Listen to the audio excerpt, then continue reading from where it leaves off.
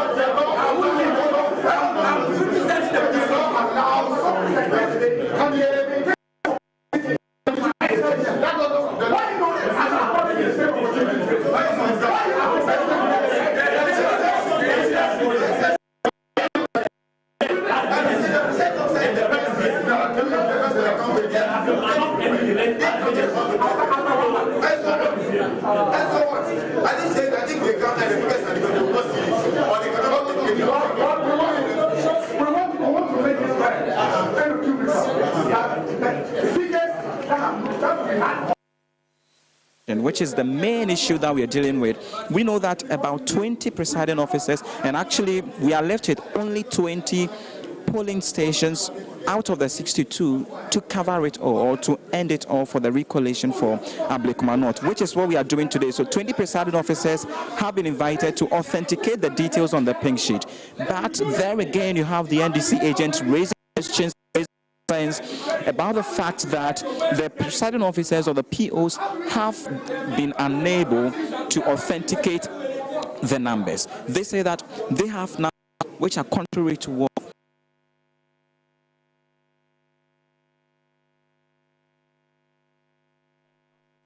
and this has really been the situation. So as of now, what we know is that the process is just about to resume because cool heads have prevailed.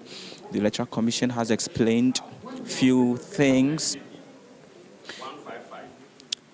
and now we know that the process has resumed. I see the returning officer continuing, Vincent Obion is continuing, even though the NDC agent is still raising concerns. I mean, he says something, for instance, that if they should continue with what they are doing, then, which is what is more or less like a threat, really. What he's saying is that if the returning officer goes ahead with all of this, he may not return to Command, which has been considered or seen to be a threat, for which reason we see the Greater Accra Regional Commander of Police go to talk to him to be civil with his language, really, because such pronouncement wouldn't be expected to be used. And they are raising questions or issues about credibility and the fact that the EC returning officer for Ablekuma North is not being fair with them. And one of the issues that they have also raised is about the disparity in the colors of the sheet we're dealing with. So one pink sheet and one which comes with a different color, which the Electoral Commission is using to enter the final date or the final figures. So that is what is happening here right now. All we know is that, at least for now, cool heads have prevailed and the recollation exercise has resumed in earnest. There are more presiding officers who are still here to verify their job really is simple, to look at the signatures, to look at the handwriting on the pink sheet, and also to look at the numbers, which is the main issue. So what the NDC has been talking about all this while is how these presiding officers are able to recall numbers from December 7 in the face of the disparities that we are talking about, which is one of the key issues here. We know that they have been in court to more or less seek another injunction to reverse or to set aside the earlier court on Saturday, for which reason we had the recollation done yesterday for successfully for 3 of the 4 outstanding constituencies. The last one, which is Ablekuma North, is what we're dealing with right now. We know, and we have seen the NPP's candidate, Akua Free. We have the DPP Director of Elections, Evans Nimako, who is also here and monitoring event. We don't have anyone from the top hierarchy of the NDC here, but certainly their agents are here to monitor proceedings and how things are panning out. So there are just about few more of the presiding officers who are still here, counting or numbering about, almost getting to about 10 of them who are still here to take part in the process. And so, just as you can see around me, security is very tight here, also owing to the earlier incident that happened that we had near Festicals, between the NDC agent and other party supporters or party faithful who came around and attempted entry. So that is what is happening here at the old Electoral Commission head or case. Okay. We can pick what Dr. Srebokweku is saying. Right. Okay. The people are representing the candidate. So you cannot have agents and also representative of the PC. It's not allowed. All right. So what he just said was just to clarify that once the party agents are here, there is no need to have from the same political party. So once we have agents here, that sorts it out for the kind of people or persons they need here. So I can just report the presiding officers are done with their job and are being asked to leave the premises. And so all of these are the presiding officers from the outstanding or the remaining 20 polling stations that or whose result or pink sheet were in contention yesterday, for which the recollation was suspended, and they came to verify the details for the Electoral Commission to be able to continue with the discharge of its duty in ensuring that at least we have some finality to it, to ensure that the recollation is done and then someone is declared, whether it is the NPP's candidate or the NDC's candidate.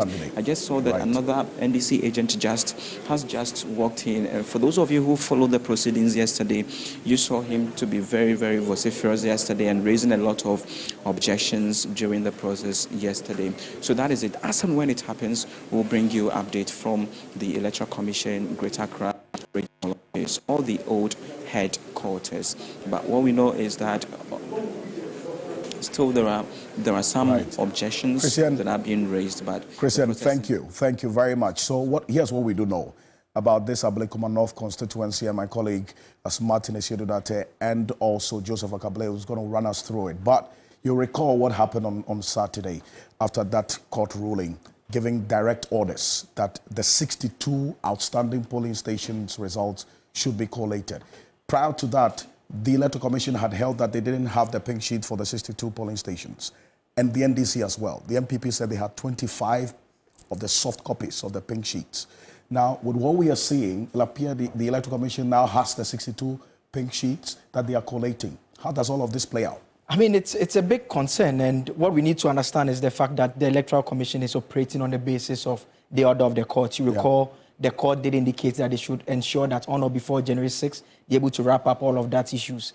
And it's important because it has the potential to affect the parliamentary makeup. I mean, fortunately for everyone, on December 6th, that's today, I mean, when they're midnight, when all the parliamentarians show up, unfortunately, the numbers are not too tight. True. And so it wouldn't be a big deal. Absolutely. But the commission is determined to ensure that one is complying with the court order, and also it ensures that at least it would have carried out declarations for all the constituencies that we have.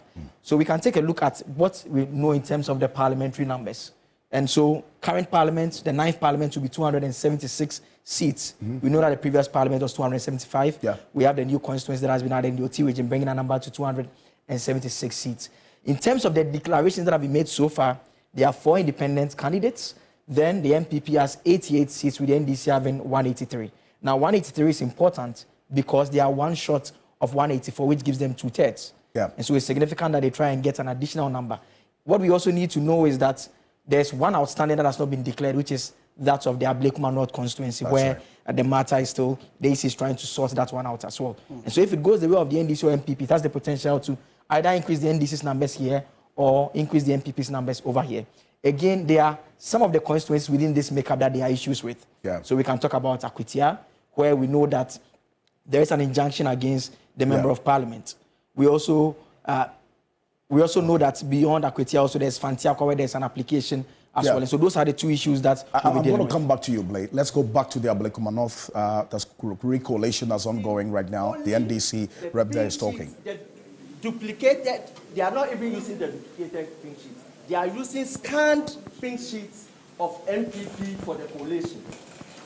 And today, we stored yesterday, we had 21 outstanding polling stations. They called in their POs, presiding officers, to come and authenticate the scanned pink sheets. To my surprise, when I entered, you brought in POs. You called them. As a party, how are we able to ascertain this is the real person who is going to do the authentication? They didn't come here with any ID card for us to know this is the real person in question. So I want the public to know what is going on in here. And I can tell you on authority, this is pure charade, and this is cantata ongoing. We will make sure we will visit to the last of our blood. We can assure the Electoral Commission. I don't know what they want in Ablekuma North. That all commissioners at the headquarters, J. Mensah and likes, they are all interested in Ablekuma North. Do they reside in Ablekuma North? Are they the ones to elect the member of parliament for us in Ablekuma North? It will never happen. It will never happen. They should do whatever they want here. We will meet them in the streets.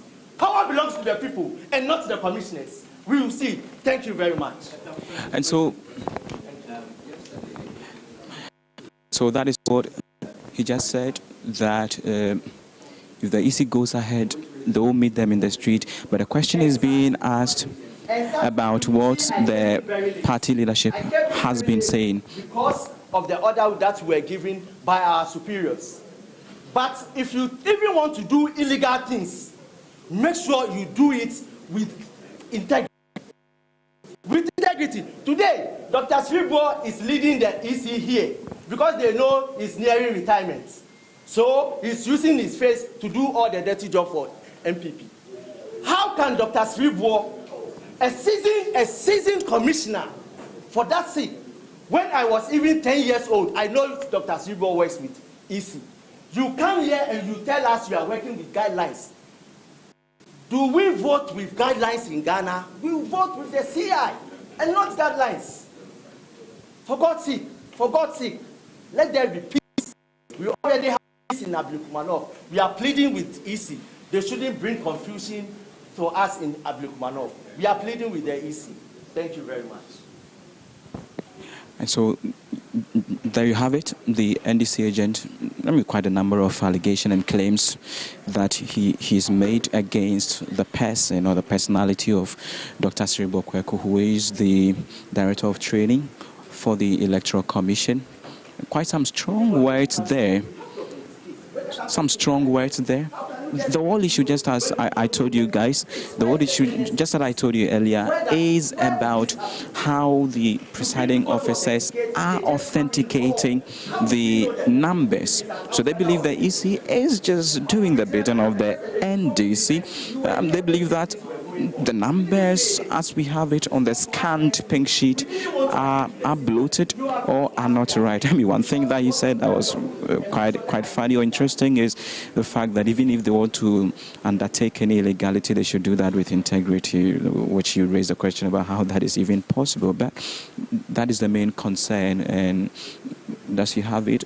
The process is still ongoing here, but the NDC has the main concern about the authentication of the numbers, how the Electoral Commission is doing that, especially with the presiding officers earlier and have been successfully, able to do their job and have been asked to vacate the premises for the rest of the procedure to continue. So it doesn't look like this whole process is going to end anytime soon due to the objections and the issues that have been raised almost every minute of the procedure, which is really the main concern here.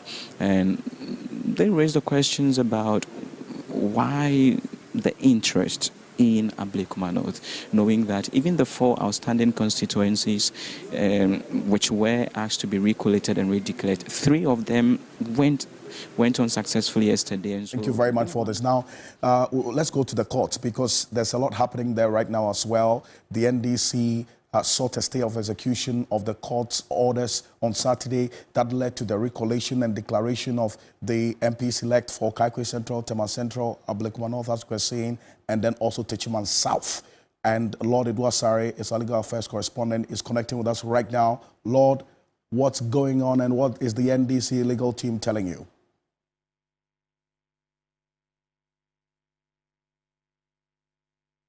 That the mandamus applicants were not served with a stay.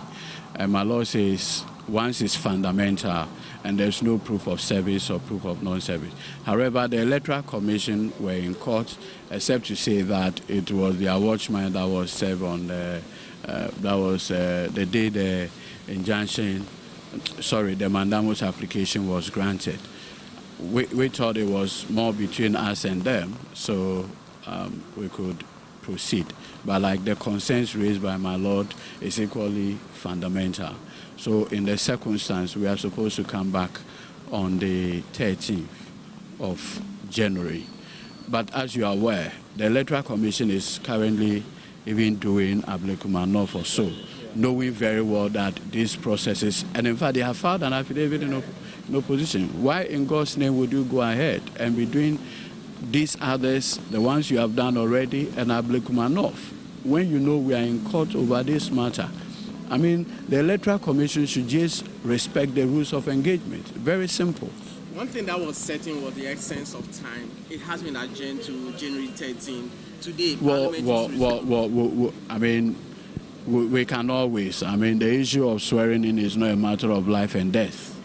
So that can always be taken. Thank you. We understand that you have some processes also filed at the Supreme Court. What exactly are these processes? Later we'll talk about that. Thank you. Where does this leave your case tentatively because of everything that has gone on from this point? No. I mean, our matter is still in court, so let's see how it goes. Explaining exactly what's happening in court today. So let me just give a recap. Now, early on, when that case was called, the Electoral Commission indicated that he had not been served. He actually told the court that the service was served to his watchman, and so it's not a case that they were served and then they refused to heed to it and then went ahead to collate and declare the results. He said the service was given to his watchman, and when he got to the office on Sunday after church, he saw it, but he still decided to work on his processes and then file his affidavit in opposition, and that's why the case was in court today. Now, another thing too that came up was the fact that the applicants in the matter, which is the NPP candidates, parliamentary candidates, have all not been served by the bailiffs of the courts. Now, when the judge prodded further, it became apparent by the manager of the bailiffs that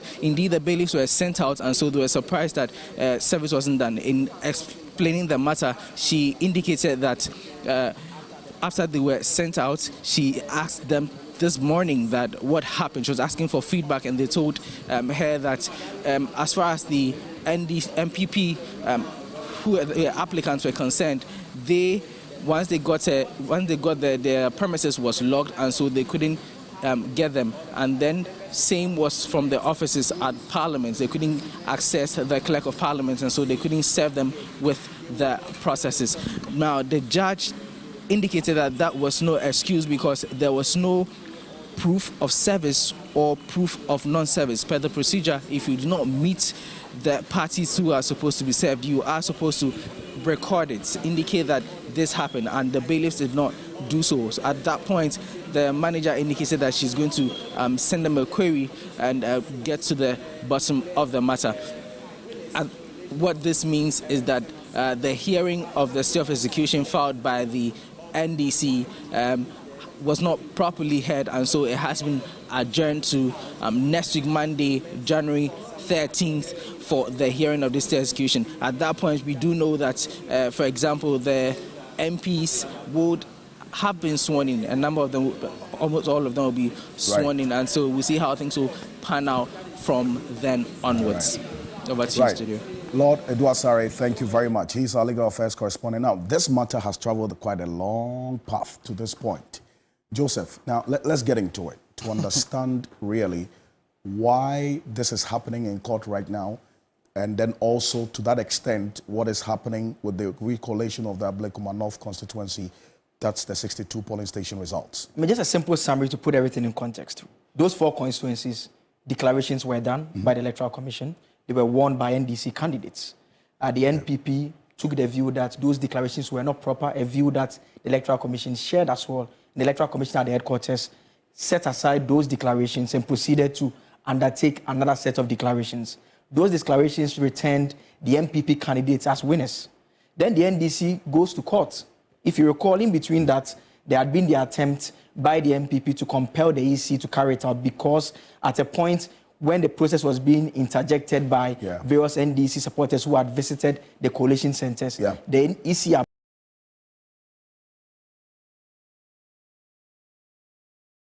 abandoned it.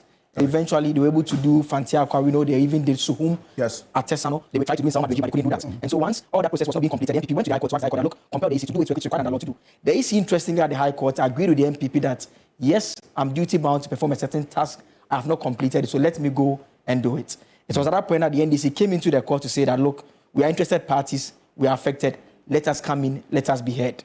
The court did not allow them to be heard. It proceeded to issue the order of mandamus, which says the AC should go ahead to collate and declare. The AC proceeds, collates, and this time around declares the MPP candidates as winners. This was in 2 weeks ago. 2 weeks ago. All right. Now, the NDC is dissatisfied, goes to the Supreme Court. The Supreme Court says, look, we think you should have given them a fair hearing. So what does it do? It sets aside the High Court order and the declaration that was done by the Electoral Commission, says the case should go to a different judge, for a different judge to hear the matter. So the matter is now transferred to a new judge. And the question for the new judge to determine is whether the EC is under obligation to perform a duty which it has failed to perform, for which reason it should be compelled to perform that duty.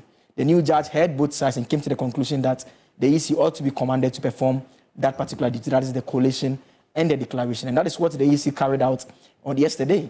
And it was able to complete 3 of them. And we know that those 3, just like the EC's second declaration, went in favor of the MPP candidates. And with that done, it was left with Ablekuma North, which they are trying to do because of not having access to the full complement of the pink sheets. Now, what is happening this morning, which Lord Edward Sarah has brought to us, is an application. You recall, right after the court delivered this judgment, the NDC filed a notice of appeal. It's just to put the court and the parties on notice that I'm challenging your decision at a higher court. That's right. Under the current rules and the Supreme Court decision, the procedure is that you have to make the application asking the court to put on hold its own judgment at the court that delivered the decision. Right. And so Justice Forson, where Lord is reporting from this morning, is the judge who actually gave the order for the mandamus to be issued against the Electoral Commission. Now, when they showed up in court, we are learning from Lord that the other side, the MPP, interested parties in this case, have not been served with the application for stay, which means that they are not aware of the court case which is happening. So the case cannot be heard? Cannot be heard. Without them? The EC, on the other hand, says it was served with a security person, but nonetheless, they proceeded to take it and file their response affidavit in opposition. Right. Now, you heard the NDC Director of Legal make the point that, knowing very well that the EC is opposing the application, it was the expectation that because of the pendency of that process, the EC would have halted the entire process in relation to even the Ablekuma North that is taking place and allow for the court to determine the matter. But it's clear that the EC is proceeding in that regard. And interestingly, the next date is on the 13th of January, which is the question that Director of Legal was asked about, the fact that, well, the swearing would have taken place already. And it's interesting, he says that, well, that is just an activity that they can always revisit, because there was also the fear of the possible chaos that we saw at the inception of the 8th Parliament with regards to Jachi Kwesing, if you recall that as well. Yes. A very interesting dynamics as we see it right now. There are even similarities in what happened where the Supreme Court had to step in and say that the EC's declaration following the High Court's order was null and void. There are similarities in that now, this case, the NDC has also filed at the appeals court, and the MPP is saying they've not been served in this case. So it means that if these declarations that have been undertaken, there's a likelihood that if the appeals court does actually sit to hear the case, based on what we've just heard from the court, there's a likelihood that if it goes either way or they decide to stand the grounds of what the Supreme Court had earlier said, is likely to affect the current declarations that have been done by the EC, bar the Ablekuma North constituency. So the issue has totally moved out of political realms straight into legal conversations. So we'd have to just wait and see how it plays out. Although the Supreme Court's order was that they should finish all of this on or before the 6th of January, which is today. So hopefully by close of day today, all of these, they may find a way of ironing all the differences out. And we'll be telling you or bringing you up to speed regarding how the next parliament will look like, because of all the 276 seats, one is outstanding, and that is the one that Lord just gave us an update on from the courts that there's a likelihood another day might have to come in before they're able to conclude on it. True. And if you look at the numbers that we have for you, as of now, 276 members of parliament expected. The NDC comfortably has 183. The NPP has 88. We know that there are 4 independent candidates. There is 1 outstanding. And the challenge is that the NDC is hoping, like we mentioned earlier, that if they do get this 1 final seat, it gives them the absolute 2/3 that they are hoping to get, so that they can then take some very concrete decisions with or without inputs from either the independent candidates or the NPP. So those are some of the key challenges that the NDC is hoping to avoid. Where then now, if they have 184, they have that absolute 2/3 majority, and they can have a field day in the House of Parliament. Also, we know that the NPP is trying to increase their numbers from the, what some have described as a shambolic performance in the last election. So they've been described as a mini minority. Not even just a minority, but a mini minority. You can add a micro to it. It's interesting that Apejomake, who threatened, hail and brimstone not to sit on the minority seat because it had spiritual connotations, unfortunately now has to comfortably make himself, available as minority leader and lead the minority seat, minority side in Parliament. So they are hoping to increase their tally to 89 seats, and then also the NDC is trying to have 1 more. That's why the press conference we just saw a few minutes ago had the NDC representative vehemently raising those concerns, legitimate or not. I think that it's good that these issues will be discussed so that they can have. You know what's interesting? They need 184, right? Yes. Okay.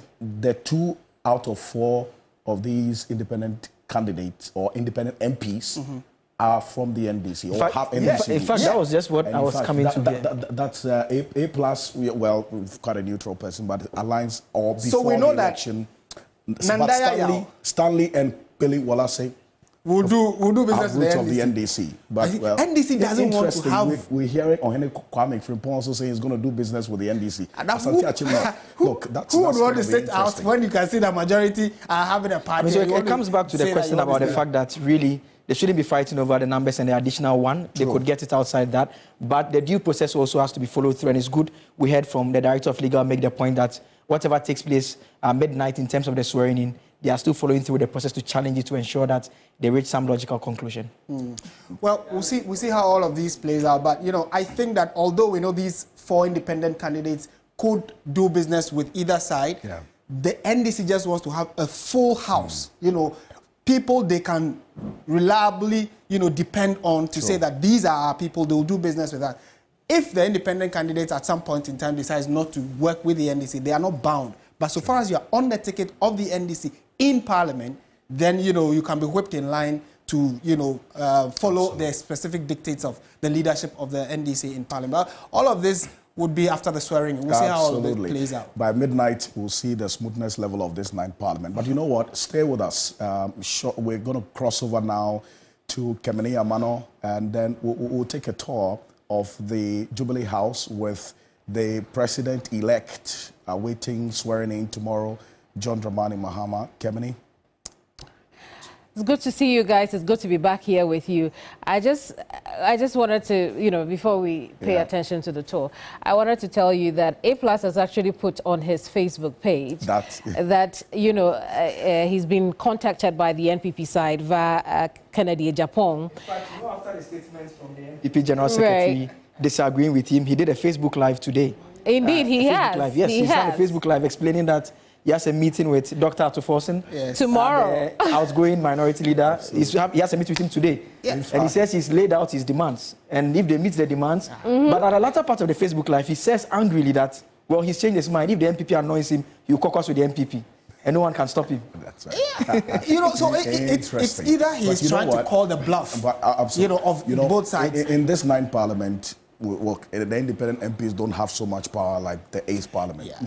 They should be very cautious about how they flex their muscles. And that's why the NDC... the NDC can do without them. Really. Yes, and that's why they need that extra seat. So they know that they have a complete set. They will. Because you really cannot trust. And the opposition in the 9th Parliament doesn't really have a lot of power as well. Yeah. The clout there is really small for True. the opposition. So, I mean, people like A+ would have to think carefully about the kind of demands they are making, or to find themselves wanting one way or the other. Absolutely. But Alfred, you're taking us somewhere. Let's go to the Jubilee House.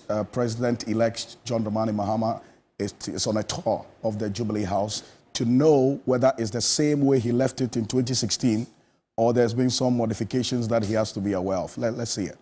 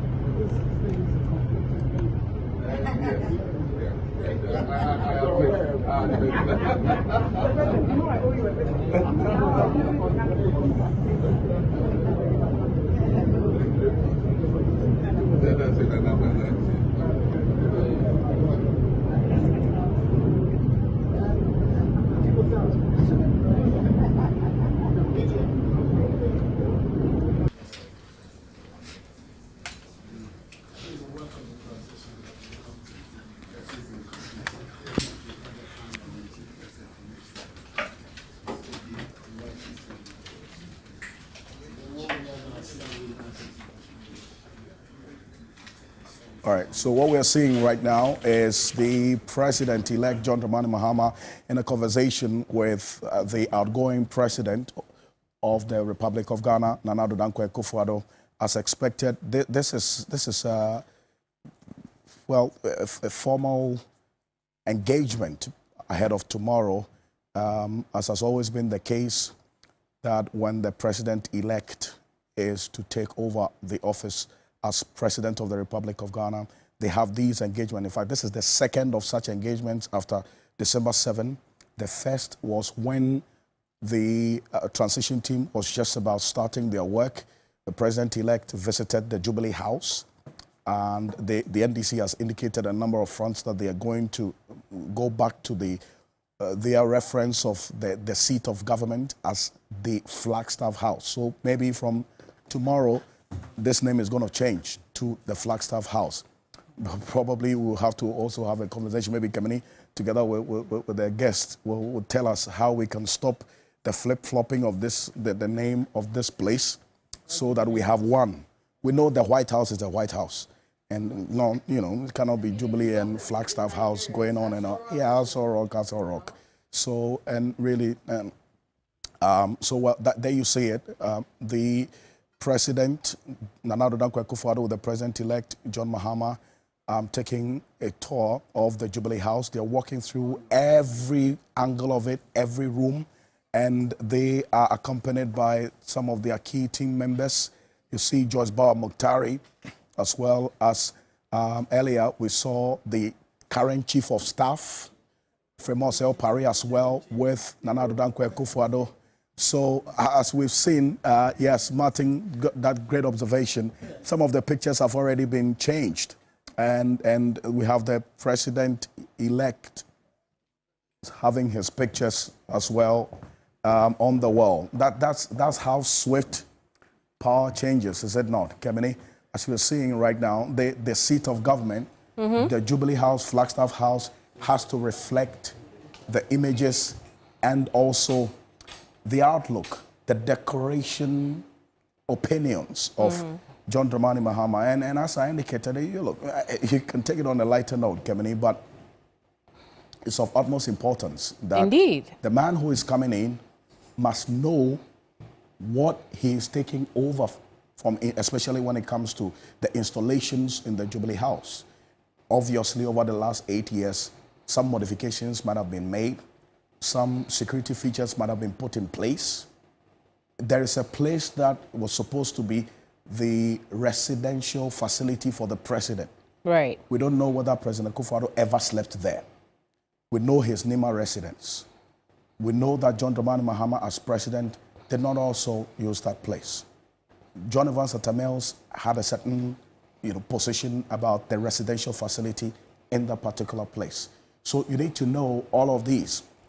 so that you're not taking on the blind side when you go in there. Absolutely, and absolutely. You know, there's something that you're not aware of. So this exercise, albeit formality, is extremely important. Indeed. In the scheme of things, is it not? Indeed, Alfred, and you have sparked my curiosity as to how this is done in terms of, from the security perspective, who is going to be doing it and the like. So let me bring that conversation to my panelists here on the desk. To my very far right is Dr. Jonathan Asante-Otre. He's a political analyst. Next to him is Professor Alidu Seidu, who's head of Political Science Department at the University of Ghana. And right by me is Mohammed Issa Batalgia, who is MP-elect for Sisala East. Gentlemen, you're welcome to our coverage. It's good to see you and Happy New Year. Thank you. Doug, you are responding, but you and I, we've already spoken. But that's okay. That's just by the way. I want us to look at the events we've seen so far. Let's start off with the final tour of the Jubilee House / Flagstaff House we have just seen. I'll start off with you, Mohammed. The issue of security has come up now. Initially, for me, it was a routine process. But when Alfred breaks it down to that level, I feel there's something we should dig into a little further. What are your thoughts about, how this should be done, how this has been done in the past? What do you know? Well, thank you very much. And I think I'll start by saying that thank you for this opportunity. Let me just steal some time to express my gratitude to my people, the Sisala East constituency, for giving me the overwhelming endorsement. Well, drifting down to your question, I think that clearly the world has become quite complex, that we should not take even the slightest things for granted. And I am particularly comfortable because the one taking over right from tomorrow is not a new person in that office. And for that matter, he understands the issues more than we do as individuals. Because I believe that he, even though going through the process, has already set up a system or a mechanism that will be able to fact check whatever that is there to make sure that this is done in the interest of the country. Because protecting that office, protecting the workers in that office, protecting the government machinery is not just protecting an individual. Right. It's making sure that things will work and the country will move on without any destabilization. I see. Prof, so I'm comparing this to when a new president has to go to the White House and how immediately national security or their version of it will immediately move into protective service and do all the things that Alfred has spoken about already over there. Over here, can we have that level of trust and have the current NIB as they are do the same for the incoming president? Thank you so much, and good afternoon to your viewers. I think the democracy of the U.S. has been in existence for over 200 years. So they are able to separate the bureaucracy and the functions and the respect for impartiality of the bureaucracy from the political processes that political parties normally go through. To the extent that I learned even when Barack Obama took over from as president, he even maintained the, I think, Secretary of Defense for at least the first year in this administration before he was changed. Here, there is so much partisan recruitment of the security services, sometimes to the extent that the incoming government don't have trust for the people that they are going to work with. Not even the security service. I think it cuts across all the public sector to the extent that when most ministers are coming in, they will come up with their own special assistants, or they will even come. They will still be a chief. How do they call them? The chief of staff. The chief, not chief of staff. The administrative head of the ministry. The chief director. Oh, the chief be a director. Chief director. Okay. They will be with other people, but they may come with their special assistants that will relegate the function of these people to the background. It all has to do with trust, leaking of documents. Giving information to the plans that the minister is coming to implement in the ministry and all those things. So to be able to forestall some of these happenings, people usually come with their new staff or even undermine the existing staff that is there. But what is more important is the security. Even you mentioned the US. Once you declare to be a presidential candidate, once you are contesting, you now have a secret service protection. From the time you declare to be a potential U.S. president, when you are contesting even the primaries, you have a state protection. Here we have seen instances where a police officer has been assigned to a politician, and he said, I can't work with you. Where he's going, you just allow him to sit and manage his home. Then he go out and do it because he doesn't know where he doesn't want the security officer to know where he's going. Sometimes because they believe that they may be they have been planted to leak information. So I think, one, there will be a lot of things that His Excellency President John Dramani Mahama will do.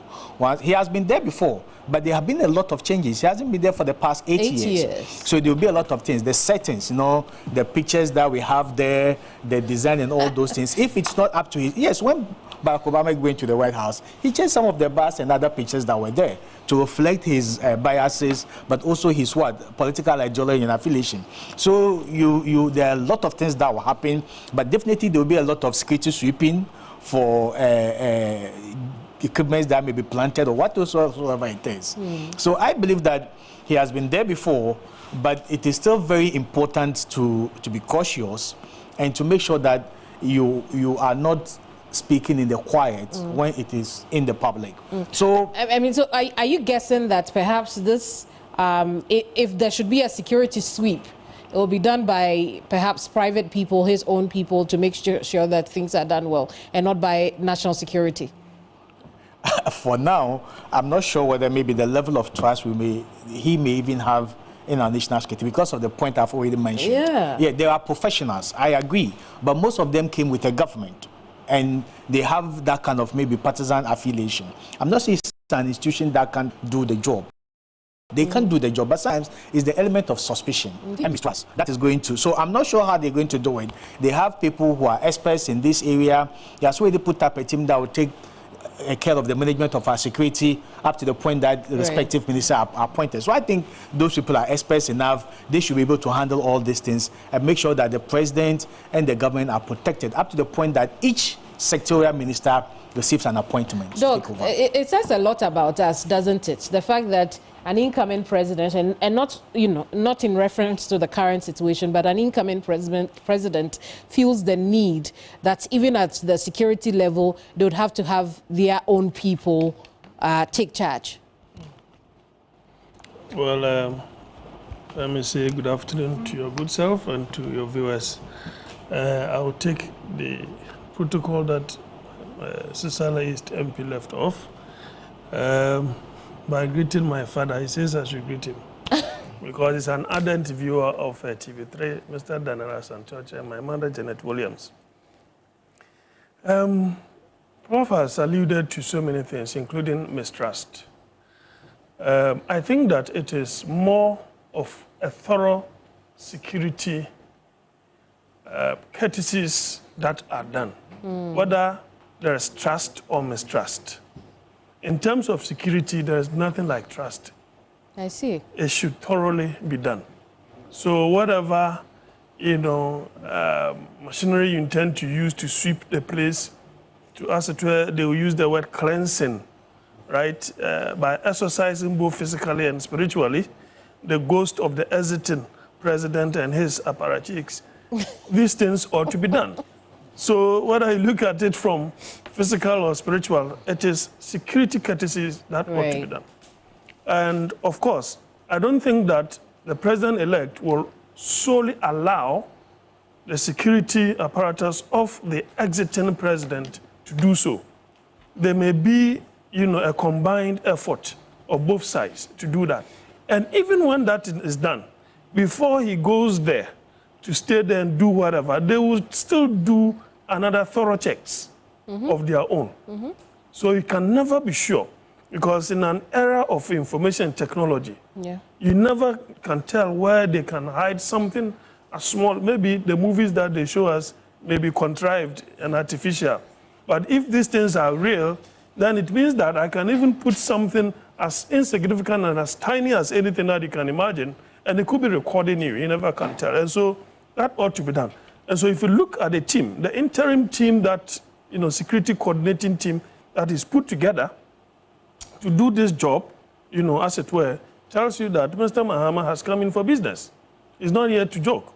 You can talk of Lieutenant General Peter Augustine Blay, former Chief of Defense Staff, retired. Kofi Totobi Kwachi. We know Kofi Totobi Kwachi. Yes. Former Minister for National Security. Larry Bevlo Latte. Esquire. You can talk of 64 Infantry Battalion in those years. Abaye, when they said they were coming, everybody will be running away. He's the former National Security Coordinator. Brigadier General Husseini Idrisu, retired. And of course, COP Nathaniel Kofi Boakye. These are the interim, President-elect National Security Coordinating Team. So it means business. These are well-trained, experienced, in the military and the police force. Right. So the experience that they bring, I mean, is unrivaled. All right. So I think that they will go through thoroughly, as I said earlier on. As for the security, it doesn't matter whether I trust you or I don't trust. It has to be done. Just quick comments on why we are thinking of switching back to Flagstaff House. Why is your party thinking of going back to Flagstaff House? Well, there could be other reasons because, but my party is trying to set a standard.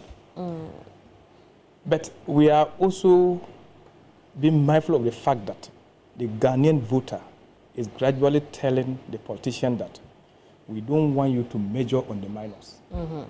Focus on the real work. But it is also important for us to have something that gives our historical background. And once you have a heritage, you protect it.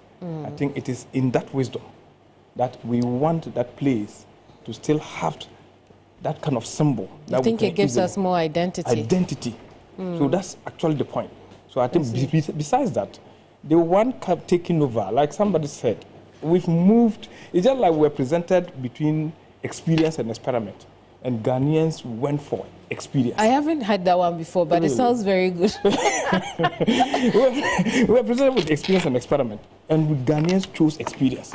And that man that we all know, John Dramani Mahama, is in for business. Like he said, even going back what a prof said, given the examples of US, in terms of security, like if you are an ardent follower of the United Secret Service, they keep telling you that even to deal with the president or the presidential office, they focus more on the impossibilities. For the possibility, they know that it might happen. Let's look beyond what cannot even happen, that we cannot contemplate. If we are able to check that, then we think that we are safe. I think gradually we are also moving towards that point. Systems have become so complex that you cannot even classify all the birds flying over the Flagstaff House as what? Birds. Some could just be what? Some other mechanisms people have put in there to be able to fetch information from your system. Spies and other things. Yes, drones can be turned into what? Birds to be flying around. So we don't take this for granted. And like he rightly said, dealing with Larry Bevlo or Totobi Kwachi, these are well-experienced people that will make sure that this country will move and progress will come. Very well. Just quickly, Prof, on the same subject, shouldn't we get to the point where we just have one name for our seat of presidency? That would be ideal, but there is so much in the name that we cannot just ignore. If you look at the Flagstaff House, Jubilee House debate, I think there are two issues at stake here. The first has to do with ideology, and the first has to do with functionality. If you look at the ideology, the Flagstaff House, Jubilee House, goes with two historic ideologies. We all know after the 1951 or 52 elections, the Avoidance of Discrimination Act was passed, and all parties were reduced to two, the United Party against the CPP. So when you look at those who want it to be named Flagstaff House, it actually has an ideological evolution to Kwame Nkrumah and Kwame Nkrumah's legacy in Ghana's development. And changing that name will wipe out all that significance that goes with the ideology and the legacy that Kwame Nkrumah fought for this country. So definitely the NDC that traces issue to that social democratic ideology would definitely think that it is significant. And that actually rewards his what? Achievement. The MPP thinks that the Jubilee House is important because it has a historical ideology to J.A. Kufuor and his ability to secure guns to be able to transform it to its current state from the time that Nkrumah had named it the Flagstaff House. So that significant ideological pursuit is something they don't want to wish away. But two, there's also a functionality. There's a functional element to it. Now, if we divorce the ideology and the significance of President J.A. Kufuor securing grants, I think from India or wherever, to build it, then it means that you are belittling the effort, and it is seen as a huge achievement in the political history of this country that the seat of government, the grants for the seat of government was cured by the MPP's ideology and put in place by an MPP president. So if you take it back to Jubilee House, then that particular kind of functional input is taken away. So people are looking at it from the perspective of what? The ideological alignment and its significance to the two dominant political parties, but the function and attribution of record to the NDC and the MPP. But like I said, and sorry, my honorable MP-elect said, yes. I think what is more important to Ghanaians now is what you do when you come to government. So significantly, I don't think we should wish this away. I rather we build a national consensus and get a lasting traditional name. Perhaps we should have a referendum on this. Yes, I think so. That should be respected by both the center-left, center-right ideological device in the country, so that we know that it is permanent. And it also has a lot of legacy. Once you say the White House, everybody knows what you are talking about, right? Once you mention, but why do we always have to change names once a particular government is power and they will revert to another name? I think it's high time we got that kind of national consensus, and then make sure that we get the name that is acceptable to Doc, I'm going to come back to you, but we'll have to go to Ablekuma. We'll have to go to the EC offices where the Ablekuma North recollation is taking place right now.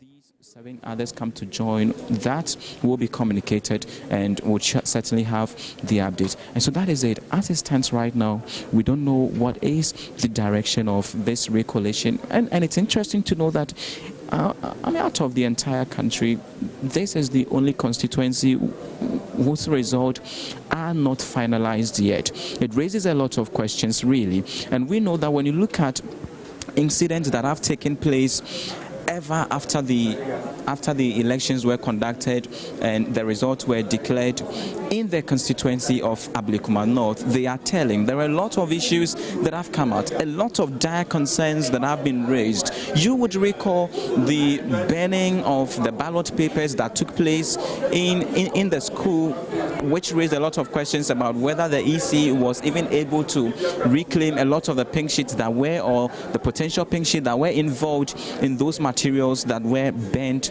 in the school's library where they were being kept. All of these are some of the incidents that have come up, which raises a serious issue about Ablekuma North.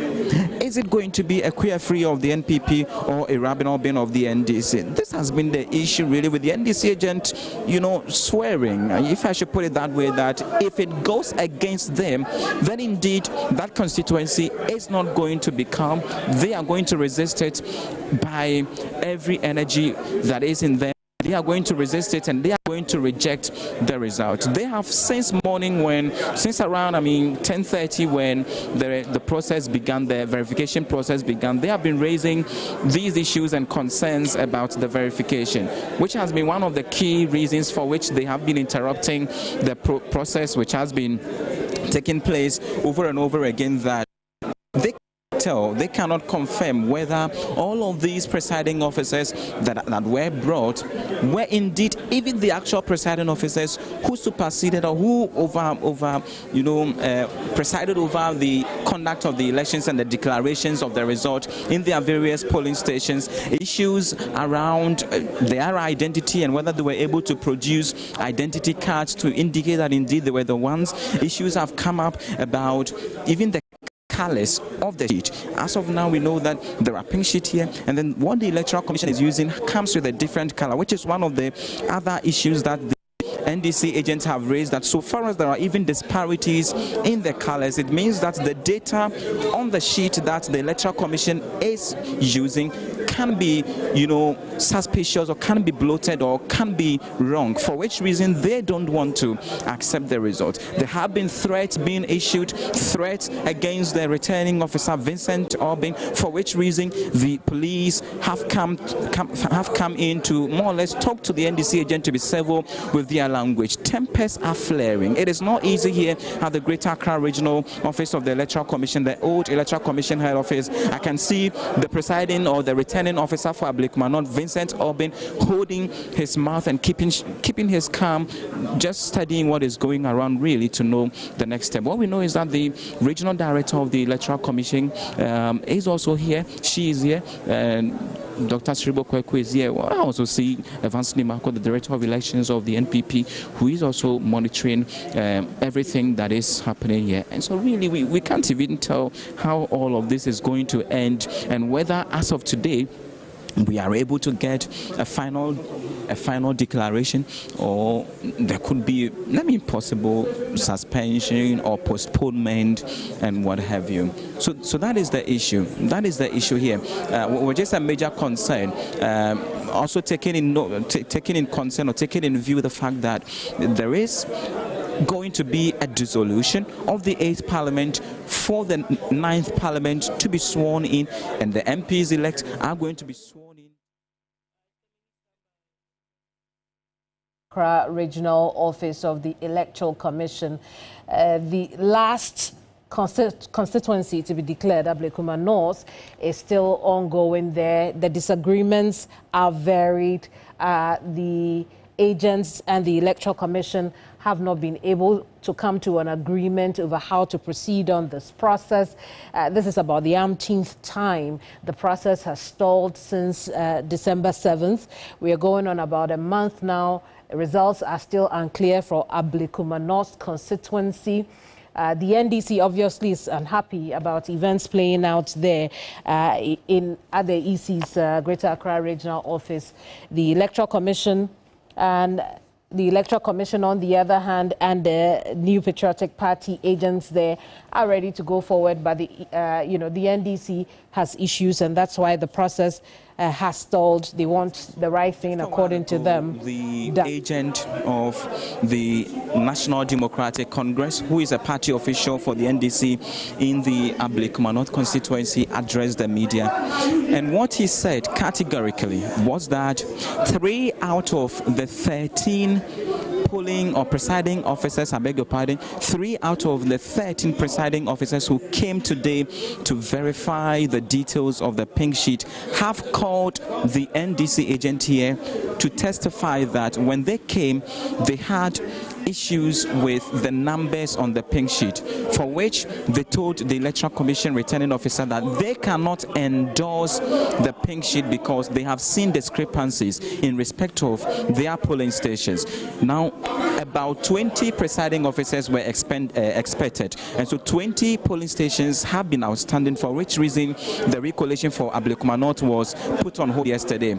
Now, those 20 presiding officers were expected today. Only 13 have showed up yet, and the NDC is claiming that out of the 13, 3 of them have called them, the NDC agent, to testify that when they came, they saw some discrepancies in the numbers on the pink sheet, for which reason they disagreed with the returning officer to endorse or to use the same numbers to go ahead with the declaration.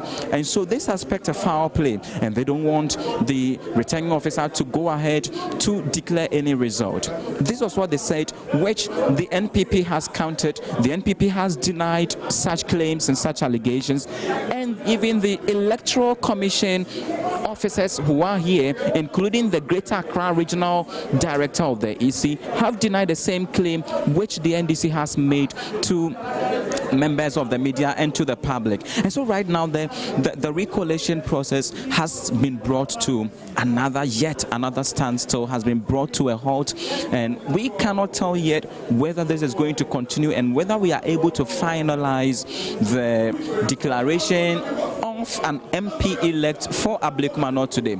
You see in your shot right there, NDC and NPP agent who are exchanging words.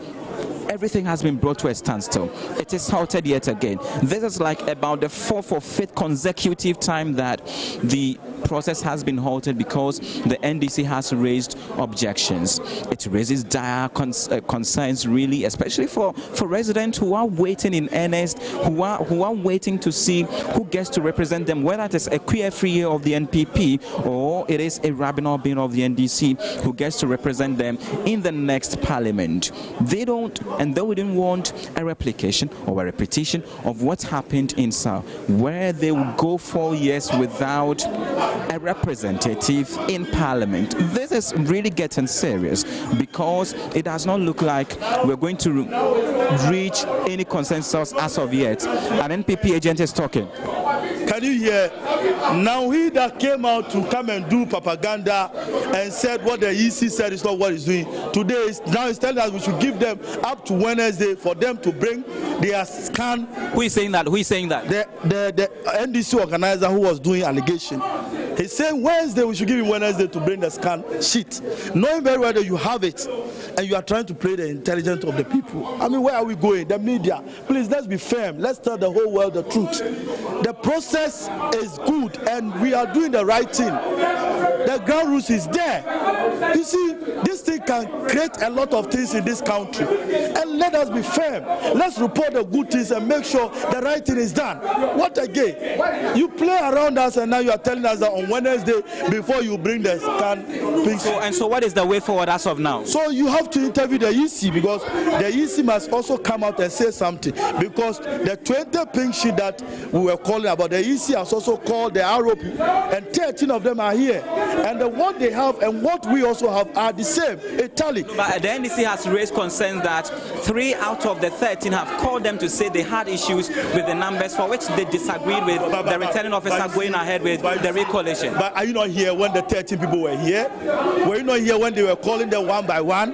Didn't they go through the process? Did someone raise a concern that... But we could not have that opportunity to know what conversation they had. Yeah, they were sitting right before you. And then they went through. And nobody raised any concern. And their polling agents are even there. One of the polling agents was telling us that he also brought even 3 pink sheets. And they confirmed with our own. So what are they telling us? Did he say he's informing the EC or rather informing the MPP? Well, that he addressed the media. And if you know the 3... So you can ask him, that was what he was telling the media, the EC. You understand? And the 3 people, if you think that is what they said, the EC are asking them, mention their names so that we confirm from our pension that we just did it. And it's refusing to call the name. And now you are saying they should give you up to Wednesday. I mean, what kind of game is this? All right, and so that is an NPP agent who is making making a statement right there about what the NDC guys are saying, that they want to be given time to come back on Wednesday to produce their pink sheet, their own version of the numbers as they have. Have you told the EC that you want to be given time up until Wednesday to bring back or produce your own pink sheet? What did you say? It is a total lie. It is a total lie that the MPP, former regional organizer, regional youth organizer, came to say here. I was telling the EC, even yesterday when Dr. Sribo spoke to me, he said we will come here on Tuesday. Up to what? Up to Wednesday. That was the court has given EC authority to do their work. The court asked the EC. The court gives EC before on the 6th, and today we are still here. What injunction from where? Injunction from where? The court has given. We were in the court. I was there, and the court said that EC should declare this result before on the 6th. Today, you as the NDC organizer come and stand here and saying that they should give you out to Wednesday. You provide your pink sheets. The pink sheet is under your bed, and it will spoil. How do you respond to this? This is total lie. They are known for their lies for the past 8 years. And I'm saying on authority, even yesterday, when Dr. Sribo spoke to us, he referred to Tuesday. In any case, this process of bringing in POs to come and authenticate, as NDC, we weren't told. Like I said earlier, I still maintain by that. The 13 people that came, the 13 POs that came, 3 has just called to confirm that when they were asked by the returning officer to authenticate what is on the scan pink sheet, they said it is not their handwriting. Who are those 3? The 3. Where are they? Yes, you see, they started the process before we came in. So even if when those people told them that they do not vow to what is on it, we weren't there. So straight away they put it in it. What is the way forward really for you, NDC? The point is, even with that, they've done 13, remaining 7. They are telling us that if we are to wait all day for the POs to come, they are going to wait. How How are we going to spend the whole day here waiting for unknown POs? Even if they come. How do you say unknown POs? These are people who work with the Electoral Commission. How do you say they are unknown? I'm telling you. How do you make such a claim? I make this claim because when the 13 came here, there was no identification to prove that these are the real names, even on the scanned pink sheets. That is where I'm making my claim. That is where I'm at. The point I'm saying is that, are we going to wait all day and wait for these seven POs to come and authenticate only over MPP's Ablekuma North? The NDC unhappy with certain pink sheets that have been provided. We'll continue to keep an eye on events surrounding Ablekuma North at the Greater Accra Regional Offices of the Electoral Commission here on this coverage. But listen, I want us to go back into time. In the beginning of our coverage, we talked about the independent candidates and what power they hold in the incoming 9th Parliament. And one of the people we spoke about is Gomwa Central MP-elect Kwame Asare-Obeng. You may know him as A+. Good evening. Excuse me. Good afternoon, Kwame.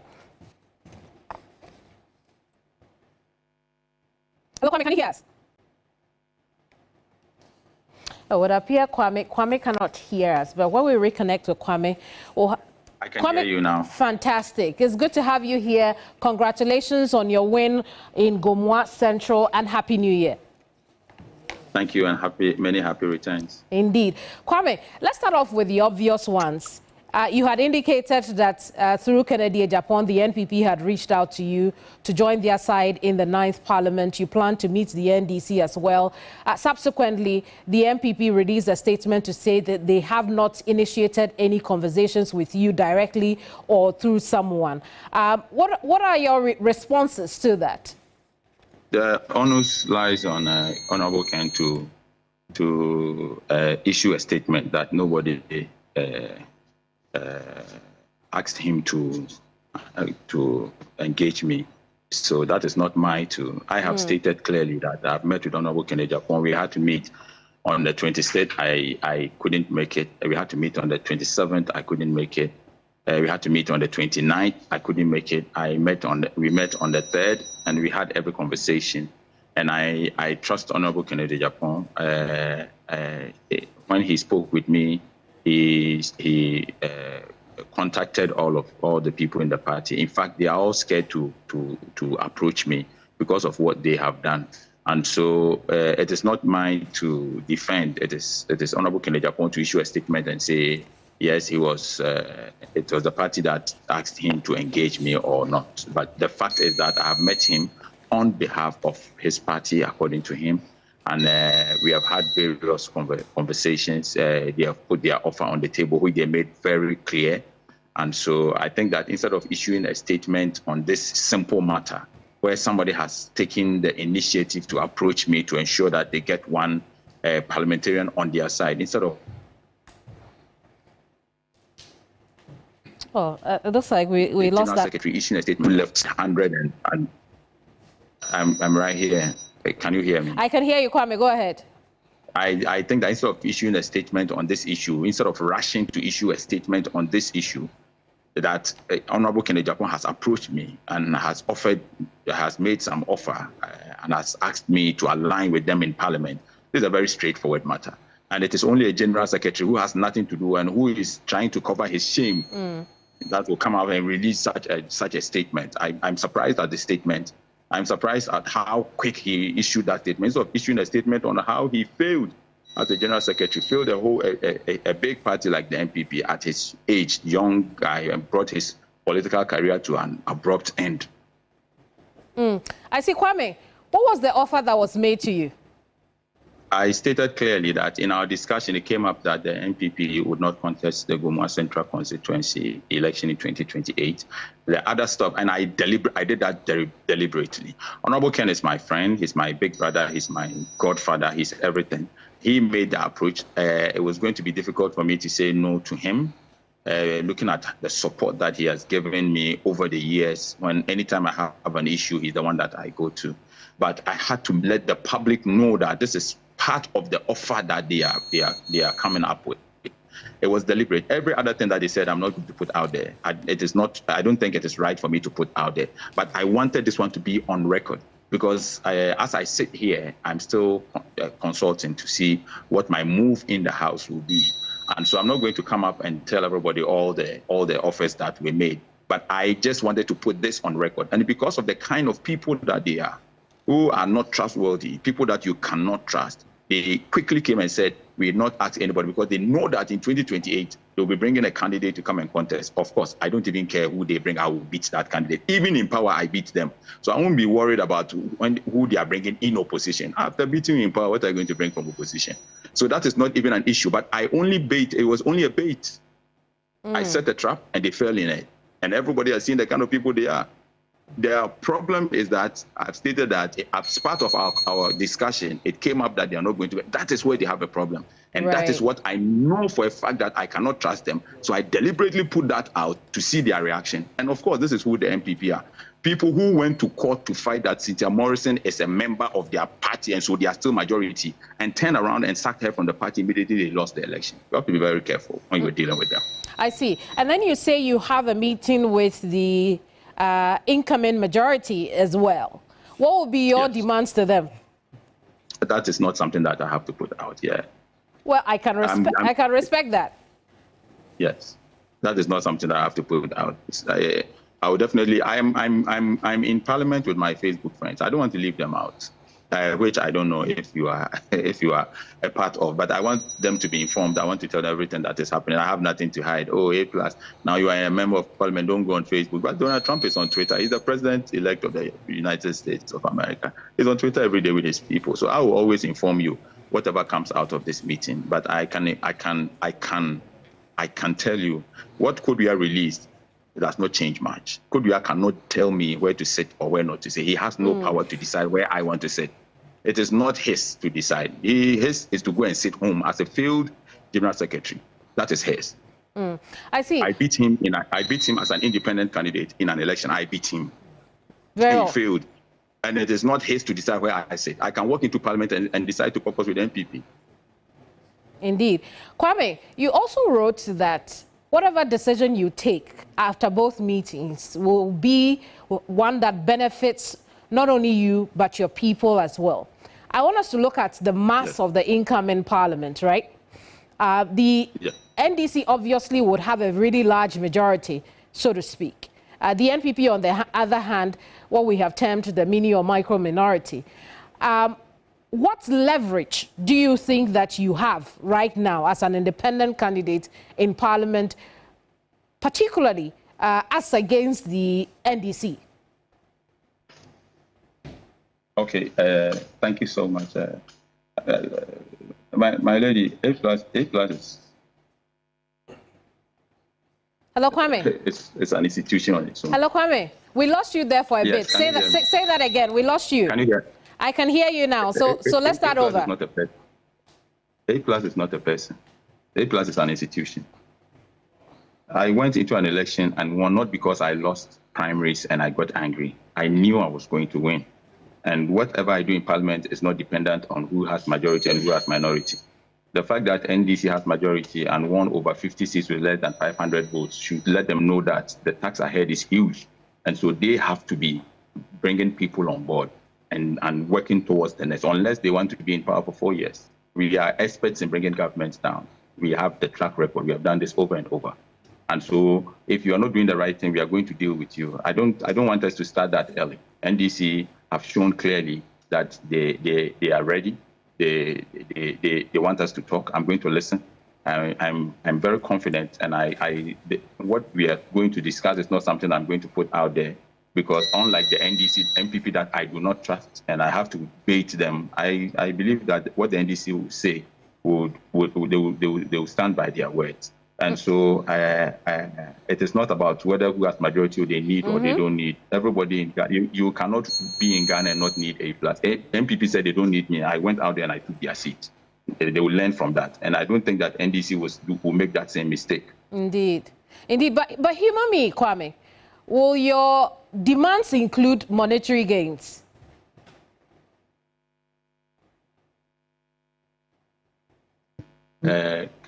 Kindly say that again. I'm saying, humor me. Will those demands include money? Money, as in, like, they have to pay me some money to join them.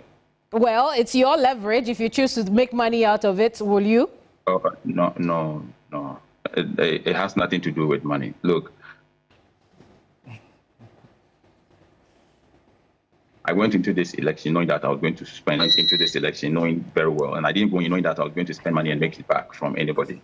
And so the only demands that I'm making, the road from Winnipeg Junction to Swedro to Apam, and these are big towns in the central region, Winnipeg Junction, Swedro, Apam, driving through Francais de Rampon.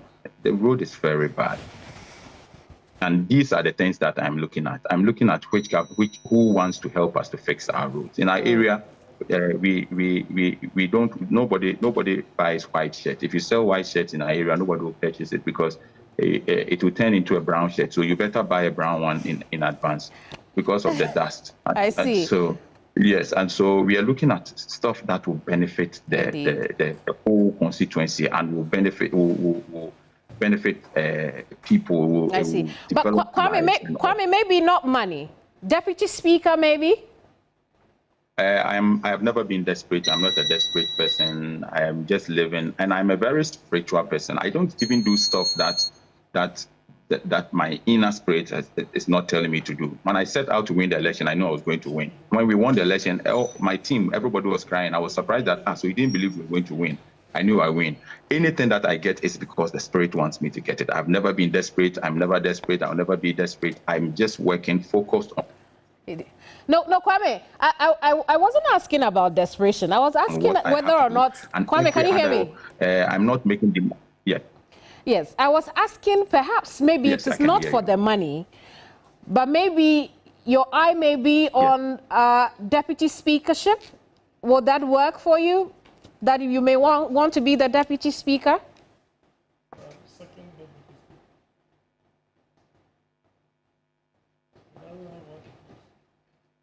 Well, it seems we lost that connection. We are going to get Kwame back on the line because we are not done. I want to hear his expectations of later tonight when, you know, the 9th Parliamentary convenes for the first time, excuse me, past midnight. But there was just gone by. It's Kwame Asariobing. He's Goma Central. I can hear you now.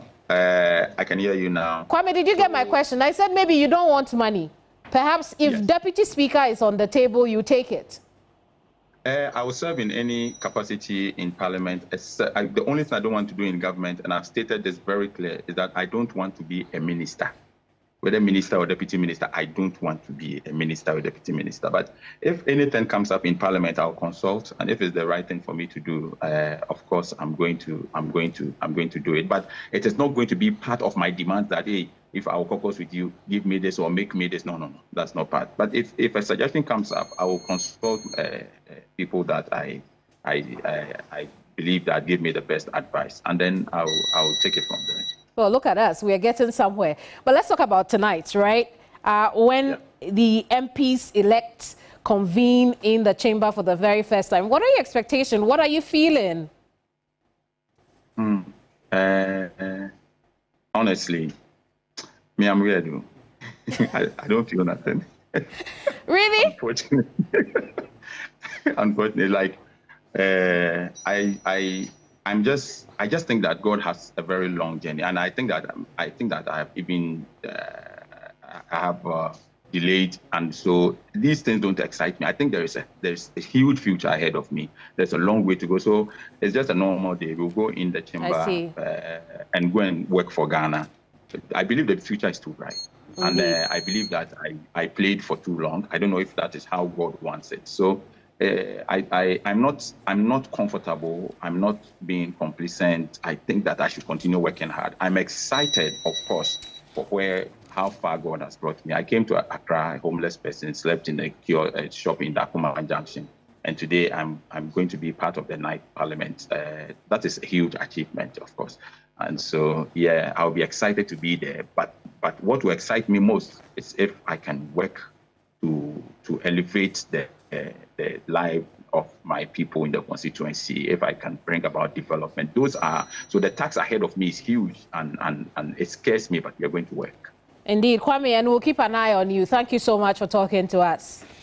You are welcome. Thank you so much. Bye. Kwame Asare-Obeng is Gomwa Central MP-elect. Later tonight, he will be an honorable member of parliament for Gomwa Central. We'll wait for that, and then we'll attach that to his name. Honorable Kwame Asare-Obeng, or Honorable Kwame A+, whichever one works for you. But let's take the conversation to my panelists here on the desk. I can't wait to also start calling you honorable once you're you know, once you're sworn in. Anyway, fantastic fight you put up in Sisala East, you know, taking off the incumbent, and then here you are. Anyway, let's talk about the conversation we've just had with Kwame A+. Your side. You want to finish? Well, no, when I get to you, then you can put the two together. But let's talk to Mohammed now. Mohammed, you know, the issue of the independent candidates, right? We talked about it, and we say that, listen, they may not have the numbers to say that they want to hold any side of the caucus to ransom. But A+ says, look, I have a whole institution behind me. The party shouldn't be looking at what he is right now as an individual. They should look at the system that comes along with him. What are your thoughts? Well, once again, let me congratulate him. I'm sure this evening, by the grace of God, we might meet and shake hands. Having listened to him and even reading from his Facebook post, clearly at the latter part of his write-up, he did indicate that his heart seems to be drifting towards NDC. So it means that naturally there's something that is telling him that do business with NDC. Right. But I respect him as a very smart young man who I believe that will take decisions that will inure to the benefit of himself and his people. Well, he also did indicate that, and I think that if there's any decision or trying to go into an agreement with him, will not just be focusing on he coming on board as an individual to add a vote. But maybe there's more to it. You know, in government, even communicating your policies and your projects means a lot. So if you have a group of people who can adequately communicate and effectively communicate to descend to the right people, there you can achieve a lot. So I am sure I'm just hoping to see what will come out of the discussion. I trust in his judgment. I'm also happy he's saying that he's not desperate for anything. He's not going to put some kind of a very difficult request on the NDC just to be able to have him on our side. But let me also say by emphasizing that, you see, people talk about this two-thirds majority in Parliament. I'm sure the struggles of NDC at the court, to me, is more of getting the right thing done and less of the numbers. And less of the numbers, right. Because the president-elect, John Dramani Mahama, has indicated that he doesn't even want to be called a supreme leader, that some people put it, because he wants to work in the interest of Ghanaians. Whatever he will take, decision he will take there will to the benefit. Thankfully, we are having another man that will be going into the 9th Parliament to lead as a speaker. Somebody, for me, I look at him and I say that if you talk about the parliamentary democracy in Ghana in terms of a fourth republic, then he's the one. He has entered parliament right from '93, 7 times MP, and the 8th parliament he served in a very difficult position where we have a hung parliament as a speaker, and we saw where he brought to bear his experience, his knowledge, and whatever that went through there. He's been able to carry us through this. Now he's coming on again, being ably proposed by not any other person but the president-elect. That is something indicating the trust reposed in him. Right. Sure, I'm sure with this experience, going into the future, we'll be looking more to look at what does Ghana benefit, not just having the numbers. Well, indeed, we will look at that, and particularly the letter from the office of the president-elect asking the caucus in Parliament or the NDC to nominate Speaker Alban Bagbin again. We'll take a closer look at that issue. There are those who have raised questions about that. But Prof, let's look at the substantive matter right now. That conversation with A+, because it had come on the desk earlier, and you have heard from himself and how he views his position going into Parliament. Your take? No doubt, A+ is a very smart, intelligent young man, a social media activist, and a very well-known influencer. But parliamentary democracy is about numbers. Whether it doesn't matter who you are, you have one vote when you go to Parliament. And unlike the 8th Parliament, this 9th Parliament is different. We all know the numbers. NDC alone can have the numbers to make quorum for seating and to take decisions in Parliament, even if the NDC, MPP, and all the other people don't show up. So they have the numbers. So what is more important is for him to bring development to his people. And we know the performance of independent candidates, even in the smaller political parties and independent presidential candidates. They have not been able to sustain. There's high attrition rates when it comes to their sustaining their seats in Parliament. So if I were with him, I'll caucus with the side that will be able to help me to bring development to my people. Even we know how strong political parties are in the Fourth Republic. But even if your party is in opposition and you are a member of Parliament, it's very even difficult to get development projects to your people compared to when your party is in government. So if I were him, and he's very smart, and I think he's going to make a very smart decision, I'll caucus with the side that will be able to, I can leverage their power to bring development to my people. Whether they are going to give you, whichever position comes after it, is part of the leverage, right? And I think the NDC stands in a better position to offer him that than the MPP. So it still stands, no matter how influential you are. There are a lot of influential people in the 180-something members of the MPP, whether social media, following, advocacy. There are a lot of people like that, even in the MPP.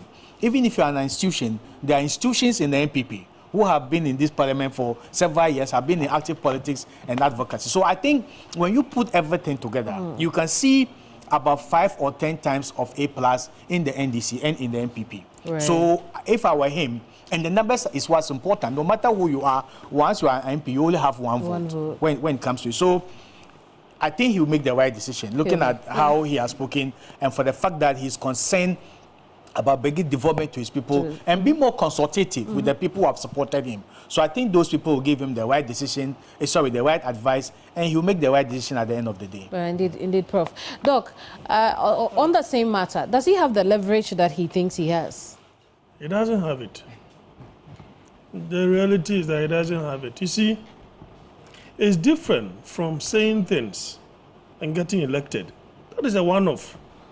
You are supposed to run a constituency for 4 solid years. And you know that your constituency is a poverty-ridden constituency. A farming community, probably those who are into seafaring. So the demand that will come, somebody will say, go over. That is a reality. Even if you have a bottomless resources, 4 solid years, it will get dwindled. And he ought to play his cards well. That bravado that he displays, when probably in relation with the media and other things, it doesn't work here. Why? It will not work. Here, it's about poverty. It's about people who school fees you will have to assist. It's about hospital bills, right? It's about funeral contribution. You can name them. And even if you have limitless resources, you are still definitely going to face some challenges. So this is why he ought to be politically shrewd as to how he deals with the MPP or the NDC. By the way he speaks, the tenor, the tone, it convinces me that he feels he'll be more comfortable or more at home with the NDC than the MPP. But as it stands now, if he decides that he will no longer be an independent candidate, following the demands and other things, and you may want to contest on a ticket of a political party, probably that decision will be to join the NDC. Maybe they will have to waive off some of these constitutional provisions that may bar him from contesting. But that is just far beyond the point. As I said earlier on, this is not a parliamentary system of government. This is presidential. So if it were to be parliamentary, probably the independent candidate who have become MPs, right? And if the president-elect, the members of parliament on which ticket the president-elect is on, don't have the numbers, then you can have a coalition where you can have or put in those demands that are significant. So he ought to play his cards well. On the side of the MPP, if he wants to caucus with the MPP, for example, that demand is important, that the MPP should not in the near future think of what? Contesting that particular, so that they will have to use their numbers to back him. That is the best demand that they can put across. Right. All right, so that plus or minus, if that seat is more of the MPP, probably by the end of the 4 years, the NDC may not be as popular as, in the 2024 elections. They may. But if you look at the way President-elect, who is going to be sworn in some few hours for some few hours to come, if you look at the style he wants to put across, then it will be very difficult for the MPP if he's going to stick to those ideas that he's put out there, because he will have to create an environment for his successor not to struggle. Right? So he knows, and somebody who has been there before, he knows the things that when he does, he will not be unpopular. Indeed. But he will rather be popular. Indeed. So as for the independent candidate, I think that is the little I can say about it. And I think what both you and Prof have said, when you look at, A Plus's thinking, or Kwame's thinking that he shared with us, right? He talks about the 2028 election on one hand, and then on the other hand, he talks about development for his people. I mean, if you followed him, he showed us that you know his style, but you cannot predict his next step. But either ways, if he goes, towards the NDC, we can predict that he's going there for the people, because that's what you can get from the NDC at this point. But when he leans towards the NPP, we can also easily say that it's because of 2028. That will leave whether or not the people can benefit from him in 2024 up until 2028. Will I be correct? Yeah, in both cases. In both cases. It is just like the deep blue sea and the hard rock. Absolutely. Whichever way you look at it, if your people don't get development, then they would have regretted voting for an independent candidate. So I think that in a cumulative effect, right, it could earn him an opportunity to win the 2028. If he should caucus with the NDC and he gets those roads done, as he's talking about. As for the single and individual interventions in the lives of the people, he may be able to do that, but you cannot use your resources to construct the road. Neither can the MPP construct the road in opposition. So definitely, if he should play his cards well, that is where he's going to caucus. And if you look at the not too distant future, those roads, those probably hospitals that he feels that it should be built, and all those things, certainly the party that is in government, if their ideology is in sync with what he also believes in, then certainly that will be a better place to go. We'll see how that plays out. But, he makes a point about Justin Frimpong Kodia, the General Secretary of the NPP, not having wasted time to respond to him when he could have, gone behind the scenes and then dealt with this matter. I'll come back and take your thoughts on that just before we go into issues on Parliament proper. But Alfred, what's happening? Well, we're just following up from that point, the independent MPs and whether really they can flex their muscle going into this particular 9th Parliament. And we have 4 of them, as a matter of fact. 2 of them, have their roots in the NDC. One was suspended from the NDC prior to the elections. We'll see whether the decision that he will take will favor the NDC or not. But you can go to bed and say that, look, he can easily decide to work with the NDC. And even with these other seats that are yet to be decided, the NDC can still have that supermajority beyond the 184 if those 2 decide to join them with the 183 that they have now. But guys, let's get into it. These 4 independent MPs, the dynamics we're seeing right now is that Abang Bagwin is Speaker of Parliament, all things being equal. We don't see that changing, at least based on how things are playing out and how the MPs elect a Speaker. But for the 2 deputies, the first deputy and the second deputy speakers, we have the law that specifically indicates that they cannot come from the same political party.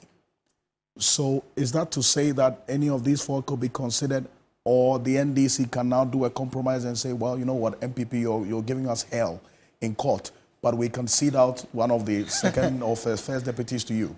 I mean, historically, it depends on how the MPP will play the speaker election game.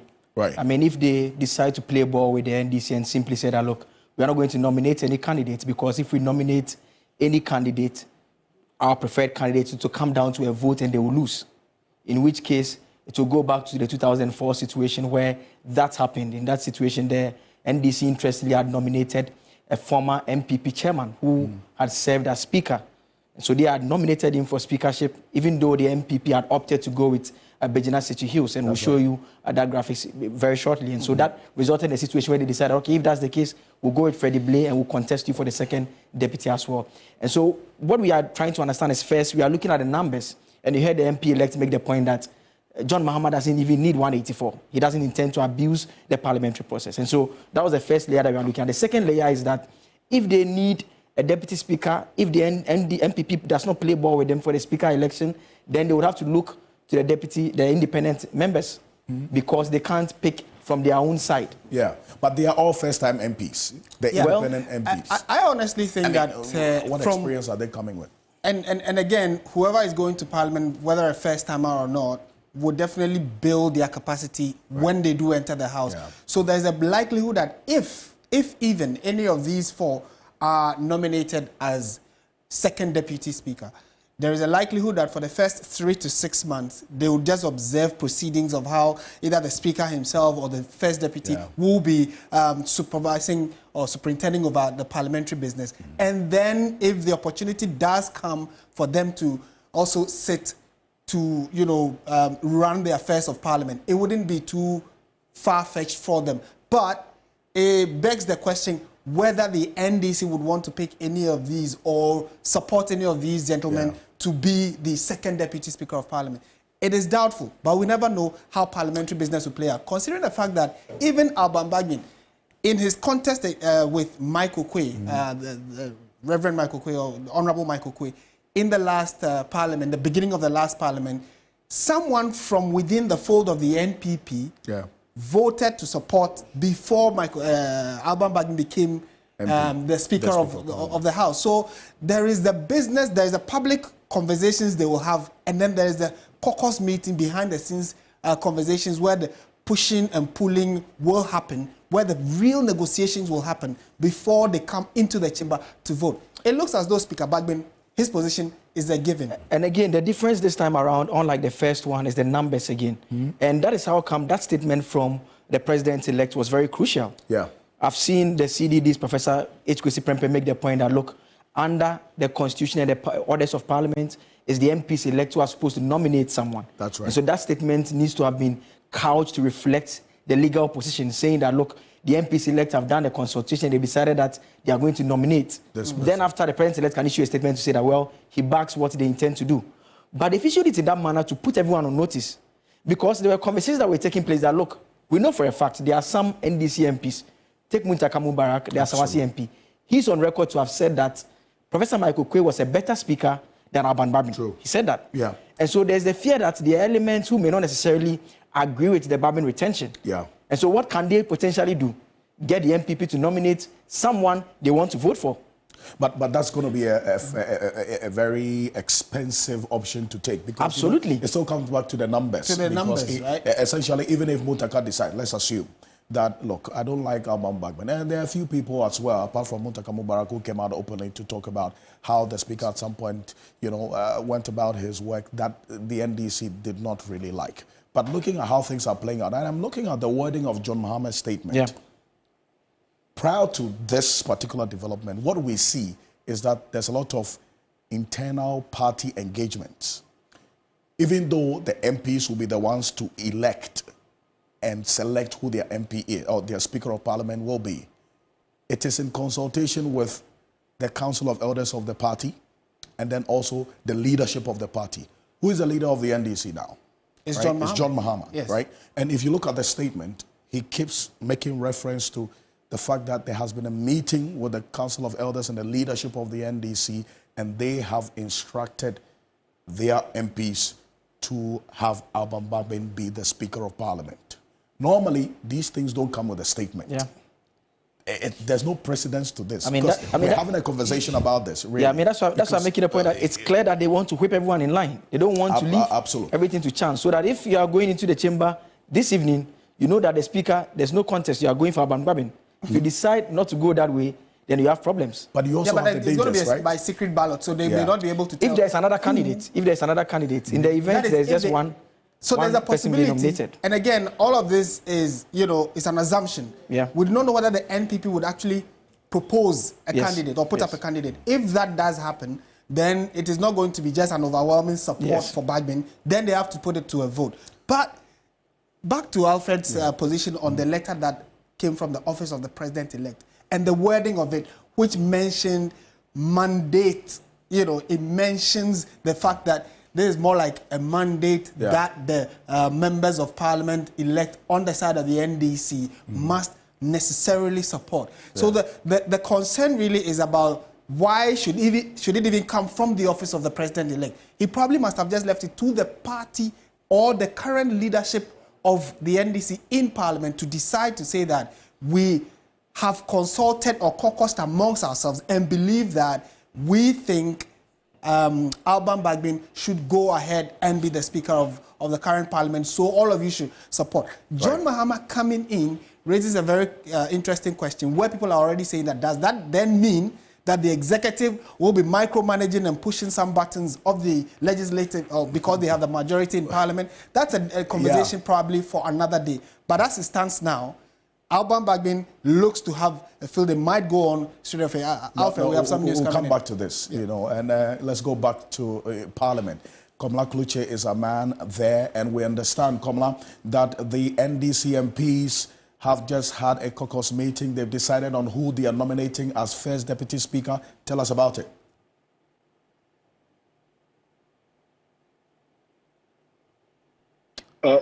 Yes, Alfred, if you can hear me. I can hear you clearly. Can you hear me, Alfred? Yes.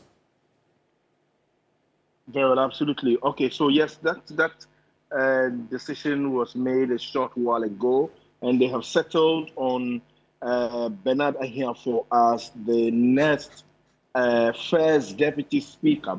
We know the Speaker himself is already gone to Speaker Alban Sumana Kingsford Bagbin, but I mean, what we understand was that it was the consensus that they had reached. I've equally reached out to Bernard Ahiafo on this, and he's gladly accepted to be the first Deputy Speaker going into the 9th Parliament as well. And so it doesn't appear as though the NDC has a problem with any of the speakers, both Speaker Bagbin and the first Deputy being the Member of Parliament for the Akachi South Constituency, Bernard Ahiafo. He is going to be the first Deputy Speaker of Parliament. Now, the other information we are also getting is to the effect that for now, we know of a meeting that the President-elect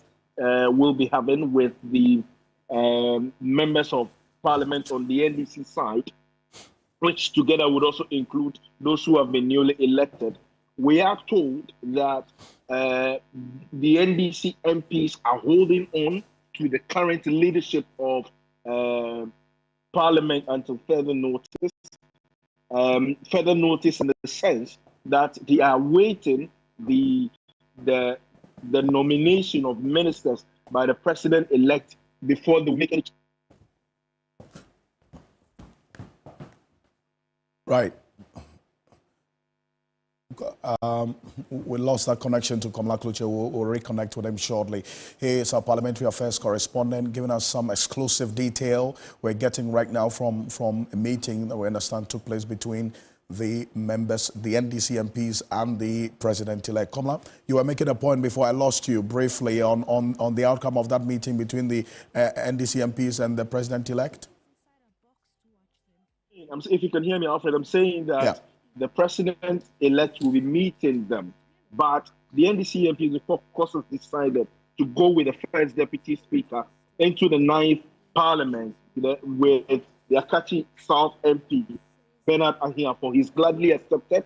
We get from indications, I've had interactions with him, he's gladly accepted it. But also the information we get is to the effect that the NDC MPs are going with the current leadership of Parliament, the current minority leadership. They are going into the inauguration with them until there is a release of the ministerial appointment by the president-elect. So the status quo will not change, at least for now, going into the inauguration. Then, when the president releases his ministerial appointment, that is where they would make those changes of the sort. I see. So it appears that that's Dr. Kesla Tuforsin is going into this as majority leader together with Emmanuel Makofibua and all the other persons. That is for the inauguration of this 9th Parliament. And then also what is going to be happening tomorrow for President-elect John Dramani Mahama. But there are strong indications, Kamala, and I know that you've been running through the caucus and this information about Dr. Kesla Tuforsin being considered strongly as the finance minister. Is that one that is also generated some conversation amongst the MPs there? Yes, of course. I mean, a good number of them are expressing that confidence in him as going into it. But I mean, the ultimate responsibility still lies with the president-elect. He's the one who appoints and he's the one who fires. And so you may have the interest, but he may not be. He may not fall on you, and so you still have to wait until that is done. But as we speak, the decision of the entire caucus is that let's go into the wrapping up, which is the House has just started. I've seen the Speaker is walking into the chamber, and so they've started the proceedings for today. And the old order will come to an end by midnight, and when there's a resumption, this new leader, the current leadership of the minority, who would then become majority at midnight, will still hold on to it until the president-elect releases his list of appointees. That is when that will happen. But the indications as to whether, I mean, names have been shifted here and here out, but most of them, for instance, Dr. Kesla Tuforsin remains quiet on it. He says, well, whatever role it is, he's ready to play. But as it stands now, the ultimate decision lies with the president-elect, irrespective of whatsoever it is. But the indications we equally are monitoring who these appointees will be. But between now and before the inauguration, there will be a meeting between the NDC MPs, both those who are in the 8th and those who are coming into the 9th, a meeting between them and the president-elect, and then some issues or probably some decisions may be made. But we can confirm that, yes, of course, there will be that meeting later today. Kamla, thank you very much for this update. Kamla Kluche is our parliamentary affairs correspondent, giving us some exclusive detail there. And here's there for us. So stay with us here on your election command center as we bring you some more on this. But let's stay with the conversation about the speakers of parliament. Let's go back into history, guys, because it clearly gives us an idea of how things are playing out. And until today, and it appears that Alban Sumana Kingsford Bagwin will be Speaker of Parliament for the 9th Parliament. Until now, it was just Justice D.F. Annan who had 2 terms as Speaker of Parliament. Tell us about it. And so what mostly happens is either the political parties, they on their own change the Speaker during the 2nd term, or they are not able to get 2nd term, like happened in the case of Professor Aaron Michael Quay, which he was in pole position to have gotten a 2nd term and joined Justice D.F. Annan. And so in 1996, we started with Justice D.F. Annan. Then Kenneth Drasso of the NDC was the first Deputy Speaker. Then Freddie Blay, who belonged to the People's Convention Party, which later merged with the National Convention Party to form the Convention People's Party. And they were part of the groups that were more or less opposed to the government at the time. And so you see again an attempt to distribute it evenly. So the government's choice, the governing party picks up, and someone from the other side also gets the slot. It satisfies the constitutional requirement that, look, you are not going to have the two deputy speakers coming from the same political party. Interesting. You know, Kajasa in '92 was a candidate in the West Ogon constituency. But for Justice DFN, let's just put it on record that he is an academician, an old student of Accra Academy. In fact, Accra Academy has produced the highest number of speakers. I'll show you. Maybe even before we start having this conversation, we should try and go into the reasoning behind the NDC's decision to choose Ahia for the first deputy speaker, because they are thinking through regional balance in the appointment of some key positions. So already we know the president himself is of northern extraction, the Speaker of Parliament also from the northern part of the country, and they've done, I mean, the NDC has largely banked its hope on the Volta region as a key supporter of their parliament, of their political exercise. So it stands to good reason why they would want to go to the Volta region to pick someone there as part of the balanced consideration of who goes where, so there can be fair or equitable distribution of key positions of these individuals. So maybe that should also be at the back of our minds. True. And if even you look at this, Justice Yafanan, I get a feeling either he's Gan or Central, then they go back to the Volta region again. So there is a bit of a similarity in what's going to be happening in the 9th Parliament. This is the very first Parliament of the 4th Republic. I mean, this was the second in 96, so there had been the first, there was 92. The only one who had returned.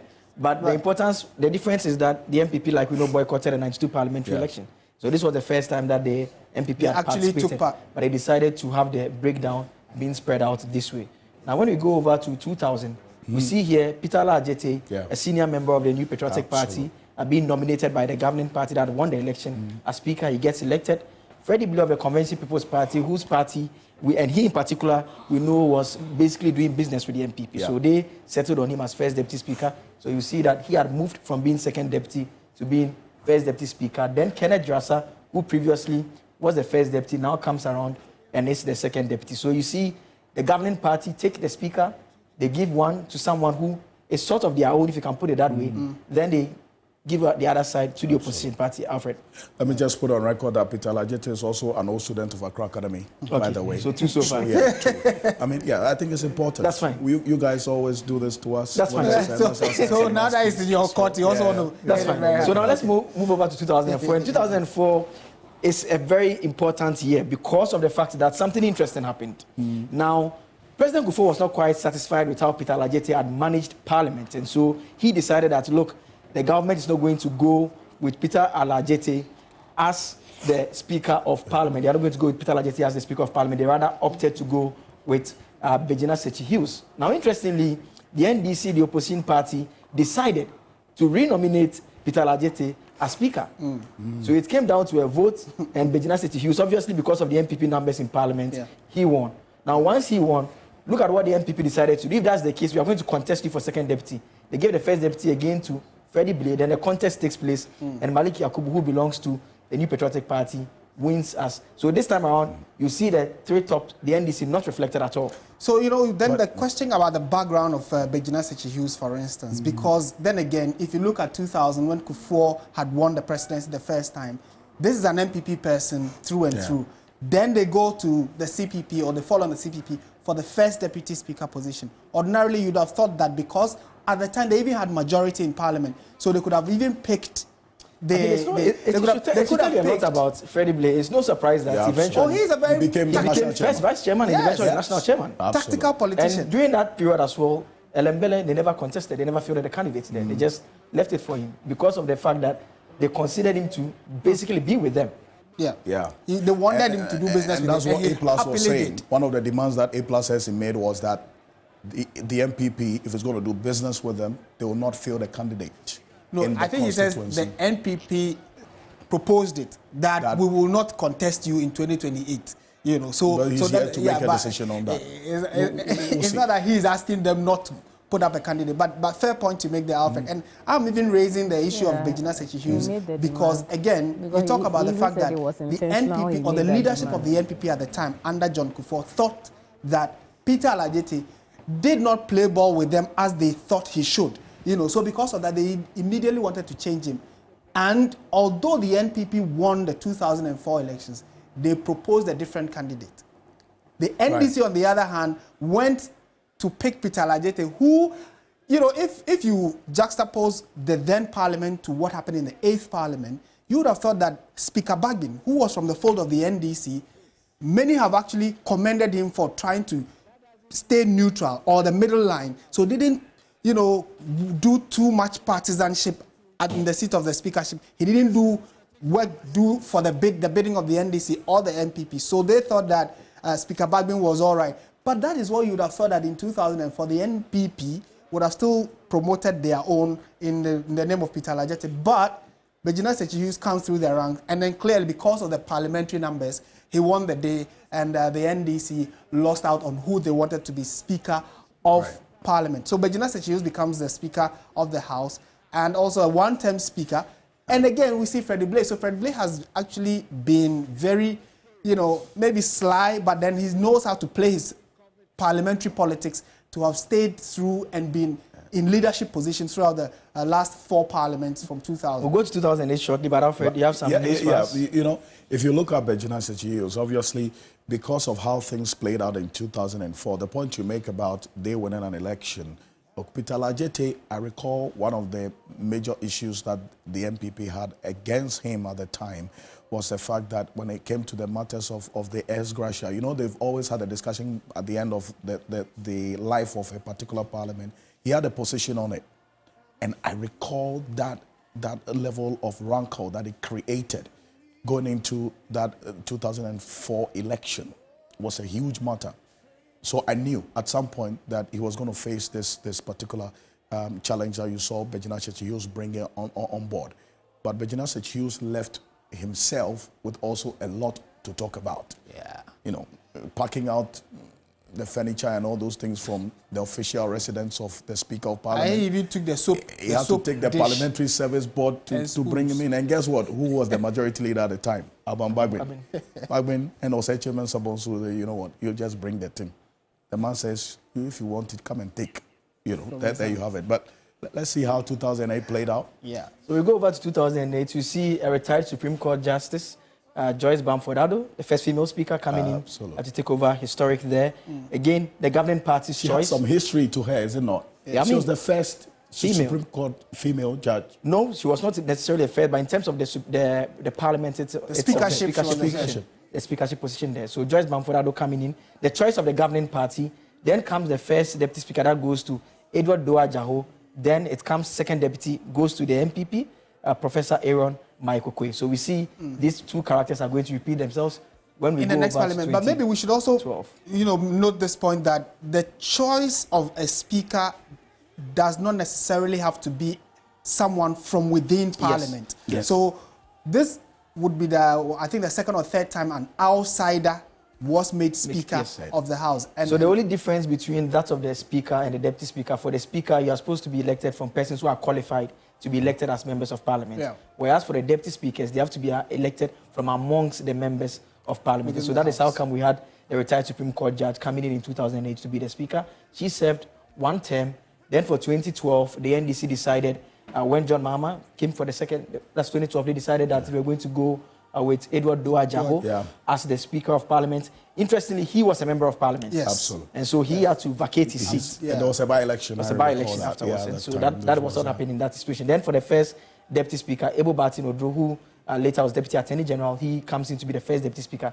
Then they give the second Deputy Speaker to the MPPs, Joe Gatti, the former Attorney General. Yeah. Let me just put on record, flip. Edward Doa Jaho is a former student of Accra Academy. Number three.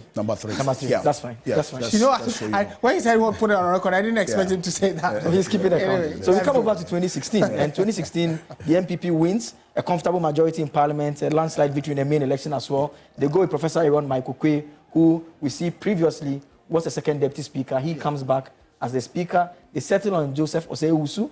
He himself had some issues with the MPP, independence, all those issues going back and forth. He had come back and he's now become the first Deputy Speaker of Parliament. Then they bring in the experienced legislator. He has virtually been seen all aspects of Parliament. They bring him in as the second Deputy Speaker of Parliament there. We see what is going to happen next, 2021. And maybe Joe Osei-Owusu's position again as of the time, there was one point he was an independent candidate broken away from the NPP. Yes. And as part of ways to get him to do business with them, probably that was when they asked him to. In fact, if you look at the 2021, it's a very similar situation with this particular gentleman here. I mean, he's the gentleman that the president who was campaigning previously had said that he cannot work with him. Absolutely. He cannot work with an independent candidate. The independent candidate went on to not only win, but became the deciding factor to ensure that the NPP became the majority. Majority of one. When the 8th Parliament was just about to take off, because it was 137-1, everyone knew that the Speaker election was going to be keen. True. And so the NDC decided to do what?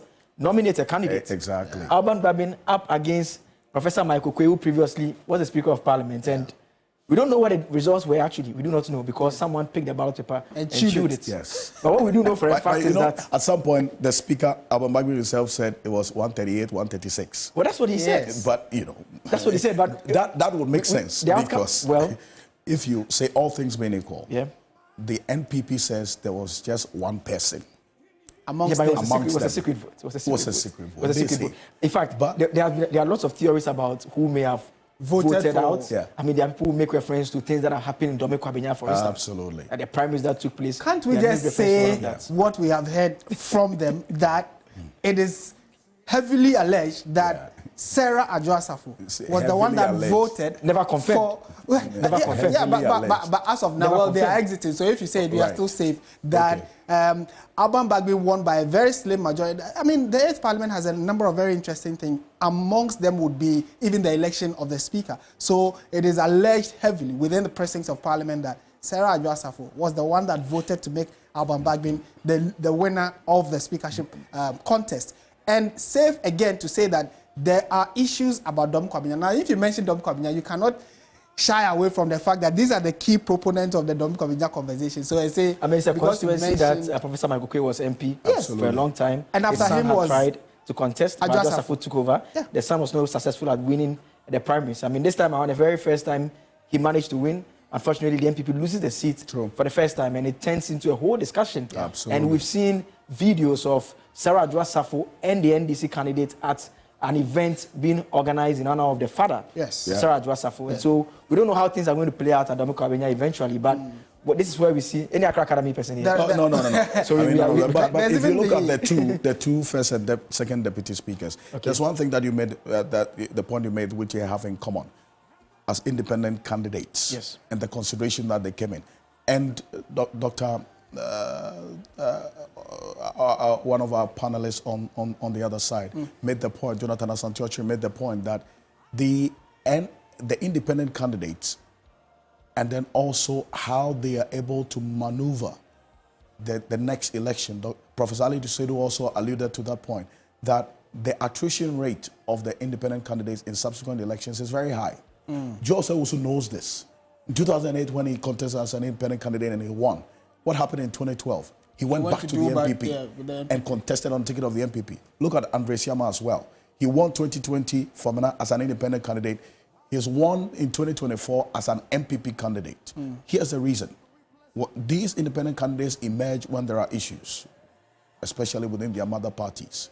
We've seen that amongst all the 4 independent candidates we're seeing, independent MPs in this 2024 election in the 9th Parliament. The Asante-Achim North independent candidate capitalized on the happenings in that constituency, the ticket of the MPP. We've had a number of them as well play, but we'll come back to the conversation. Let's go to the Electoral Commission right now. We understand there's an announcement that the Electoral Commission is making as we speak.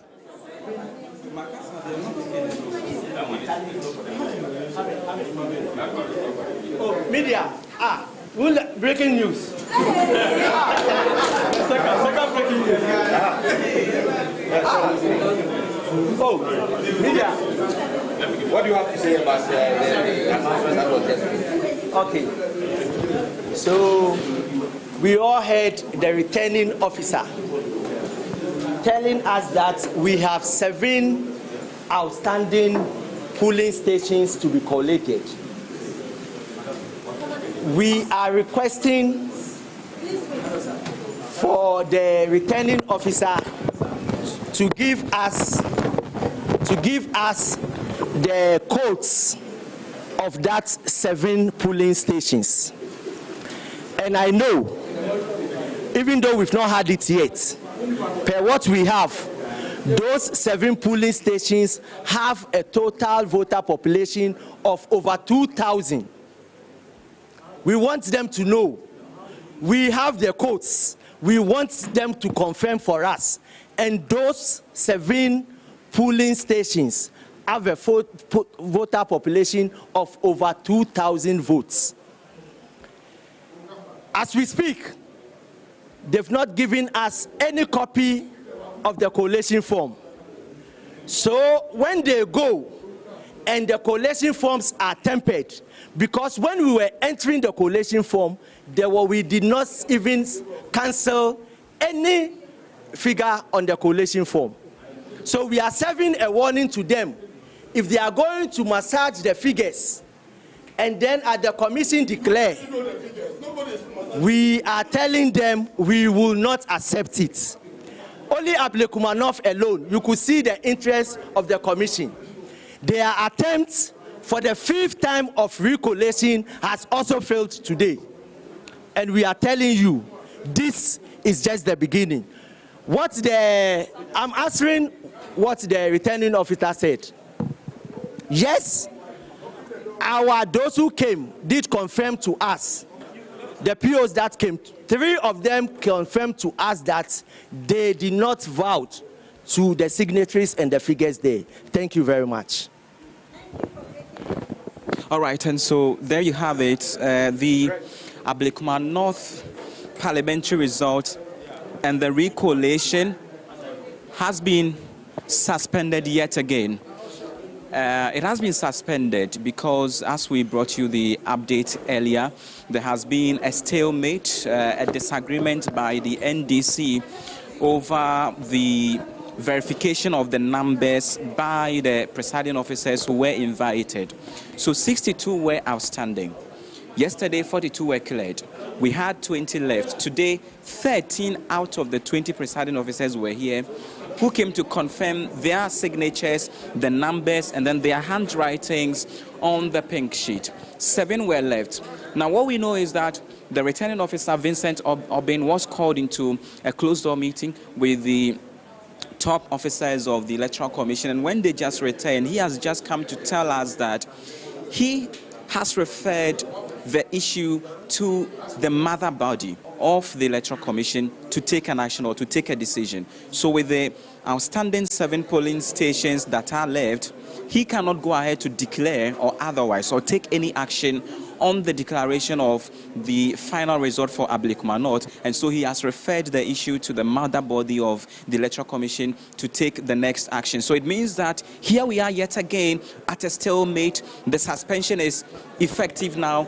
It has been suspended again, and Ablekuma North resident and interested parties do not still know who is going to be their MP, whether it is going to be a Free of the NPP or a Rabin Obin of the NDC, which is raising, or this, I mean, like many have argued, continues to add up to the tensions that we see in the constituency as residents are waiting with bated breath to see who gets to represent them in the next parliament. And you know that today, just about tonight, there is going to be a swearing in of the MPs elect or the new MPs for the 9th parliament. What this all means is that there will not be any MP for Ablekuma North. It is the only constituency whose final declaration is still delayed, and we still don't know what is the way forward. The NDC is saying that they still will not agree to the pink sheet or the scanned pink sheet that have been presented by the New Patriotic Party, because they believe that there have been some forms of, more or less like a bloating of figures. There have been some forms, I mean, the numbers have been tampered with, for which reason they will not agree for the EC to continue to use that. And so right now, that has been the update, that the Ablekuma North recollation has yet again been suspended, raising more tensions and concerns, especially with residents who would want to know who is going to represent them in the next parliament. You know, ballot papers were burnt at the Kwashiman cluster of schools. That was one key concern that was raised, especially with regards to how the EC is able to reclaim the pink sheet and those other electoral materials that were involved in that burning, which the fire service, for instance, said there was a possible suspicion of arson. So all of those are, lingering issues that are contributing to what we have seen here. Earlier, there were near fisticuffs among the party agent over the same dispute and disagreement over the pink sheet and what have you. The case and the situation is not over. It is only raising more tension. It is only raising, the suspicion of many, especially the NDC. And with that closed-door meeting that was had earlier between the returning officer Vincent Obey. Thank you very much. We'll keep an eye on this. That's what's happening inside of the Greater Accra office of the Electoral Commission. Let's go outside of this same venue where Christian Yale is right now, and my colleague Joseph Armstrong Godalogbe is there. Armstrong, tell us exactly what's happening where you are. We have some supporters that came all the way from Ablekuma North to watch proceedings here. They've been stationed here since morning, but news coming in now said that the entire collation has been suspended, and the supporters are already jubilating here, hearing that the collation has been suspended. Let's speak to a few of them and find out what they make of the suspension, because it's been a very long day for them since 7th of January. Since 7th of December, they've been coming here to support the entire process, and it appears we are not ending their recollation as I said. So as it stands right now, Ablekuma North still do not have a member of parliament elected. Let me talk to them. It's okay. All right. Okay, that's fine. Let's talk now. So you were in there. The recollation, as we are told, has been suspended. Tell us more. Ablekuma North alone, this is the 7th recollation exercise that has gone on. Seven. In all of that, the EC with the commissioners could not declare the winner. You know what? Let me talk to your supporters. They have been out here for a while now. You were in there doing all the game, and then I will talk to. You've been here since morning. You've heard that the process has been suspended. What do you make of it? Oh, that is the best way to go, because we would never allow anyone to just smuggle in pink sheets that are not the right pink sheets. It is never done, and there's no part of the CI that stated that scam pink sheets should be used for collation. There's no way, and let's be very sincere and factual. The people of Ablekuma North have elected overwhelmingly Rabna Obin, and there's no way the people's vote will be taken for granted. Rabna Obin has been voted for, duly elected, and she is the person we recognize.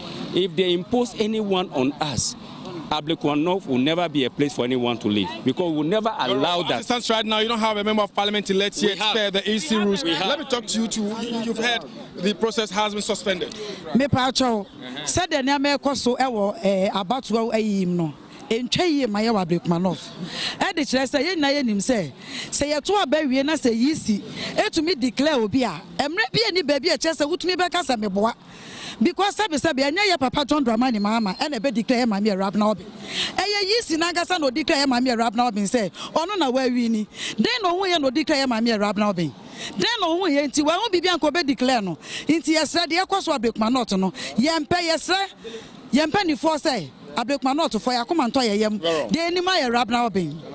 So these are some supporters speaking to us. They came all the way from Ablekuma North to ensure that their member of parliament or the PC is declared winner of the just ended election at the Ablekuma North. But their recollation has been suspended again. Hopefully the next time they come, we will have a member of parliament elected for the Ablekuma North. Over to you in the studios. We have MP, we don't have PC. Right. Okay, Joseph Armstrong, thank you. Let's go straight to Parliament right now. We understand that the members of the 8th Parliament, they have asked the media to step out, and there's one reason. They are discussing their ex gratia package.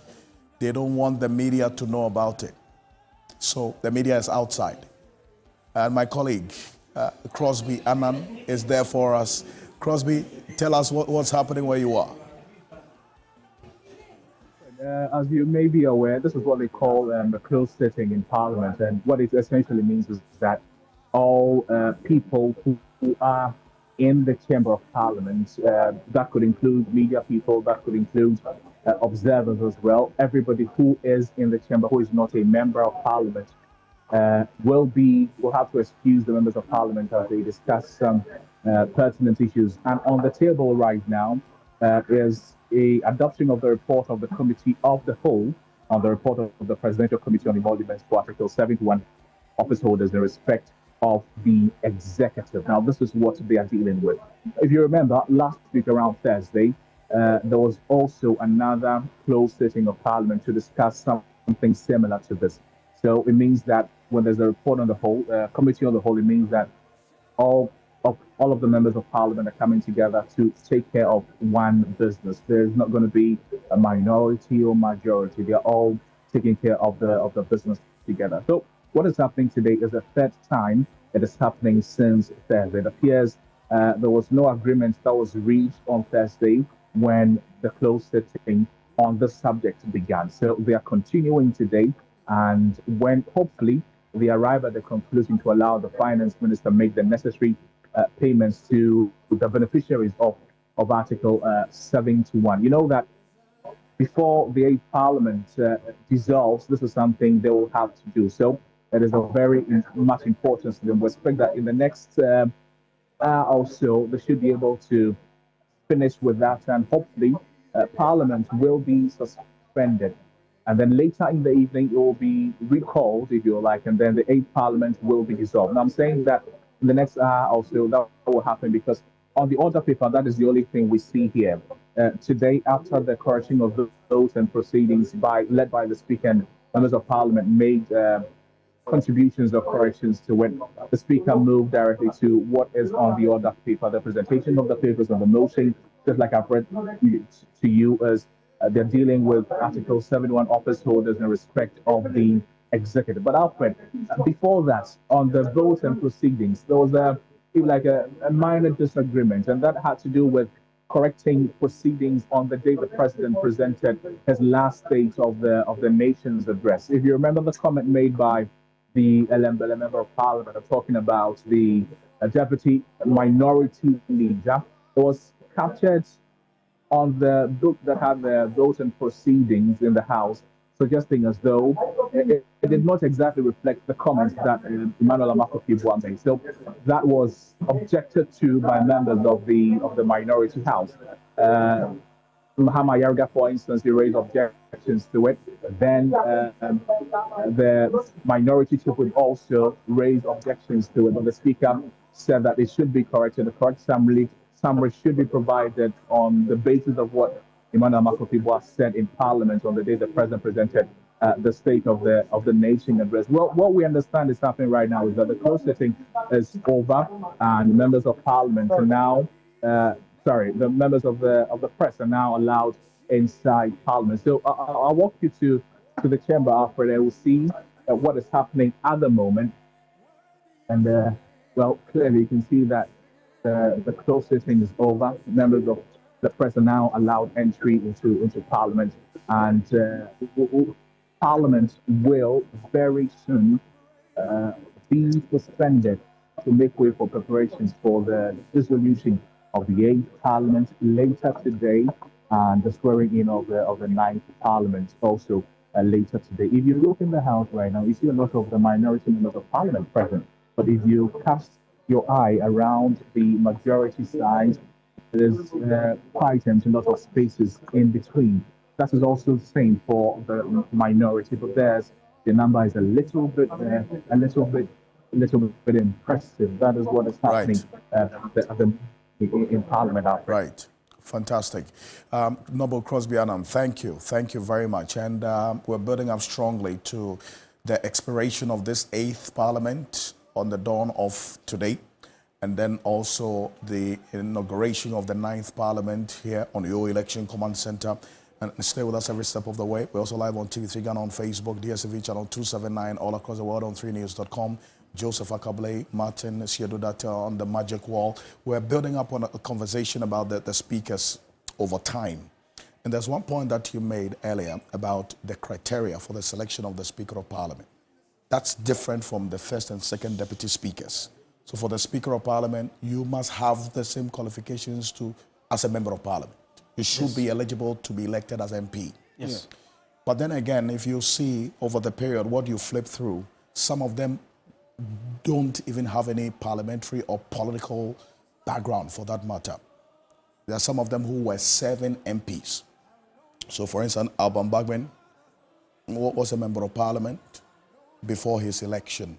So he had left, so he exited, then I mean, he was brought back as a speaker. So he's the longest serving MP. Yes. Let's flip around. Let's flip to Professor Aaron Michael Quay as well for the Dom Kwabenya constituency. Yeah. Let's flip and look at Edward Duaja, who was Avenuave. Yeah, Avenu. Then there was a by-election. Yes. And let's flip. But Ebo Batinodo was not a member of Parliament. I think from the Cape Coast area. He was an MP from the Cape Coast area. Then you see Justice Joyce Bamforado, as you indicated earlier, Martin, had no stints with politics or Parliament for that matter. But let's flip it around. And then we look at Virginia Sechius as well. No parliamentary experience. At least what we do know for him is that he was the Western Regional Representative on the Council of State at the time in 2000 and prior to the 2004 election. And then also, I think Peter Lajete was an MP. He served as MP come from private practice. Yes. Yeah, so but he was an MP in the Third Republic, I think, for the Peshi constituency. Not in the Fourth Republic. Peshi is now divided to, we have Lada de Kotopong and then the Lejokoko constituency, which has now been divided. But it was a Peshi constituency at the time. I think he was an MP then. But yeah, Justice D.F. Fernando, we don't know. But so it also brings up another dynamic to it as to how the non-MPs run their parliament, and then those with parliamentary history also run their parliament. And then we can look at that. And I mean, I think it's important, the point that Martin made earlier about the first deputy speaker role. He made a point about regional representation. When you go through the list also, you see a bit of experience in there. Yeah. And that is because we saw something that happened during the reign of Alban Gbabin. In fact, there's a period where he complained about how Jose Owusu was overturning some of his decisions. And so there's the possibility that the speaker is not always going to be around. Yeah. And so not just do you need someone who is on your side, you also need someone who is experienced enough to run the House. And Bernard Ahiafo, if what we are hearing is confirmed, a very experienced member of Parliament. In fact, in terms of the role in Parliament, he was mostly on the Constitutional Legal Affairs Committee, the Subsidiary Legislative Committee as well. He's an experienced lawyer of many years standing at the bar. And so that tells you that they are trying to ensure that Parliament is strong. I think he got in 2013. Yeah. So this is his third term in Parliament. And again, he doesn't come across as your regular in-your-face type of member of Parliament who, you know, is almost always seeking media attention and wanting to say things about the media. So Bernard Ahiafo, in the last few months, I actually should say, he was one of the key voices we're hearing when it comes to issues of the LGBTQ bill in Parliament and whether or not it has been passed and whether it's been assented to. The back and forth with that, he was one of the key voices we're hearing when it came to that particular bill. So his level of experience when it comes to the House, like again, being on the legal committee, gives him some understanding across the divide of how parliamentary business is done. So he also comes, you know, to support Speaker Bagdin. Now the conversation will be who the second deputy speaker will be. I mean, Alfred, I was talking earlier about the Speaker Bagdin complaining about Jose Owusu. I think we have that clip. We can watch that now. Right. Another issue that requires addressing is the decision of the first deputy speaker to upend my admission of the motion and rule that the motion should not have been admitted in the first place. Honorable members, it is interesting to note that this is the second time the first deputy speaker has taken the chair and has made a ruling which in fact was to overrule a position I had earlier on established before the House. In fact, the first deputy speaker was in my office. And what I'm telling you today, I told him before he left to the airport. The first deputy speaker has contended, and rightfully so, on several occasions, that he is not the speaker. I have also, on several occasions, alluded to various areas of parliamentary practice, where when the speaker is in the chair, makes a ruling, another presiding officer may not overturn that ruling. My former statement on the matters arising from the budget and captured in paragraph 46 read as follows, and I quote. So that was the point you were making earlier. That's Joseph. But let's stay with Parliament right now. Let's go straight. The Speaker is talking and the leadership. Mr. Speaker, I stand before you today with deep gratitude for the opportunity to address this Honourable House for the very last time in the life of this 8th Parliament. It is indeed a privilege to be able to share this final moment with you as we bring this historic Parliament to a close. It goes without saying, Mr. Speaker, that the journey we have shared over the course of this 8th Parliament has been long, eventful, and filled with moments both challenging and rewarding.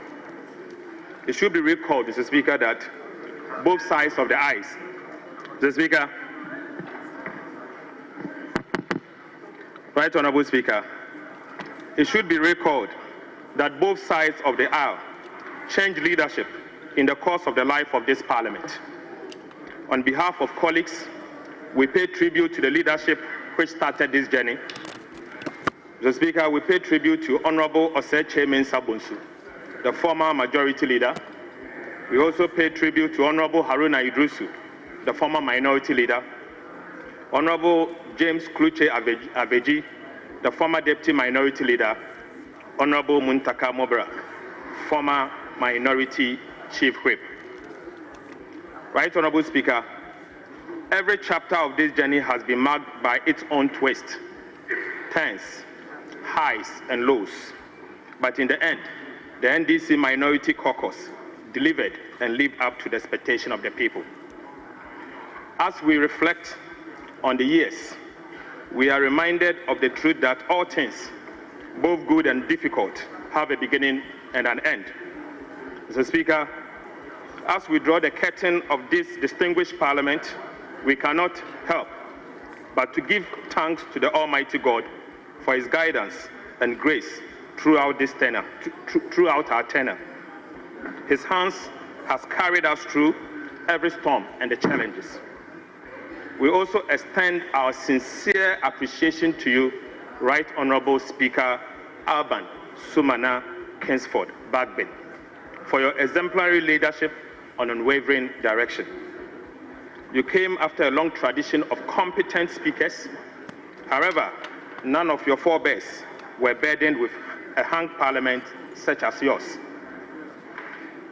You were the first speaker elected from a party that is not in government, but you were well prepared for it. From your days, Mr. Speaker, as a minority leader, a majority leader, and a deputy speaker. Your wisdom, patience, and calmness, even under pressure, have been an anchor for this House, especially during turbulent times. Your ability to manage this Parliament with fairness, even in most challenging circumstances, has made you an outstanding statesman. To the members of the NDC Minority Caucus that briefly became the Majority Caucus, I express my profound gratitude for the support and cooperation that I, along with my colleagues in leadership, received from you over the past 2 years. Together, we have achieved numerous milestones and I'm confident that history will be kind to us for our collective efforts. At the stroke of midnight today, the NDC caucus will re-enter this chamber with a strength of an unprecedented two-thirds majority. Mr. Speaker, this, I believe, serves as a timely reminder to the political class that the people of Ghana reward hard work, dedication, and true love for country. Right Honorable Speaker, this 8th Parliament has indeed been historic in many respects. For the first time under the 4th Republic, we witnessed a Parliament that was evenly split, with each of the political parties securing 137 members each. We also saw 40 female members of Parliament equally distributed across the political parties. One independent member of Parliament who serves as the second Deputy Speaker, and a Speaker who hails from the opposition. This, in every sense, Mr. Speaker, gave us the first-hung Parliament of the Republic of Ghana. Honorable colleagues, let us be proud to be part of this historic Parliament. From the very start, the stage was set for a roller coaster journey, particularly during the election of the Speaker. That fateful night kept the nation on edge, with many fearing for the safety of our democracy. That event, that unfolded, climaxed by the regrettable and unwarranted military invasion of this august house, will remain a blot on Ghana's democratic history. Mr. Speaker, we pray that such a moment is never repeated. Yet, Mr. Speaker, from the dark night emerged a bright dawn. A new Parliament under the Speaker, who is not from the ruling party, the first of its kind in Ghana's history. Mr. Speaker, despite facing significant challenges, this House has remained steadfast, navigating many turbulent waters, including certain actions by some members that sought to undermine the independence and authority of Parliament as a co-equal branch of government. Right Honorable Speaker, while many hope that this Parliament would usher in a new era of collaboration for the national good, some fear that it would deepen political divisions. Nonetheless, I can confidently say that the NDC caucus has consistently upheld the supreme national interest in everything we did. At every turn, we had been guided by one principle: to do what is right for the people of Ghana. Mr. Speaker, every policy or action, Mr. Speaker, every policy or action of government that we criticized, we complemented with superior, constructive, and alternative proposals. Although, Mr. Speaker, our views were often ignored, times has proven that many of the positions we took on critical national issues were correct.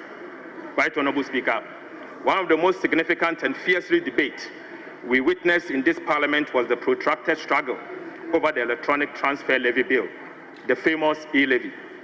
The NDC minority stood firm with the people of Ghana against this unpopular tax, while our colleagues on the other side supported it.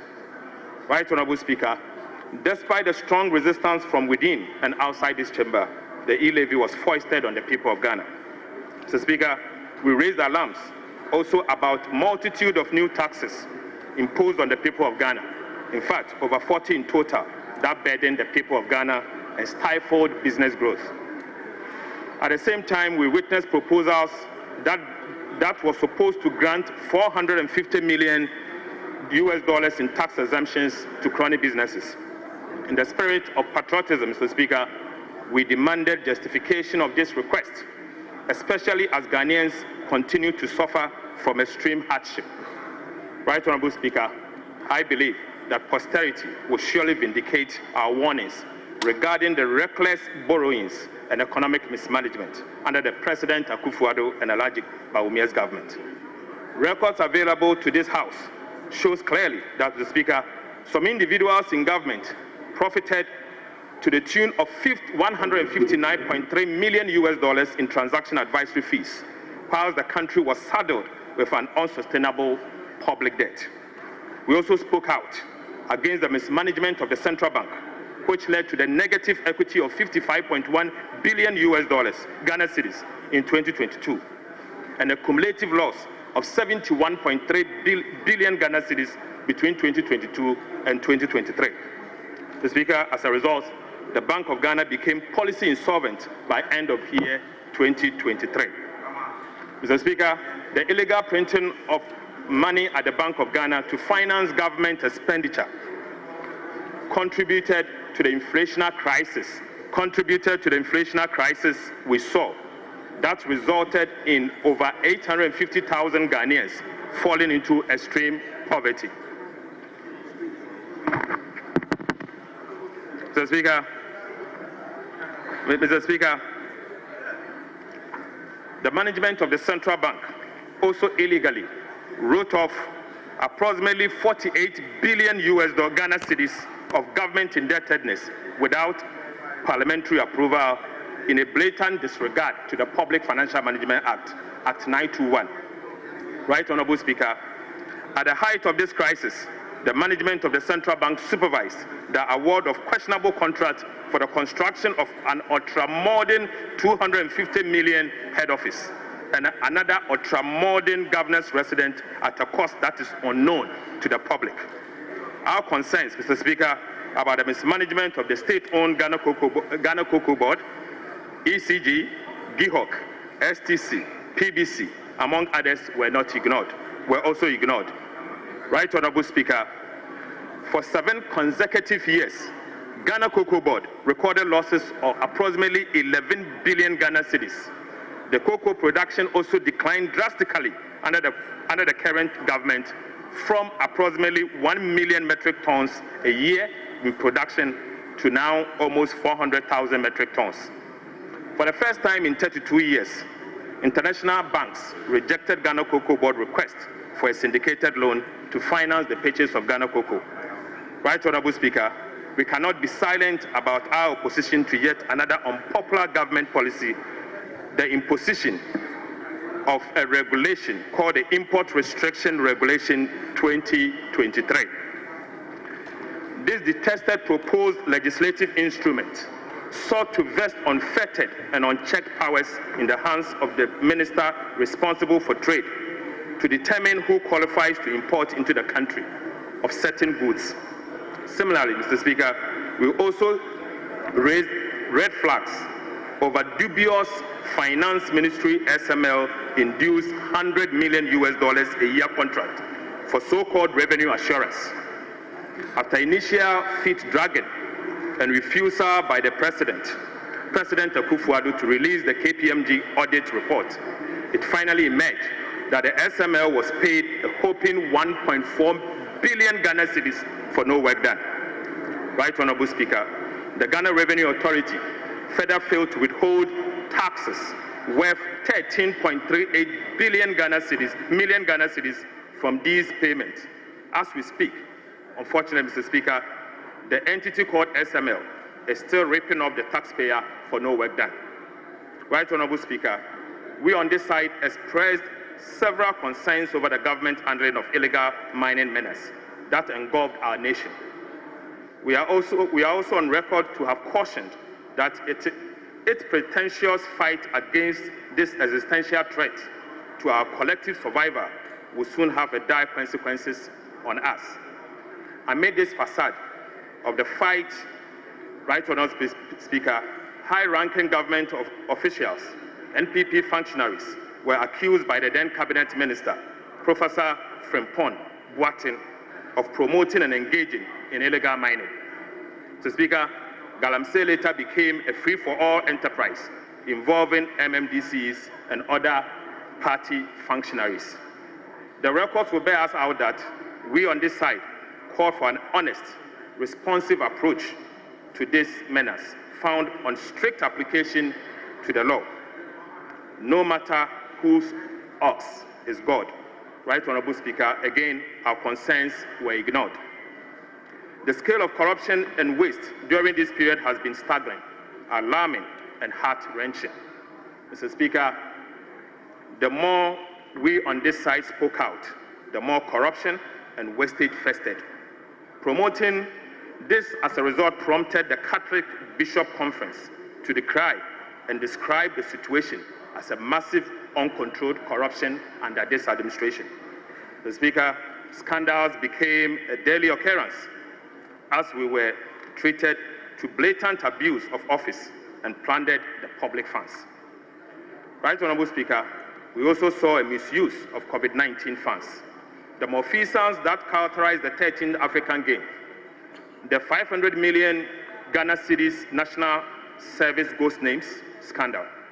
We saw the brazen attempt to shell out state hotels to a cabinet minister, and free-for-all grabbing of state lands are, Mr. Speaker, but very few that we need to mention. Right Honorable Speaker, we also had to contend with the erosion of the independence of critical state institutions. Many of these institutions were filled with partisan elements who undermined due process to please the regime in power. So, Speaker, journalists who exposed corruptions were subjected to brutal crackdown and dissenting voices and were silenced. Right Honorable Speaker, the silence, the insistence of the Electoral Commission of Ghana to adopt the Ghana card as the sole document of the registration for the registration of voters, even though millions of Ghanaians were yet to be issued their Ghana cards by the National Identification Authority, cannot escape mention. After eventual yielding to the resistance from the gallant NDC minority caucus, the Electoral Commission decided to conduct voter registration exercise solely at its district offices instead of the designated polling stations. But for our voices, Mr. Speaker, that were heard loud on these matters, the Electoral Commission would have succeeded in denying millions of Ghanaians their right to register and vote. The Electoral Commission was once again forced to beat a retreat on its popular decision to outlaw the use of indelible ink during the 2024 general elections.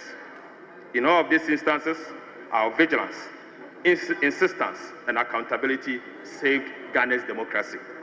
Right Honorable Speaker, the past 8 years have been tough for all of us, a lesson on how not to govern a country, and in fact, a lesson on how not to run an economy. In the end, the crushing defeat the NPP suffered in the just ended elections is a clear message from Ghanaians that they will not tolerate any such level of poor governance and mismanagement.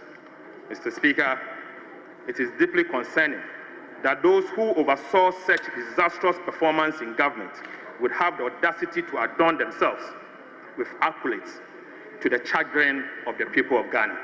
Right Honorable Speaker, I was surprised to see some of them being awarded with highest state honors. Right Honorable Speaker, at the personal level, I have had to pay a heavy price for my stance against the government mismanagement. Mr. Speaker, my recent prosecution, or call it persecution, by the Attorney General over frivolous and trumped-up charges was calculated to silence, intimidate, and completely extinguish a known dissenting voice. Right Honorable Speaker, my crime, Mr. Speaker, was that I sounded alarm bells on an economy that was being mismanaged and ruined by an act and omissions of a select few in government. The fact that my prosecution began in the wake of the tussle over e-levy should not be lost on anyone, that I became an instant target for the regime. Mr. Speaker, I was charged on the Christmas Eve, a few days after the rejection of the e-levy and the 2022 budget. Right Honorable Speaker, from that point, the Attorney General and the Minister responsible for Justice, Godfred Yabu-Adame, in whom the prosecutorial powers of the state is vested, was determined to deploy all crude tactics, including the use of subterfuge, to achieve his ends of malicious prosecution just to satisfy the regime.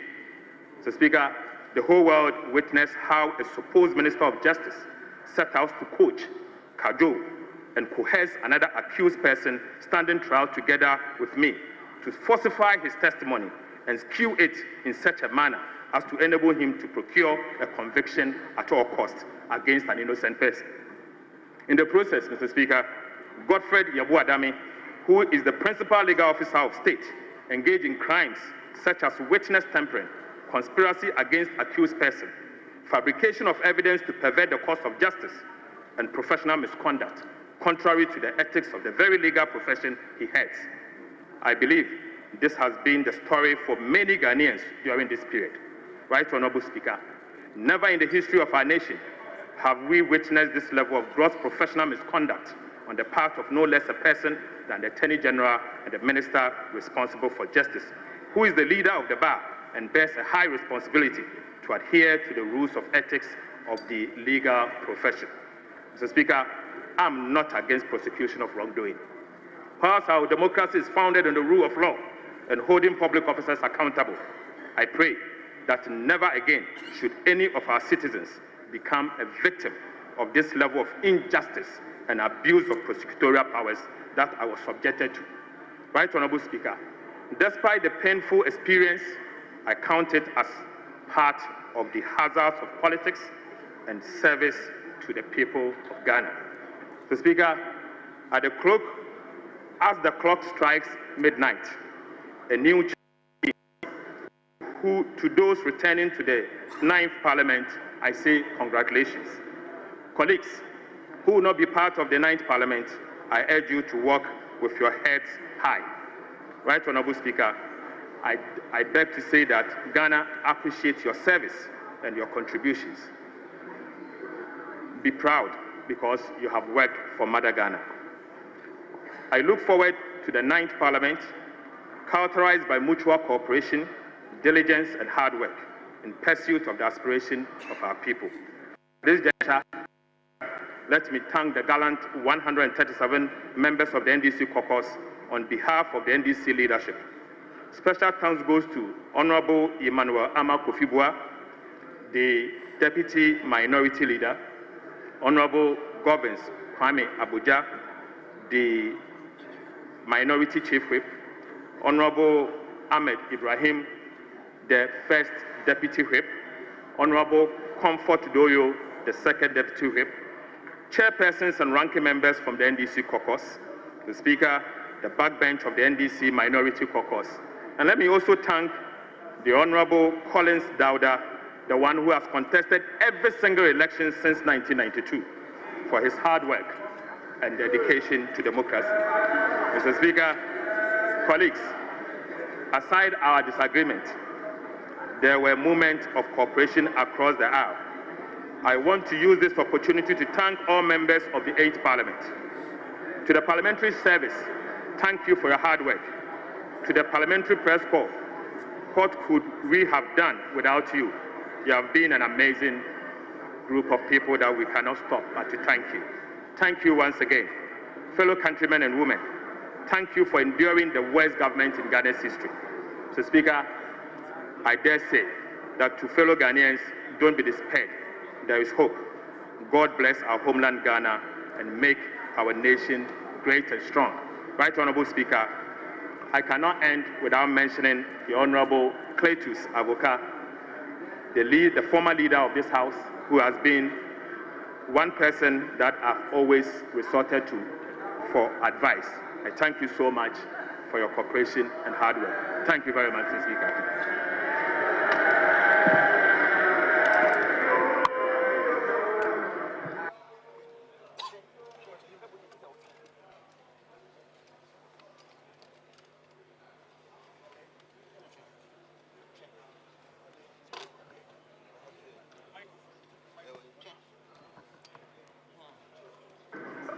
Honorable members,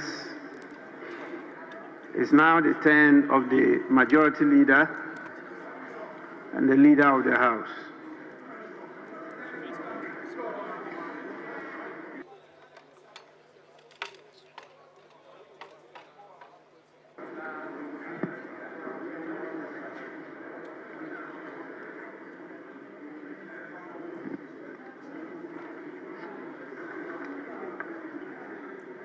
Right, Honorable Speaker. Thank you for this opportunity to give these closing remarks, putting out my own views about this House as it comes to an end by midnight of today. It's a moment of emotion for me, having had the opportunity to lead the House a little over 9 months, and the fact that, Mr. Speaker, by tomorrow, I will be seated to the left of Mr. Speaker, leading the charge for and on behalf of the minority. Mr. Speaker, you rightly paraphrased your description of this 8th Parliament on various platforms and fora, and stated that it's been remarkable, characterized by unique milestones and challenges that have tested our democratic principles and governance. Mr. Speaker, one defining feature of this Parliament was its near equal composition, with 137 members from each side and 1 independent member. Notably, this Parliament elected the Speaker of the House from a party of the opposition, something which was and still continues to be novel development to our democracy. We also had an equal number of female representation from both sides of the aisle. 20 female members apiece, bringing female representation to 40, that account for 14.5%, the highest female representation in Parliament ever recorded in our 4th Republic. This Parliament, at both sides of the House, has had the course to change their leadership in order to give opportunity to some members to serve in the front bench. It is therefore right to conclude that the 8th Parliament truly pushed our parliamentary democracy to its limits and tested how far we can go with our practice of parliamentary democracy. Mr. Speaker, I rose from deputy leader to majority leader. In my days as a deputy leader in this House, I received a lot of good counsel, not only from our side, but from my friends opposite. I remember the quiet moments where they would call me to their office and engage me in spite of our disagreements in this House. Mr. Speaker, permit me to mention a few of them and thank them for the purpose of Hansard.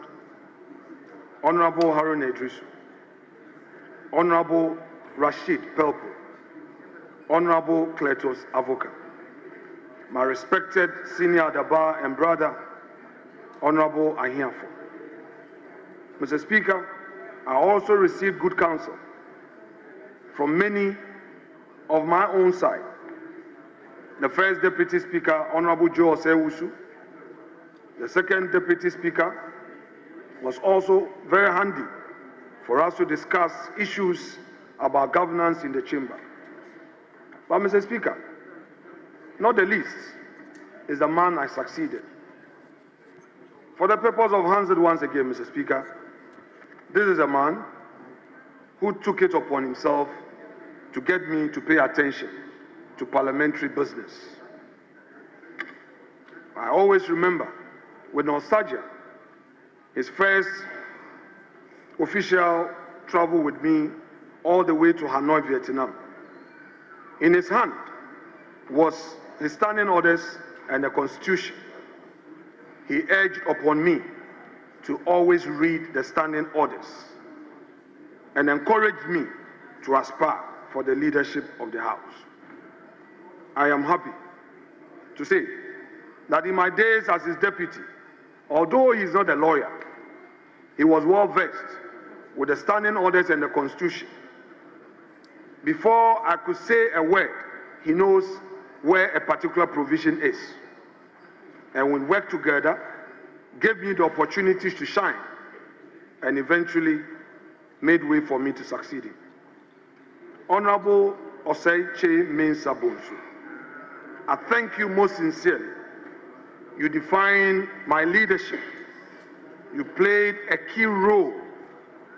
We may have our differences, but I want to say that you have made it possible for me to stand on my feet today, especially as I enter opposition and to lead outside in minority. It is that which I learned from you that I will depend on to make a headway in my leadership. Mr. Speaker, there were great elderly senior members on my side, such as Honorable Kennedy Japon, Honorable K.T. Amon, who were also with me in moments of difficulty. I should thank also, Mr. Speaker, my colleagues in leadership, Honorable Anodompre, the Chief Whip, a workaholic being. Mr. Speaker, there were a number of times he had to sleep in Parliament to organize and make things work for me to take over as a leader. He and his deputies worked tirelessly in assisting me to manage a very difficult house. Honorable Dompre, Honorable Habib Idrisu, Honorable Alexander Tete, I say God bless you. I'm thankful to you for all you did. And my able deputy, she was more than a mother to me, to calm me in difficult moments. Her wise counsel has made it possible for me to lead the house till this day. We are both Catholics. She never ceased to remind me of the power of our rosary as Catholics. The morning prayers, the morning encouragements, calling me, Kwamena, let's pray. Madam Patricia Apieje, God bless you for all you did. And to my colleagues opposite, you made the best come out of me. I was always watching the videos of Honorable Eric Opoku. This is a man who can punch extremely hard with facts.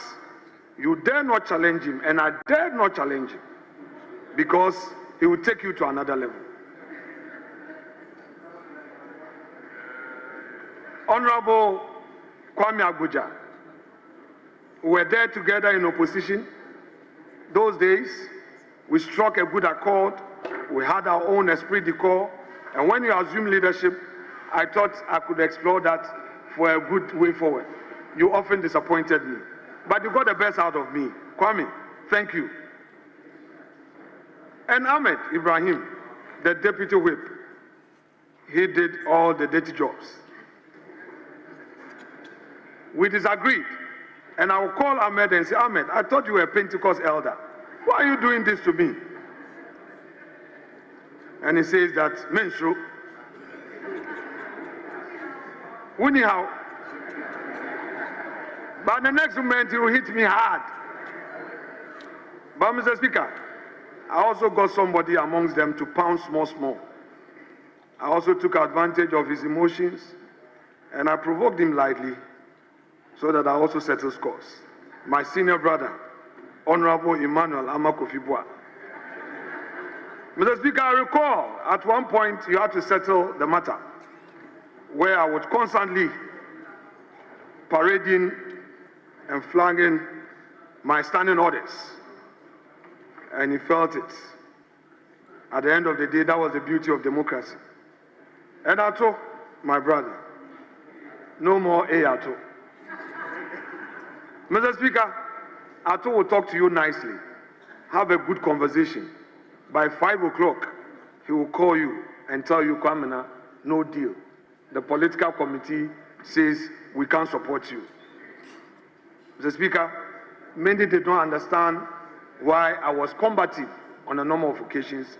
There were those who didn't know how the heat was on me and were saying that you are majority leader, reach out.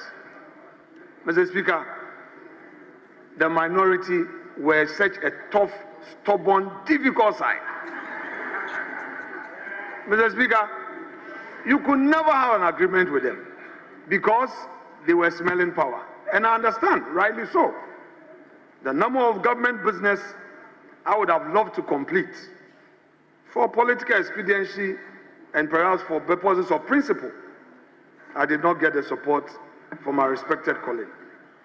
Many were the disappointment, Mr. Speaker. I'm sad that as a House, we could not deal with the following. One, the 1D1F. Mr. Speaker, I'm still of the conviction that this was a government policy to help the private sector. Mr. Speaker, being from the private sector fraternity, there was no way I viewed the initiative as a giveaway, as a freebie, especially so when the majority side had compromised and agreed to take away the raw materials component of the support to the private sector. But again, our colleagues could not support, not even to allow us to take some of the companies out and proceed to approve them. Mr. Speaker, the nomination of justices for the Supreme Court, which as a House, we vetted them but could not pass them, is also one disappointment to me as a leader.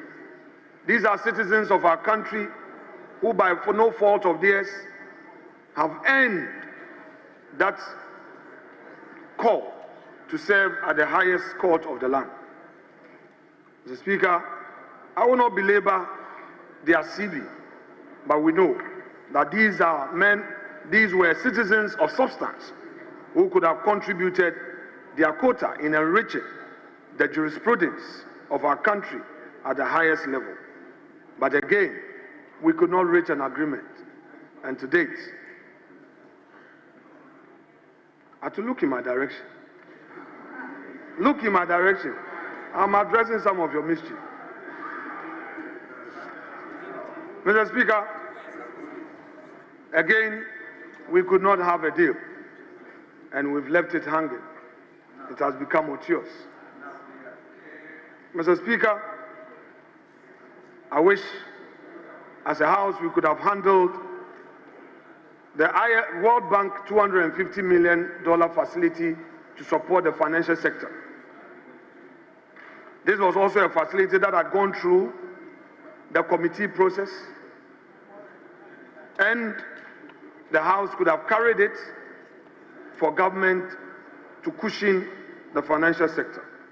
But again, for good reasons known to my friends opposite me, we could not have a deal. But Mr. Speaker, the Frenchman will say, c'est la vie. This is life. We cannot push anymore, but to look forward to a new day, to also hold the new government feet to the fire. Get them to be accountable, get them to do what is right, and not get personal, but rather enrich governance of our country. Mr. Speaker, this government has achieved so much for the people of Ghana, but not a perfect government. Mr. Speaker, if our friends will today talk about corruption, I want to remind them that the call of corruption was on them when they previously ruled this country for 8 years.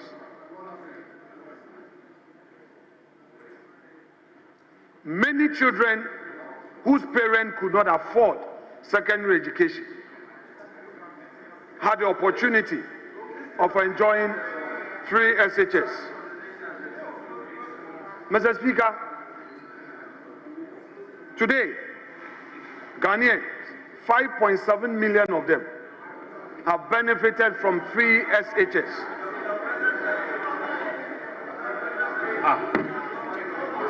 Mr. Speaker, another state of the economy. Not only did we have 5.7 million Ghanaian children benefiting from free SHS, we also had government introducing free TVET technical education was made free, and government built 34 new schools and introduced the STEM program for our children. Mr. Speaker, this government is on record to have boldly initiated the ambitious Agenda 111.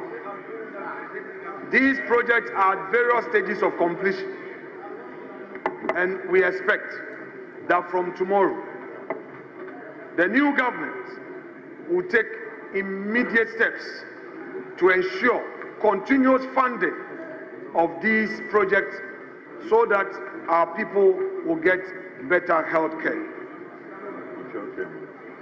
Mr. Speaker, the government, in terms of roads, added no less than 14,000 kilometers to our existing road infrastructure.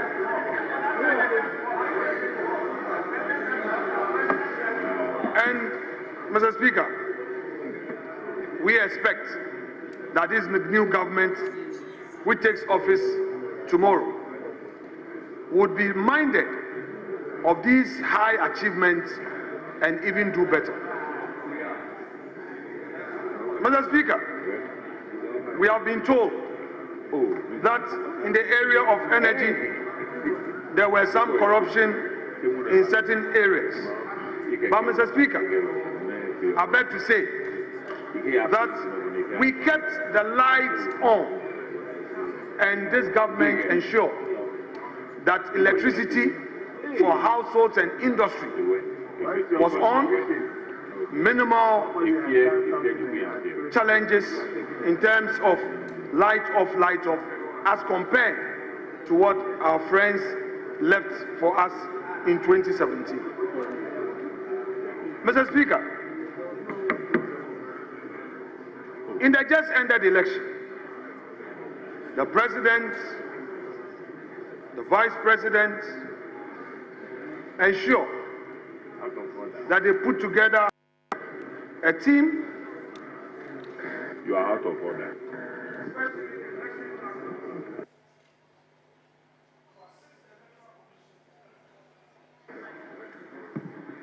To assist the Electoral Commission in ensuring that we had a peaceful election. Mr. Speaker, whilst I am on my feet, Honorable Nielande van der Poel will put on his mic. Mr. Speaker, he has to stop. This aspect of their intolerance, Atu spoke, even getting personal, but they can never take it. Mr. Speaker, I don't understand. Atu spoke, he even went personal. We kept quiet and listened to him. You are on your feet, on in your mic. Well, this is your nature. Mr. Speaker, we had a very peaceful election.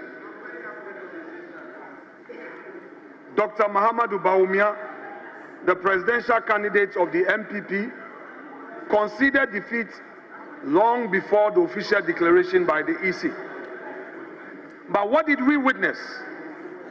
Violence upon violence orchestrated by the leadership of the NDC,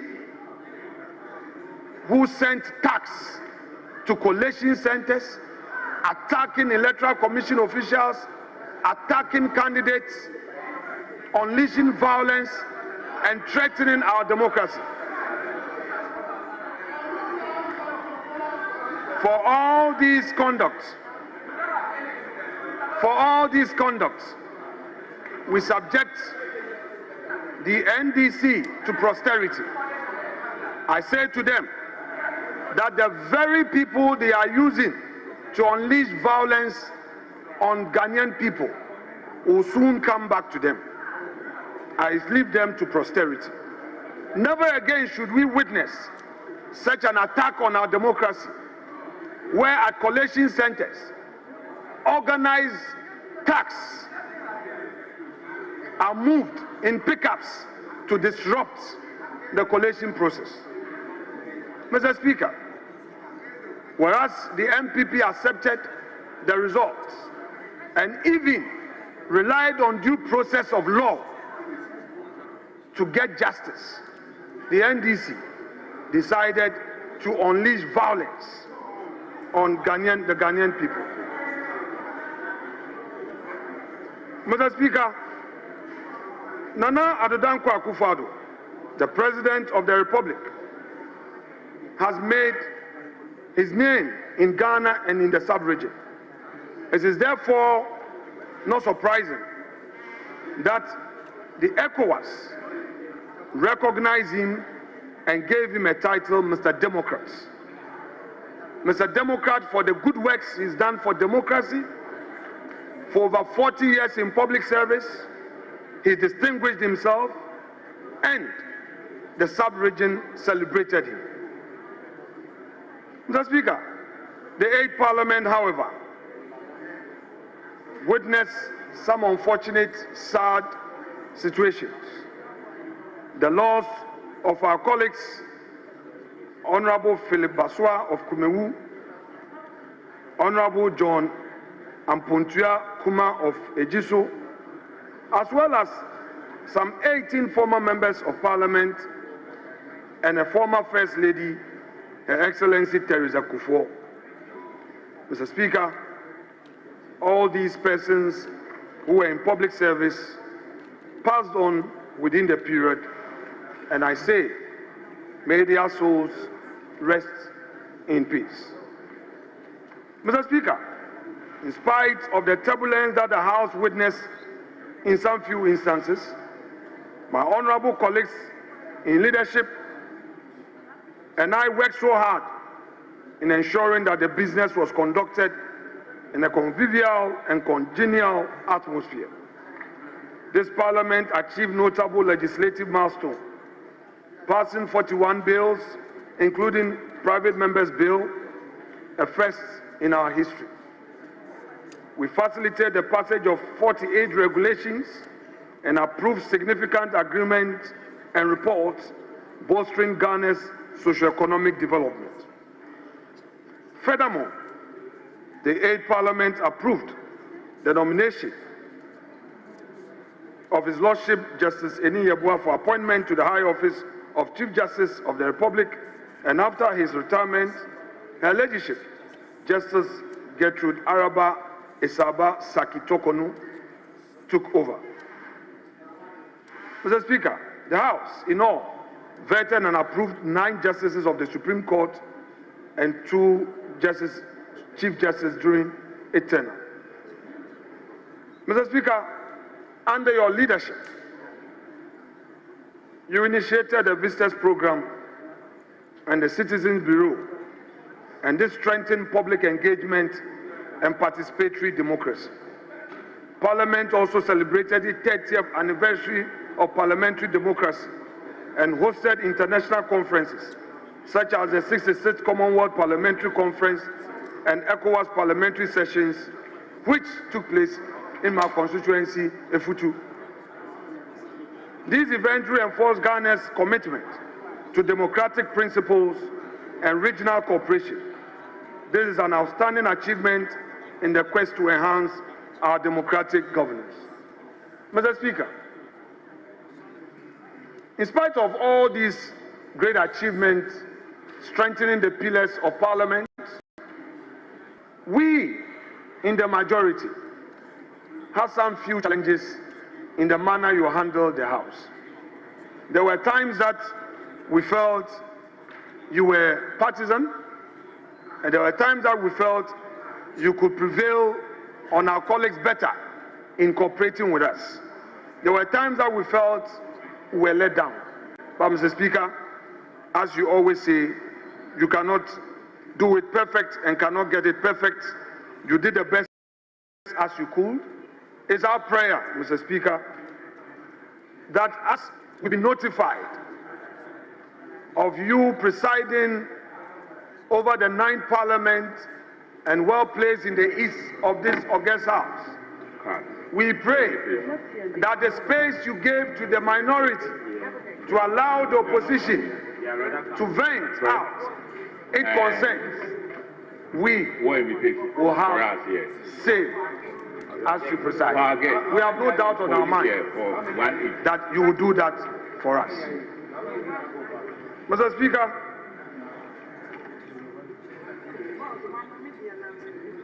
Let me also, at this juncture, thank the parliamentary service staff. What would life be without them? What would life be for the MP of this parliament, the member of parliament of this 8th parliament? What would life be without them? They are the quiet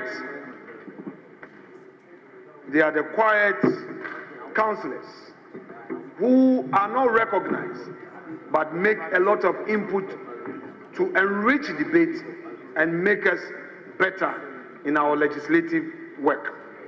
Mr. Speaker, from the clerks at table to all those who support you, every parliamentary staff, on behalf of the House. Members, Second Deputy Speaker to take the chair. This one too.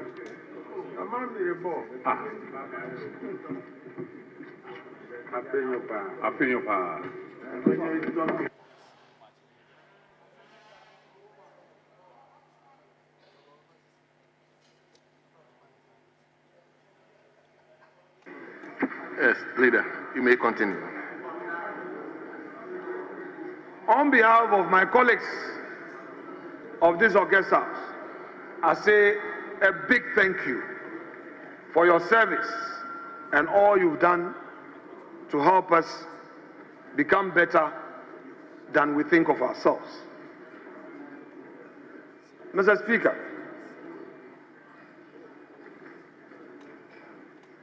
somewhere last week, when my party was considering who should lead the House, I had cause to be worried over a few issues. An elder statesman spoke to me and told me, don't take it personal. Don't take it personal. This is politics. I therefore would want to respond to my respected colleague, Dr. Casey Latefosa, by telling him that he should not take it personal. I know how it is. But if everybody is given the opportunity to tell his story, maybe you realize that others might have gone through worse situations.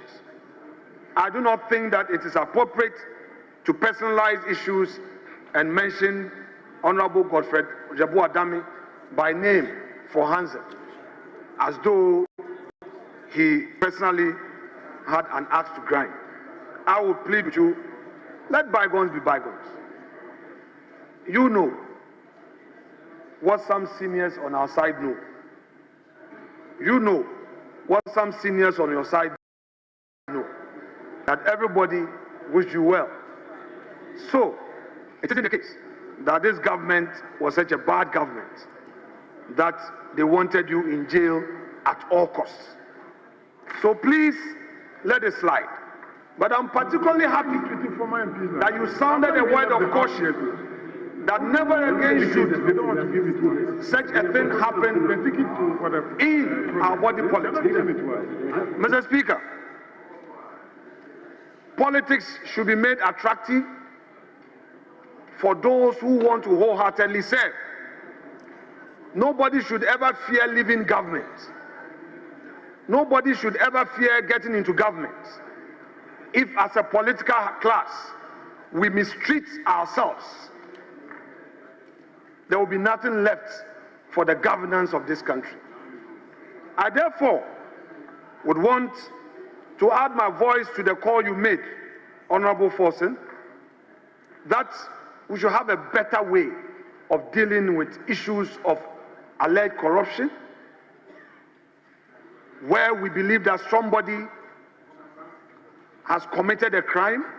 We should allow due process of law to take effect. It is on this note that I condemn in no uncertain terms the establishment of a so-called committee called ORA. I hold the humble view that it is a needless committee. It has no constitutional backing. And this committee is only in for personal vendetta.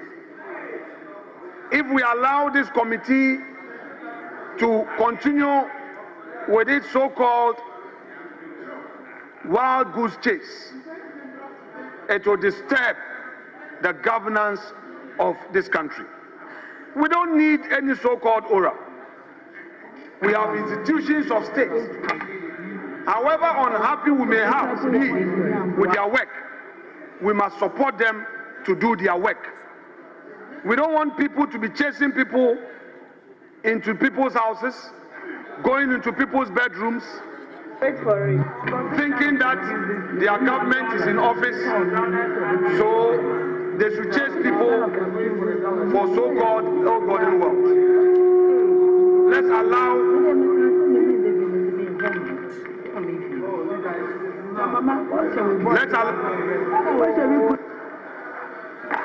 Mr. Speaker, they should expect more from tomorrow. This is what, you can't take it. I've too spoke. Then you've been putting on my mic, disrupting me. I will speak. Yes, it will be longer than this. Mr. Speaker, Ghana has come of age, and I expect my friends in the NDC to know that it is not a populist agenda that makes a nation strong. It is due process of law that makes a nation strong. I regret that members of this hallowed chamber are advocates of this illegal, unconstitutional, so-called body called ORA.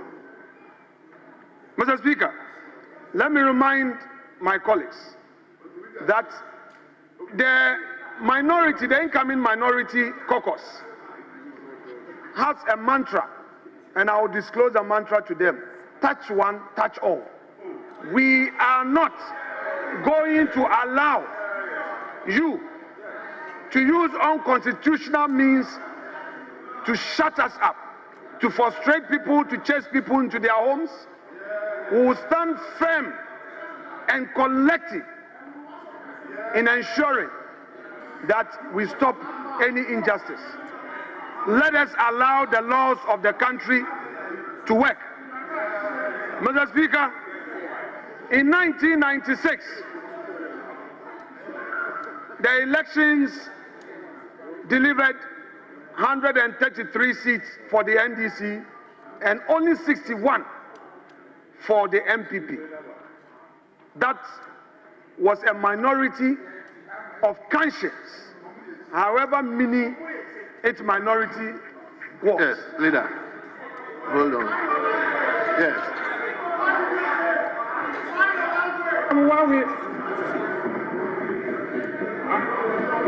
I said no, one way. Hurry up.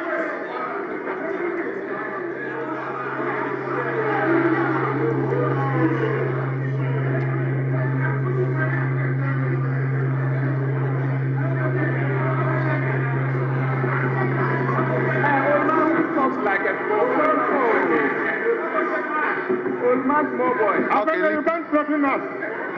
Leader, let me see the seat to the speaker.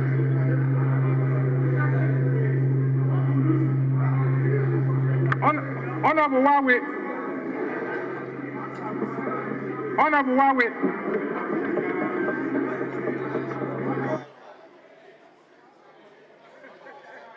The cameras are seeing what you will do with your hand.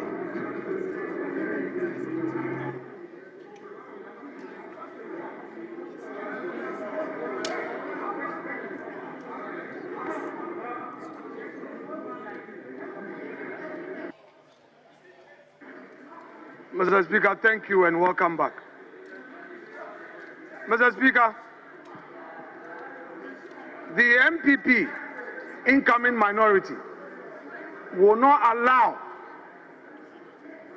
the NDC government to use illegalities and unconstitutional means to frustrate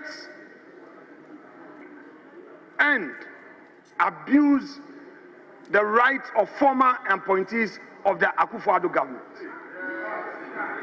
Our mantra is touch one, touch all. We will encourage the NDC majority to be guided by its promise to the people of Ghana and rather use its limited time in office, the 4 years, to bring development rather than chasing political opponents.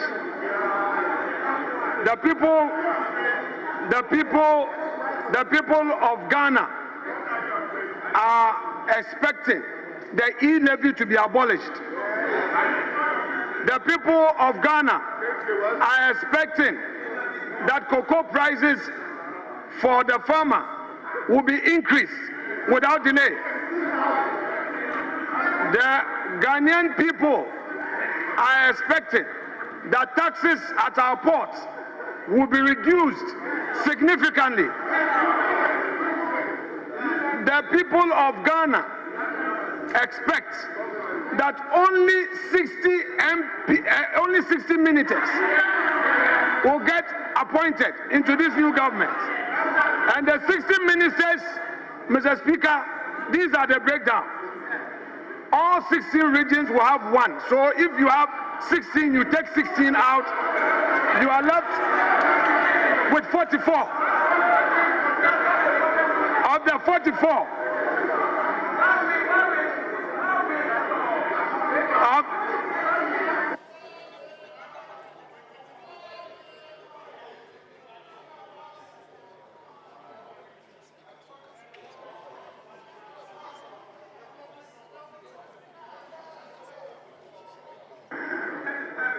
Mr.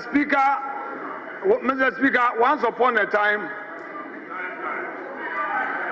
ASK Bagwin, as he then was, as minority leader at this very dispatch box, said soon and very soon, the MPP will soon see him and know him when he was seconding the motion for Alajete's consideration as Speaker.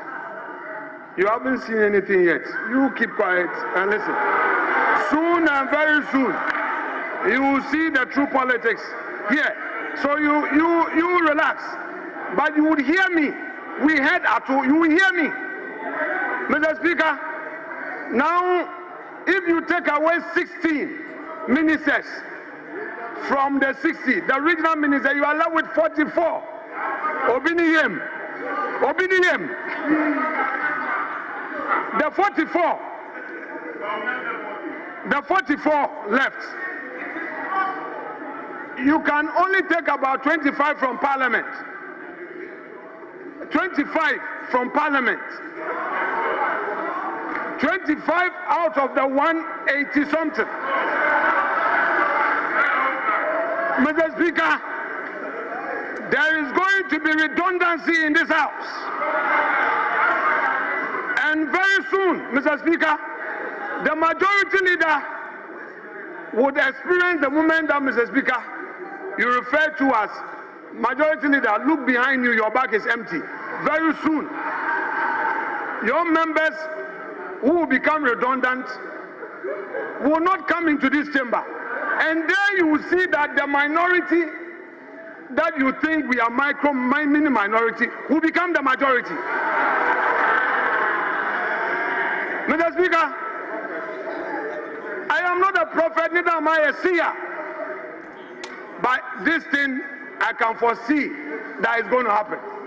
Mr. Speaker, even the MPs who will not get positions, there are other non-MPs who are looking for board appointments. So you won't even get board appointments. You won't get it. You are going to be more redundant. Now, your foot soldiers will be coming to you for employment. They will be coming to you for support. Honorable Majority Leader. Mr. Speaker. We are talking about the 8th Parliament. Mr. Speaker. Closing remarks of the 8th Parliament. Mr. Speaker, I took 4 seats. We are talking about. Mr. Speaker, I told Atu that today is a ceremonial day.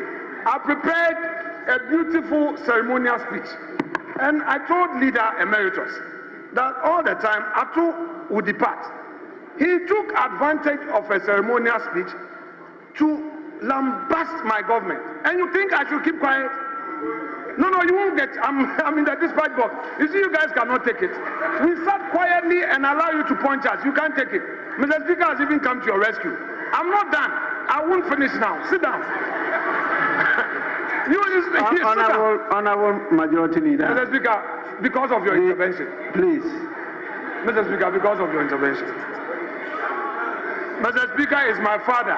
That is why I'm obliging him. Even of all he did for you people, he wanted to stage a coup against you. Some of you didn't want him to come again. Mr. Speaker, it is true. And if they dare me, I'll mention names. Yes. Some of you didn't want Mr. Speaker back. Of all that he did for you to get power, you wanted to remove him. It took the prayers of our side. It took the prayers of our side to get Mr. Speaker back to this house. It took our prayers to get Mr. Speaker back. Some of you wanted to stage a coup against him. Challenge me. Take a Bible or Quran and use it to defend yourself and let's see. Yes. Mr. Speaker, by the grace of God, you are back. By the grace of God, you are back. It pains some of them. You are back. So, Mr. Speaker,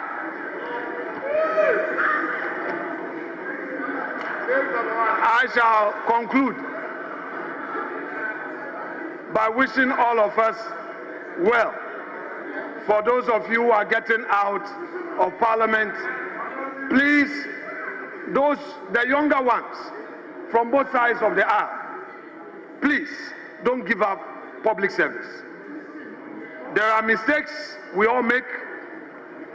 Go back to the drawing board, get closer to the people, and relaunch yourself back into public service. For those of you who are retiring, please avail your experience to the young ones. The young ones will need to learn from you, and I will plead with you to make yourselves available. Mr. Speaker, to all colleagues one more time, I know that my time as Majority Leader was not all perfect. For those of you I wronged, anything I did that made you unhappy, I am sorry. Let it slide. Let's move on as colleagues. And let's pray for a brighter day for our Parliament. I thank you all, and I thank you, Mr. Speaker, for guiding me in this, my political journey. God bless us. Merci beaucoup.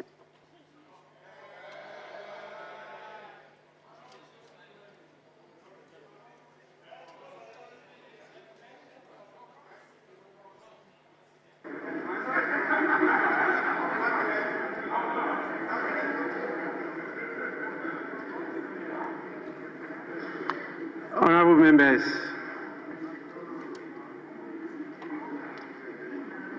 it's now my turn to perform a very important function as captured in the new standing orders of Parliament. I come to you in fulfillment of a novel provision in our standing orders, Order 20, Rule 4F, which require me and all future speakers of Parliament to, I quote the relevant portion, give the valedictory address at the final sitting of the House before the dissolution of the House, unquote.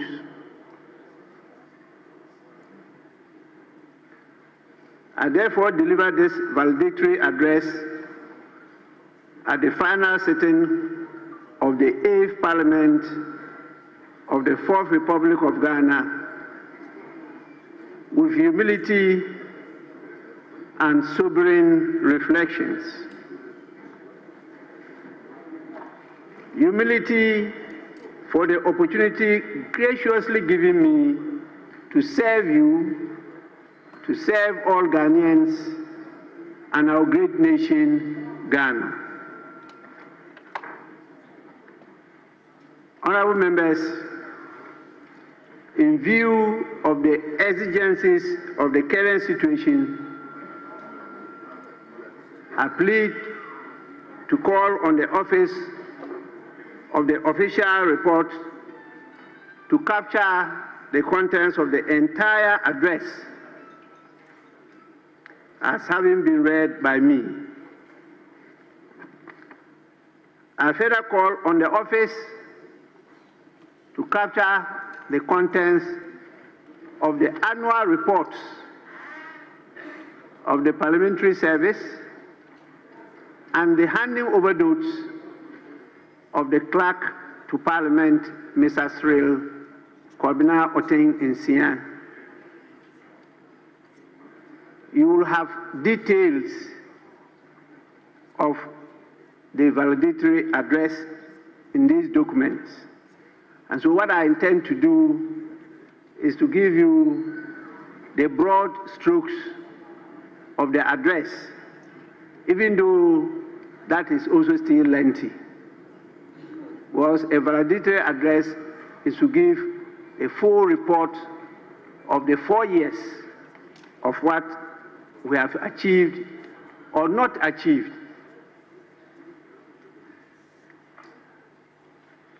Let me say how grateful I am to the Almighty God for His divine grace, which has guided my journey and sustained me through the immense responsibilities of presiding over the proceedings of this August House and chairing the meetings of the Parliamentary Service Board.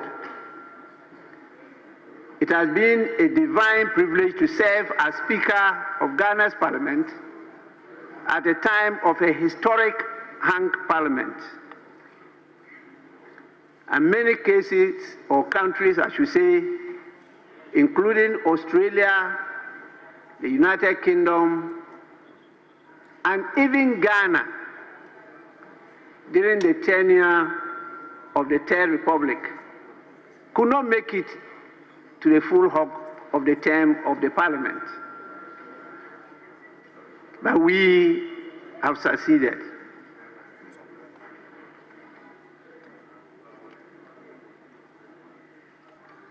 I talked about being sobering and pensive, because this is a product of an experience of an uncharted path of trials and tribulations, miracles and mysteries, and of accomplishments and missed opportunities. The 8th Parliament, which has been unique in its composition and historic in its journey, will remain a testament to the resilience of our democratic traditions and the collective spirit of our people. Along the way, our Creator, the Almighty God, elevated 2 of the members of the House to His kingdom. You all recall these illustrious members were the honorable members for the Kumewu and Ejoso constituencies, the late Philip Baswa and the late John Ampotua Kuma, respectively. I'm very sure they are in the promised land where the Almighty God Himself is waiting for all of us at the appropriate time. And so I want to emphasize what we did by wishing that their souls rest in perfect peace. Indeed, it is with a great sense of humility, gratitude, reflection, and hope that I, through you, address the people of Ghana today as we draw the curtain on the life of the 8th Parliament of the 4th Republic. Over the past 4 years, we have together navigated uncharted waters. The 8th Parliament, distinguished by its equal representation between the two major political parties, stood as a bold experiment in collaboration and consensus building. Together, we broke barriers, setting new benchmarks in parliamentary openness, accountability, transparency, and inclusivity. On your behalf, I say, to God be the glory. Honorable members, when you graciously elected me as a Speaker of this Parliament in the early hours of 7th January 2021, I came to take the chair with no doubt in my mind that Ghanaians, from the verdict in the elections of 2020, were calling on Parliament to work in harmony for the greater good of all.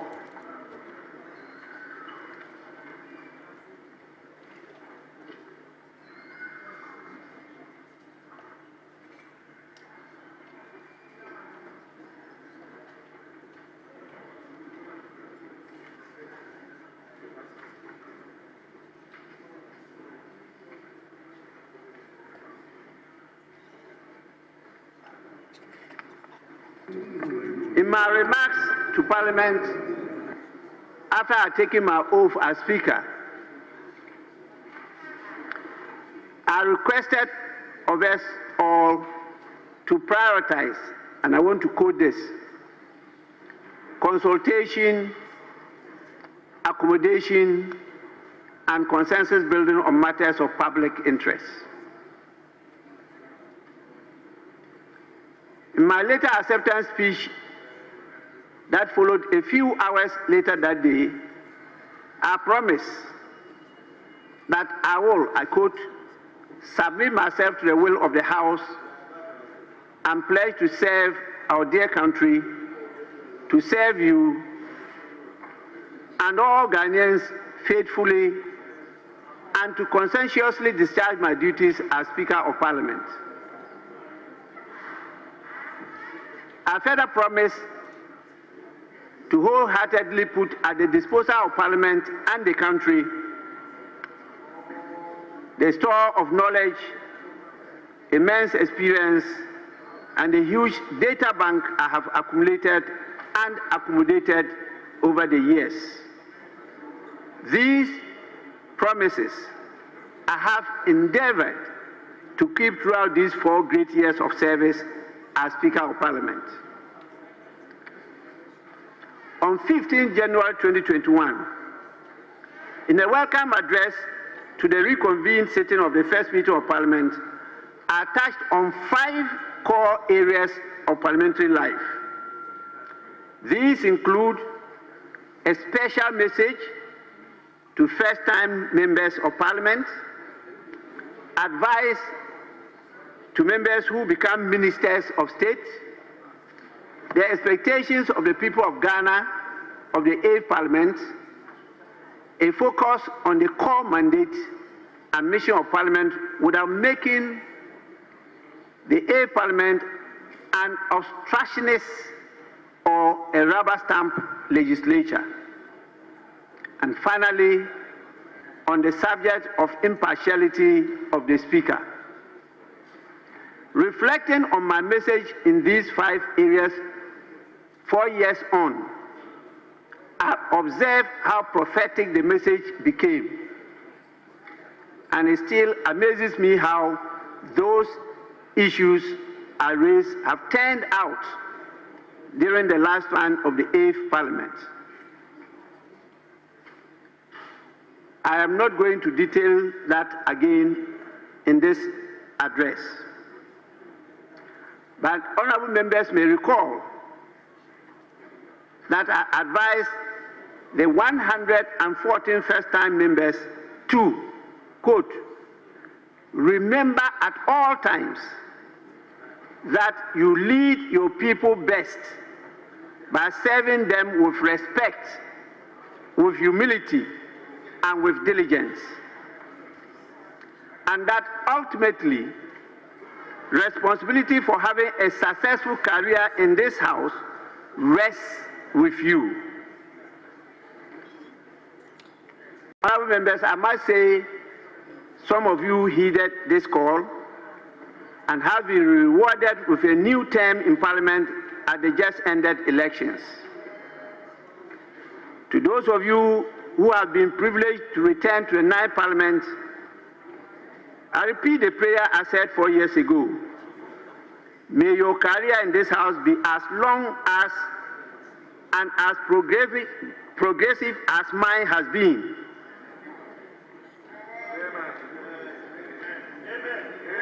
And I hope first-time members-elect who may be watching today's proceedings will take a cue and bear in mind that the day of accountability to the people is a short 4 years from tomorrow, the 7th of January 2025.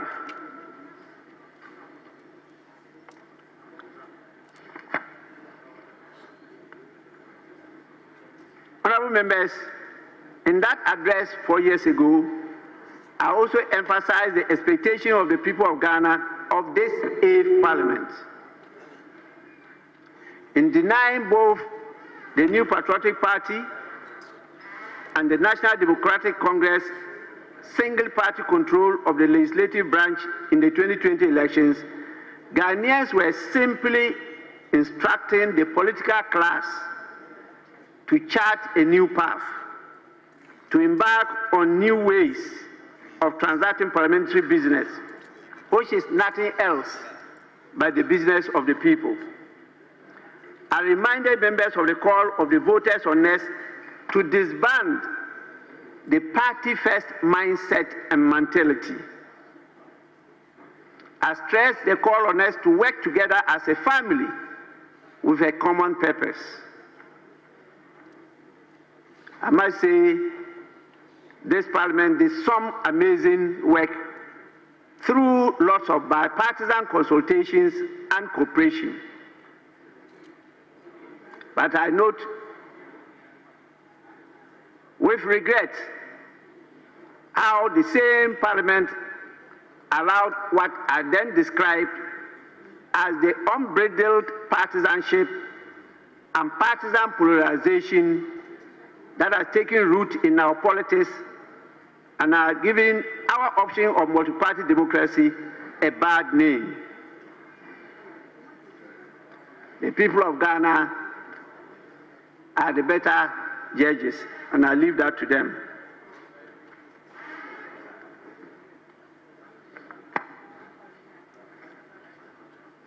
Four years ago, you all recall there was a gripping fear that the 8th Parliament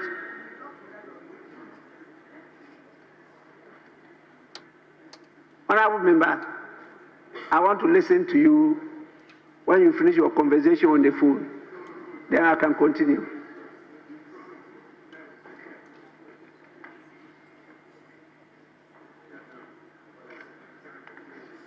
Four years ago, there was a gripping fear that the 8th Parliament would be either an obstructionist or a rubber stamp Parliament. I'm happy today the leaders have given a view which is mixed feelings.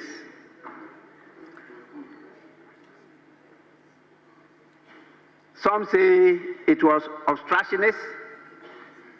Others say it was a rubber stamp. But others, and I think that's the general view, held the view that we were able to balance the issues better than the earlier parliaments. And I think this is an achievement.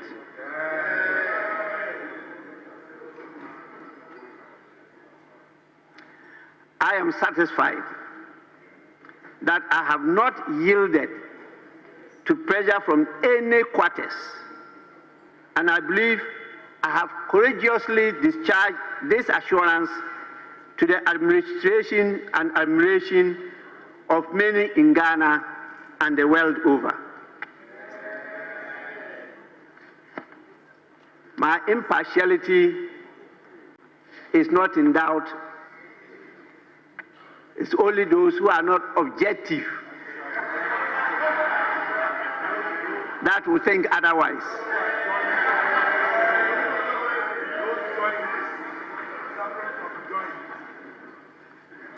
I have endeared myself to be fair, impartial, and firm in the handling of the business of the House over the last 4 years. Into what we have been able to collectively do in this Parliament over the last 4 years, despite numerous debilitating challenges. As I said, I will not go into the details because the handing over notes of the clerk to Parliament and the annual reports of the Parliamentary Service copiously refer to these matters.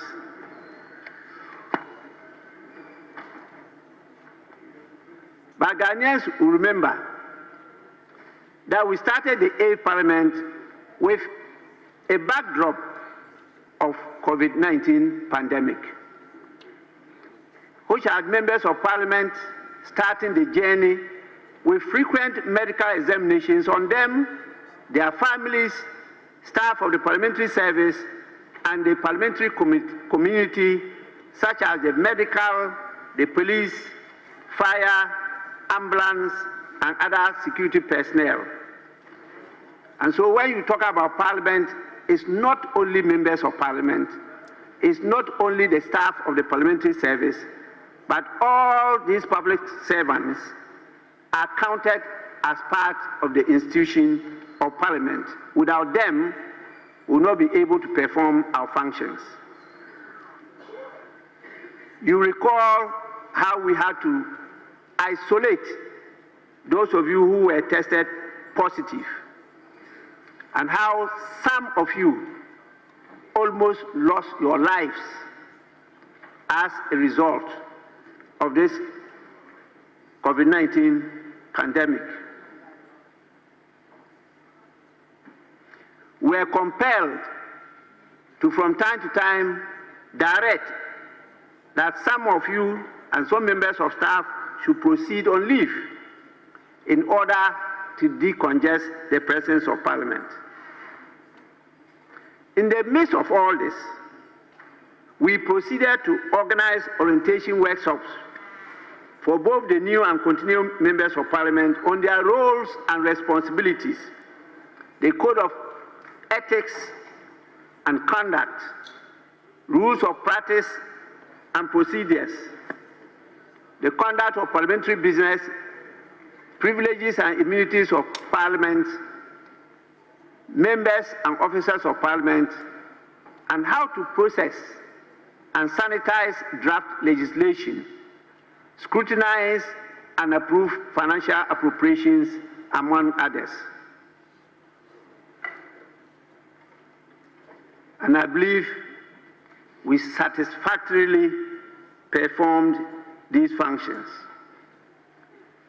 Despite these challenges, the 8th Parliament of the 4th Republic actually hit the ground running with the swearing in of His Excellency the President and providing annual platform for him to deliver the State of Nations address. Apart from scrutinizing annual budgets after embarking on the post-budget workshops, we also proceeded to hold public hearings of nominees of the President, and it was not only with regard to members of the executive, but also those of the judicial arms of government. But at the end of the day, we had 399 sittings, including today's sitting. We're able to pass 60 bills out of 100 that was presented to the House. 22 of them are still before committees. 6 are at second reading and 4 at consideration stage. 8 of them were withdrawn by the sponsors. Out of the 60 bills that were passed, 5 were private members' bills, setting the baseline record of private members' bills in Ghana. The breakdown is captured in the address.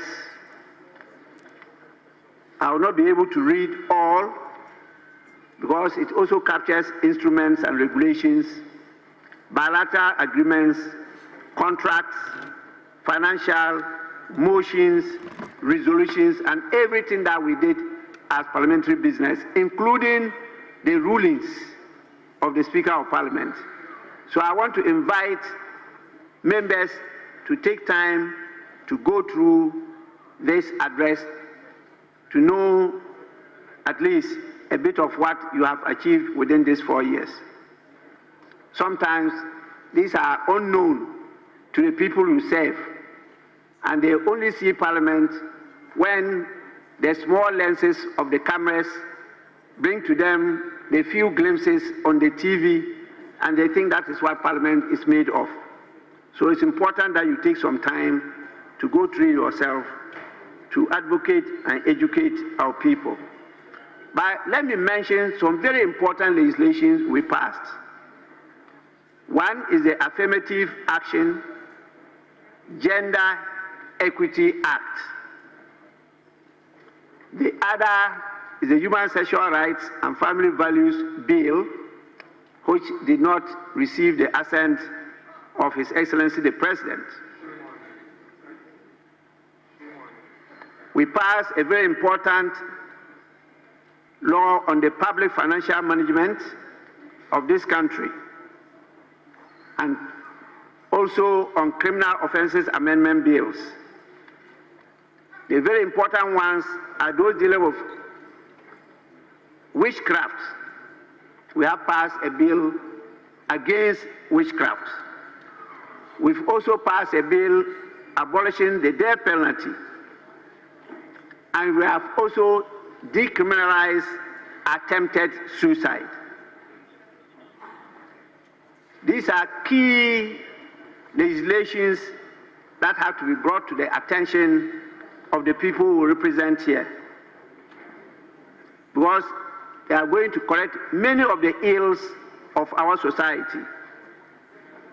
And there are groundbreaking bills which many countries have sought some support to try and emulate our good example. It is because of these bills that we're able to convince the global community to give Ghana a seat in the Human Rights Council of the United Nations.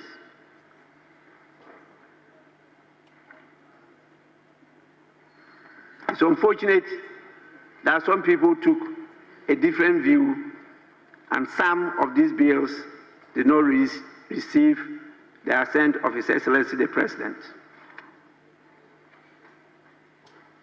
However, there are some bills that are pending that are equally very important that I believe the 9th Parliament of the Fourth Republic will take on board. One is the Constitution Amendment Bill. Two, the International Business and Economic Transactions Bill. Three, the Interstate Succession Bill. Four, the Budget Bill. Five, Parliament Bill. Six, Parliament Transition Bill. Seven, Parliamentary Service Bill. Eight, Spousal Rights Bill. These are very, very important legislations that are of, or I should say, that need urgent attention.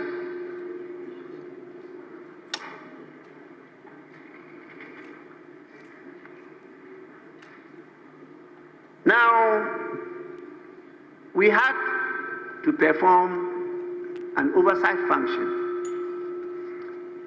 That was the place that we had some clashes with the executive arm of government.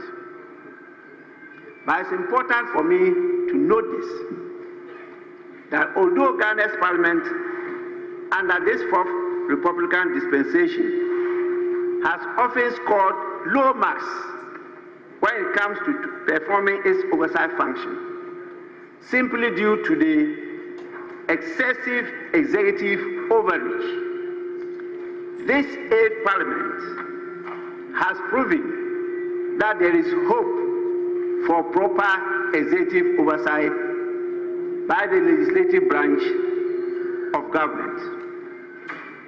With the hung parliament, we have had many instances of the House standing up to the executive, and many government businesses and proposals that were considered to be against the interests of the Ghanaian people were not supported by this House.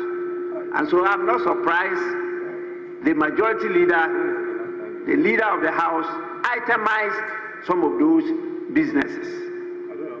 It was not just the minority that stood against it, but some members of the majority also agreed that they were not in the interest of the people of Ghana. And that is how this House succeeded in exercising oversight over the government. We resisted the passage, for example, of the e-levy bill.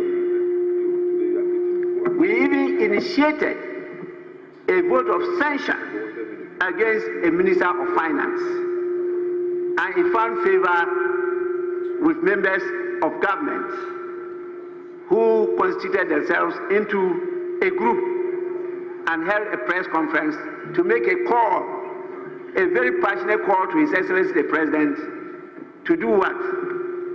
To remove the Minister of Finance in question.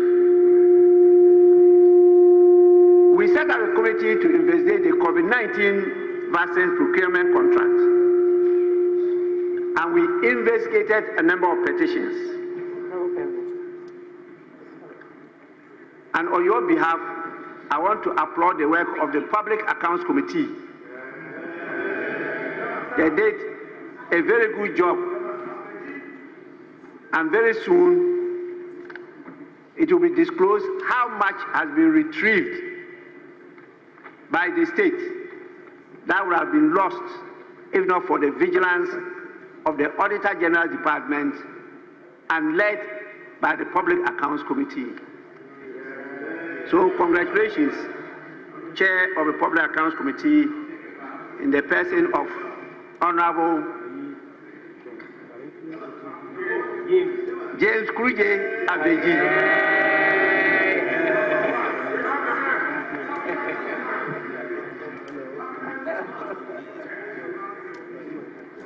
Honorable members, we had 225 committee sittings.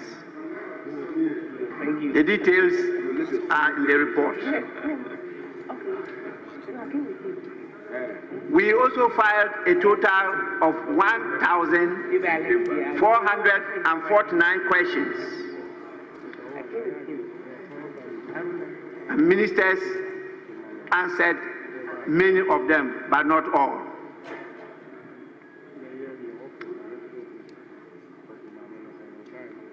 we had 109 statements in the first session, 122 in the second session, 113 in the third session, and only 51 in the fourth session. And that gives us a total of 395 statements.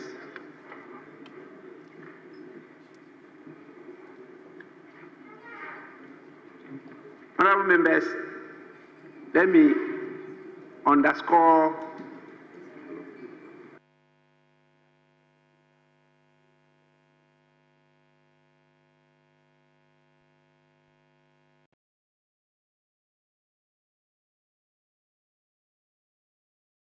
Starter, it's too far to dance. Oh, what? Cry, it's the market women. Everybody can do what he does. Be bold, be you, be you. Be bold.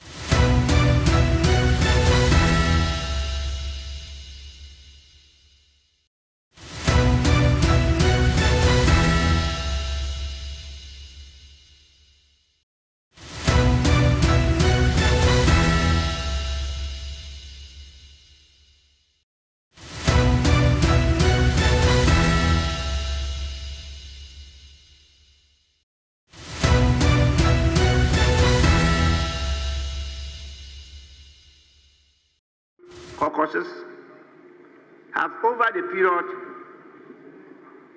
under my leadership, have revised, reviewed, and updated the conditions of service for the Parliamentary Service of Ghana.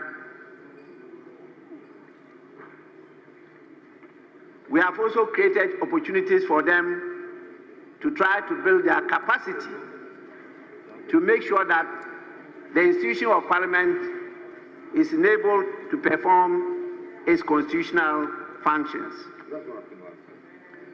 We were helped in this direction by the Corporate Strategic Plan 2020 to 2024 we inherited from the 7th Parliament. And so we rolled out a new organizational structure and a grading system for the parliamentary service. We're able to elongate the organogram to create a career progression which was imposed by a short-run grading structure of the service. And we met some staff that got stagnated in one position for 20 to 21 years without promotion.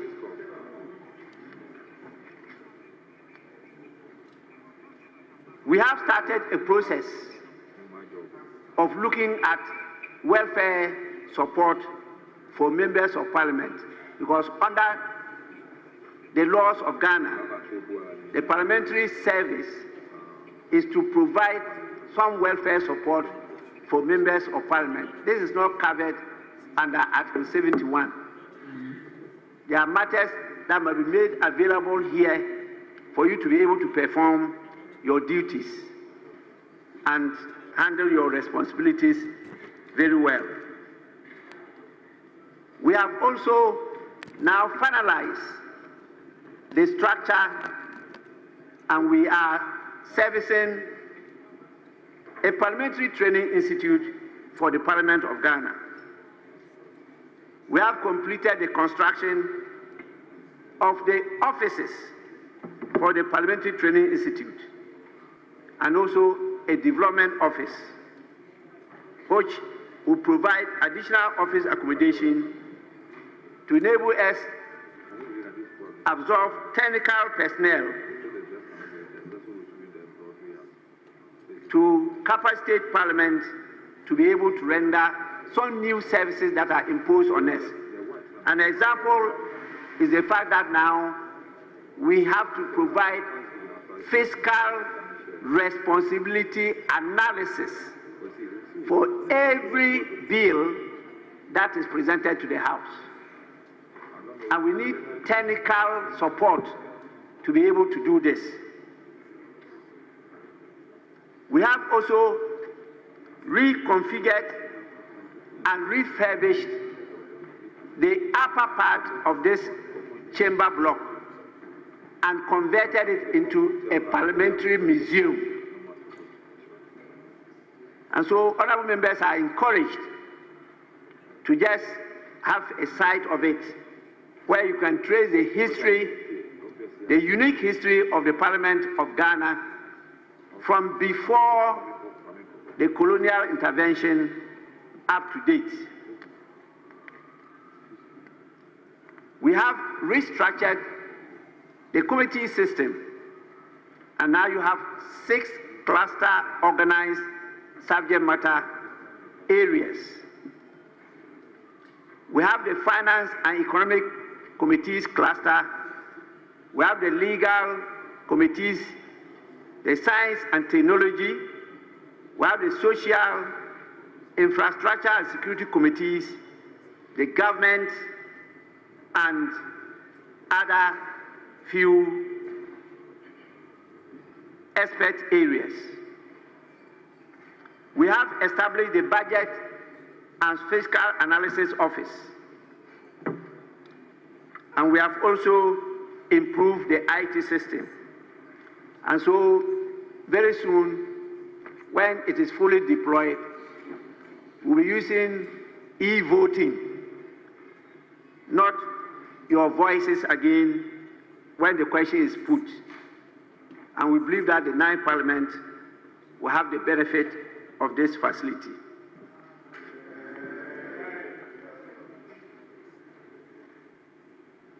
Because of the security situation, we have to up the cyber security system of the House. This is to ring-fence and provide firewalls against cyber security attacks. So, honorable members, those of you who were born before computer, the BBC, you have to up your game. Very soon, the Parliament of Ghana will go paperless.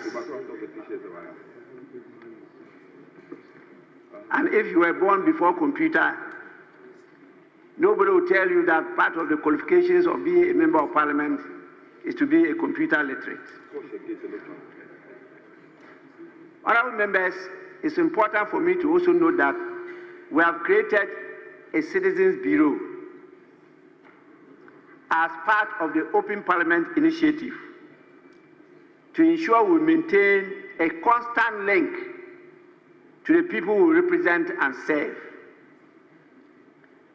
We established a Law and Governance Division, which is a specialized area where legal services and governance support services will be given to Parliament.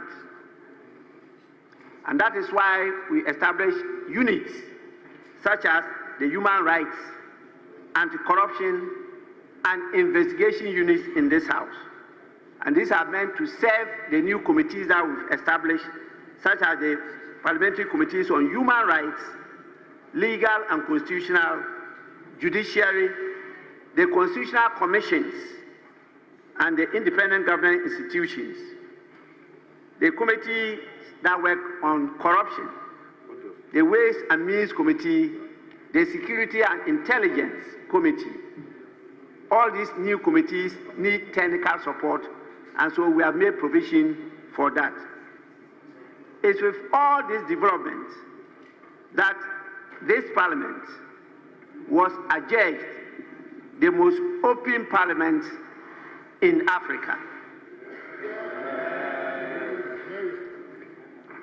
I must say that our interactions with civil society organizations, including the think tanks, have shown a marked improvement in our relationship, and they have provided a lot of technical support for the work we do here.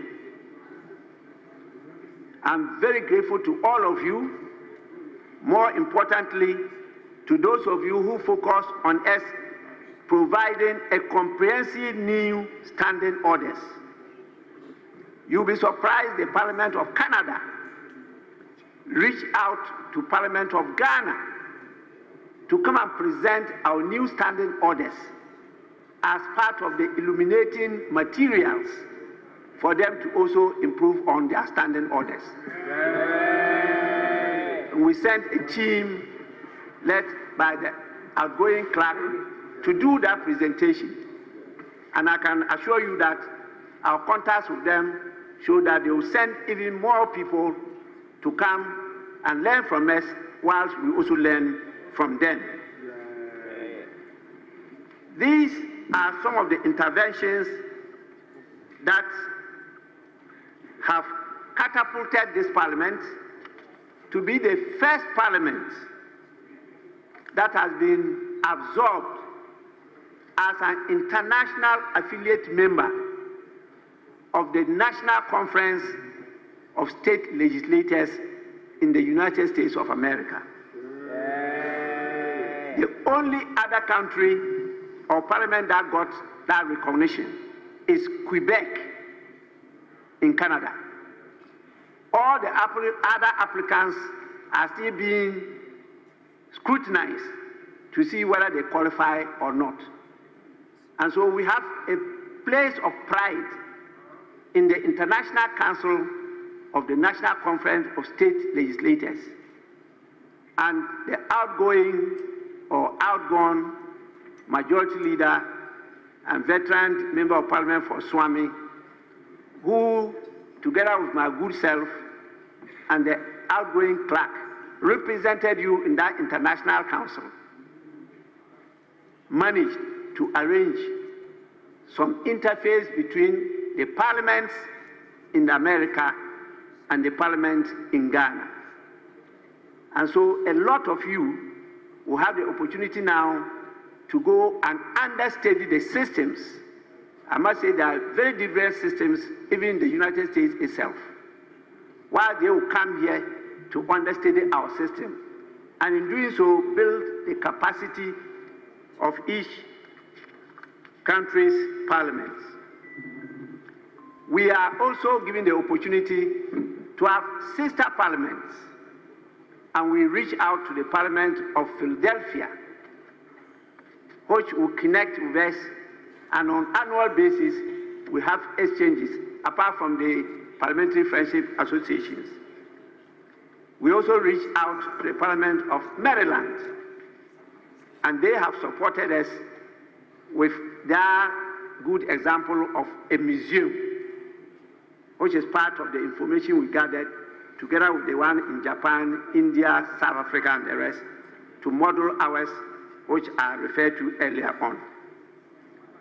So a lot has been done, and this year we are being assessed on the Open Parliament Initiative to see whether we still maintain our first position.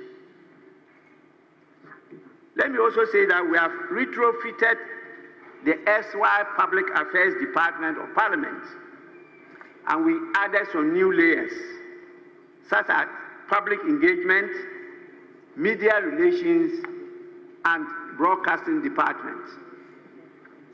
I hear some people don't understand why we're talking about broadcasting, but I want to broadcast our proceedings live. We believe that this will ensure better parliament-citizens relationship, and this will give the opportunity for people to learn and understand the nature of the work we do and the value contribution we make to the living standards of the people in this parliament. We have, through this, be able to open more student parliaments and parliamentary youth clubs in tertiary and second cycle institutions. We have bettered our online presence throughout our websites, mobile applications, and also social and the new media platforms that are now, if you go there, you see how visible and vibrant the Parliament of Ghana is. In celebrating the 30th anniversary celebrations of the Fourth Republican Parliament, we were able to reach out to many regions of our country. And I was privileged to have continued also the Speaker's Breakfast Forum and to add to it the Speaker's Seminar Lecture Series. This has brought a number of our professionals to assist Parliament in its work. On the part of international relations and parliamentary diplomacy, I regret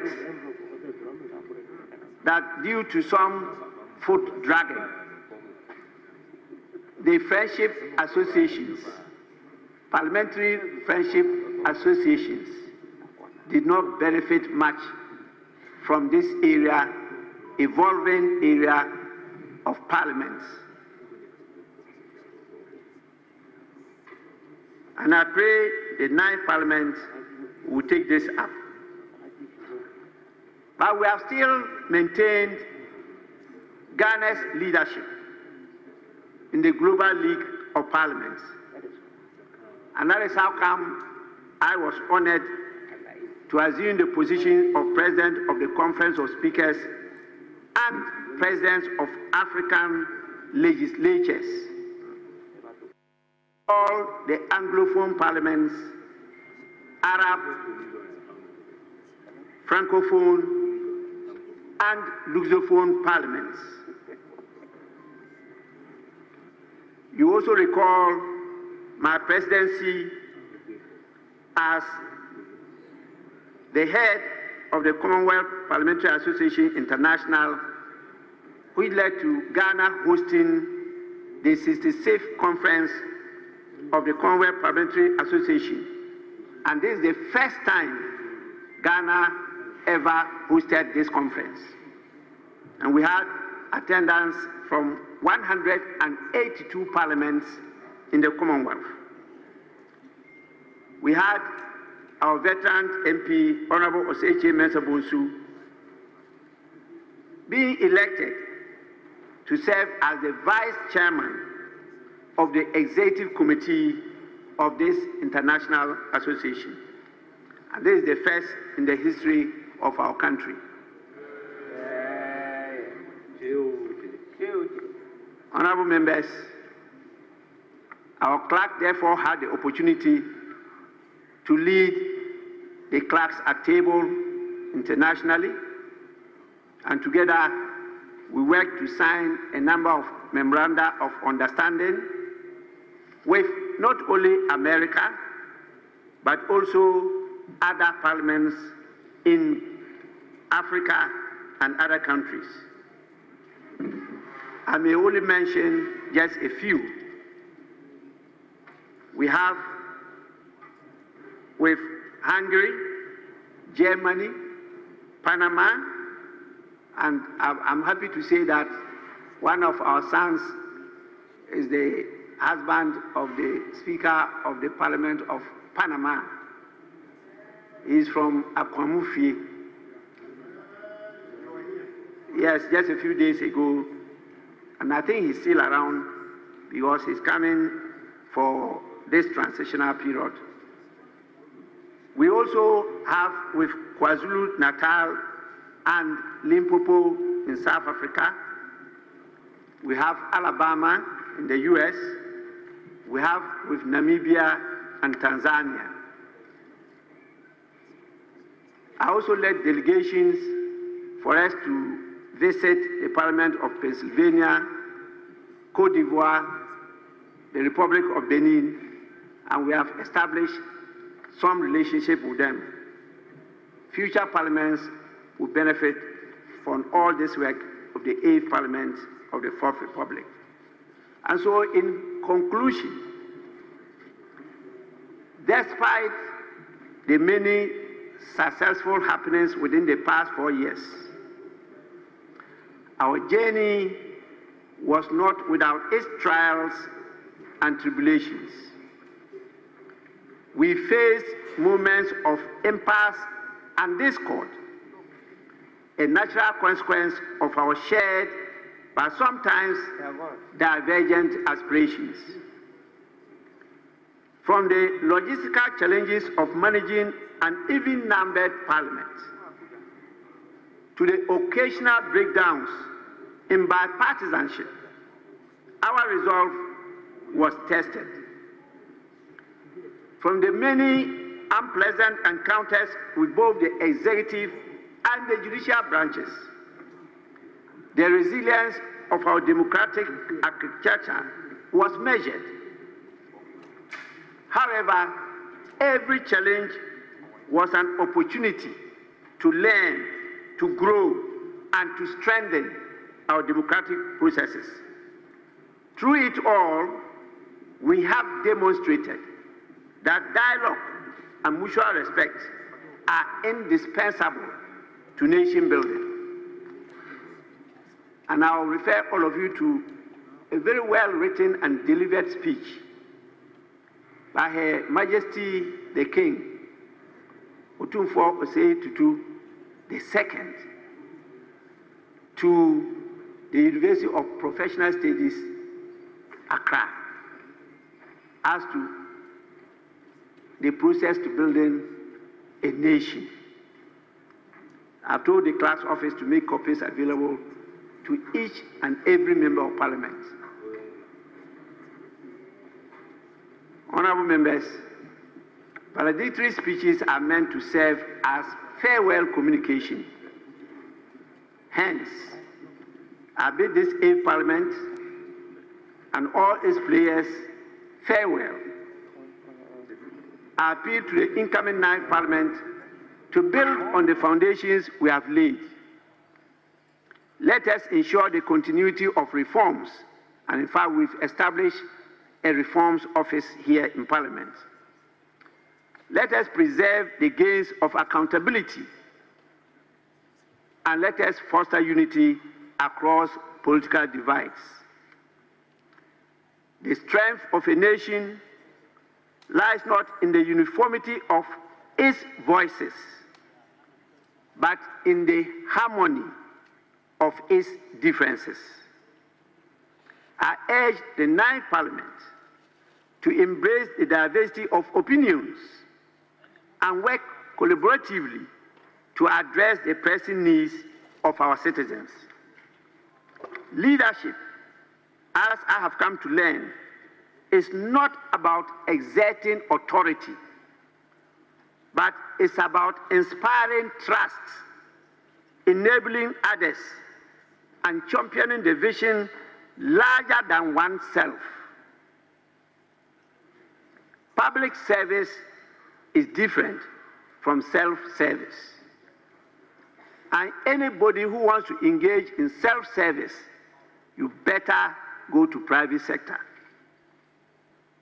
I am deeply humbled by the trust reposed in me to steer this August House during this historic term.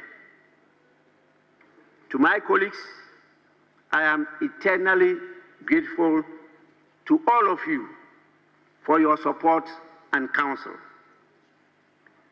To the Parliamentary Service Board, the Clerk to Parliament, the management, officers and staff of Parliament, your diligence and professionalism have been the bedrock of our successes. And to the people of Ghana, led by the media, and I repeat, the media, thank you for keeping faith with us, holding us accountable, and believing in the promise of our democracy. As I bid farewell, I carry with me a treasure trove of memories, lessons, and relationships forged in the crucible of parliamentary service. I wish the incoming parliament wisdom, courage, and the enduring support of the Ghanaian people. May this House continue to shine as a beacon of democracy and a sanctuary of hope for all citizens. To the citizens of Ghana, your role does not end with the casting of a ballot. Stay engaged, hold your leaders accountable, and contribute your voice to the governance of our nation.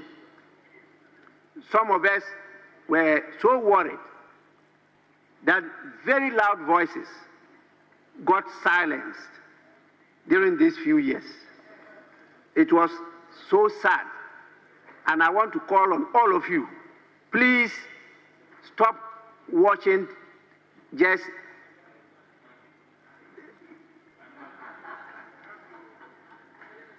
maybe if I mention, somebody will think I'm targeting him. So I will not go there. But it's important to rather watch what your leaders are doing than just focusing on games and leisure TVs. Democracy thrives when its citizens are active participants and not passive observers.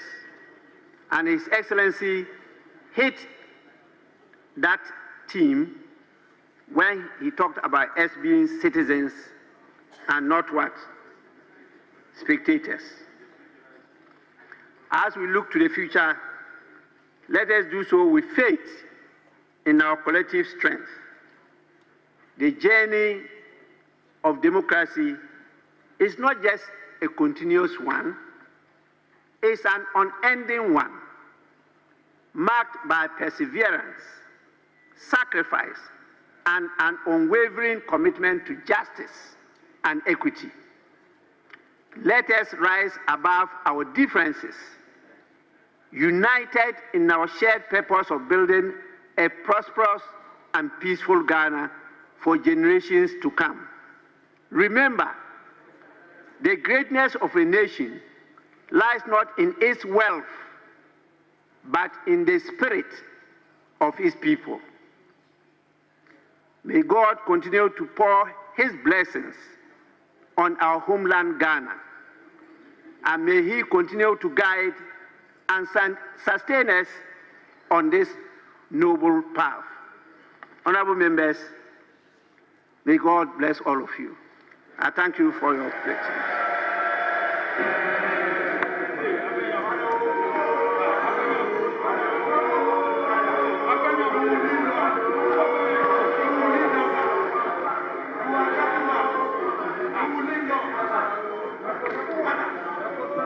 Honorable members, please, let me do the last one.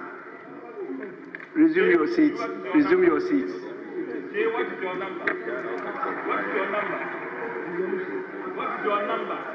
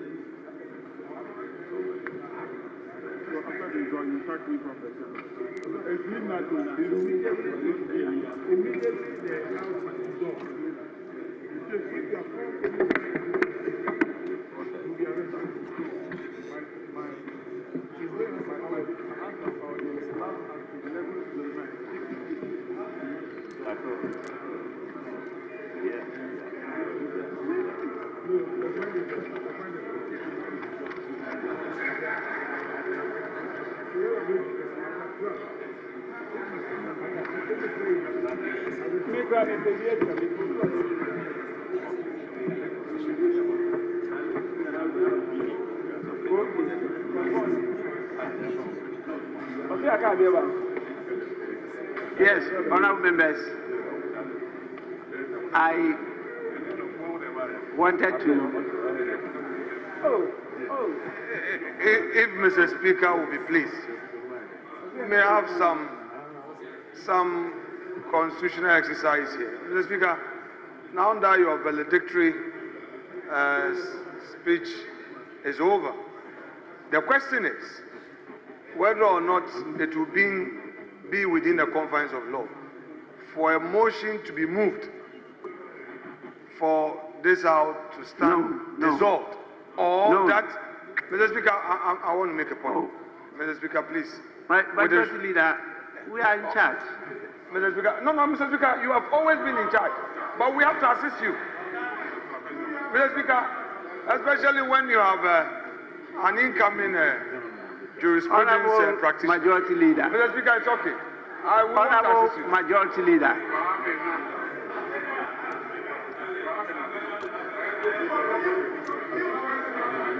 Please, and just a minute. An unsolicited advice is not taken. An unsolicited advice is not taken. Honourable members, Parliament accordingly stands dissolved at 12 midnight in accordance with Article 1131 of the Constitution.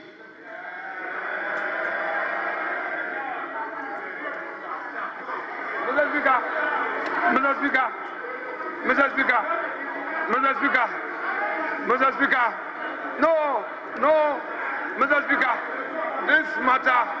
So, honourable members, I proceed to suspend the sitting Mr. Speaker, you would always use constitutional. Mr. Speaker, you are always using experience to beat us.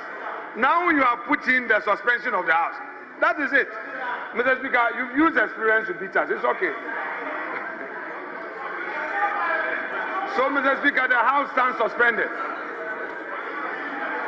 Honourable Majority Leader. Yeah, Mr. Speaker. Our elders say that before the flood water gets to the sun was already aware the flood water was coming. With this, sitting is accordingly suspended.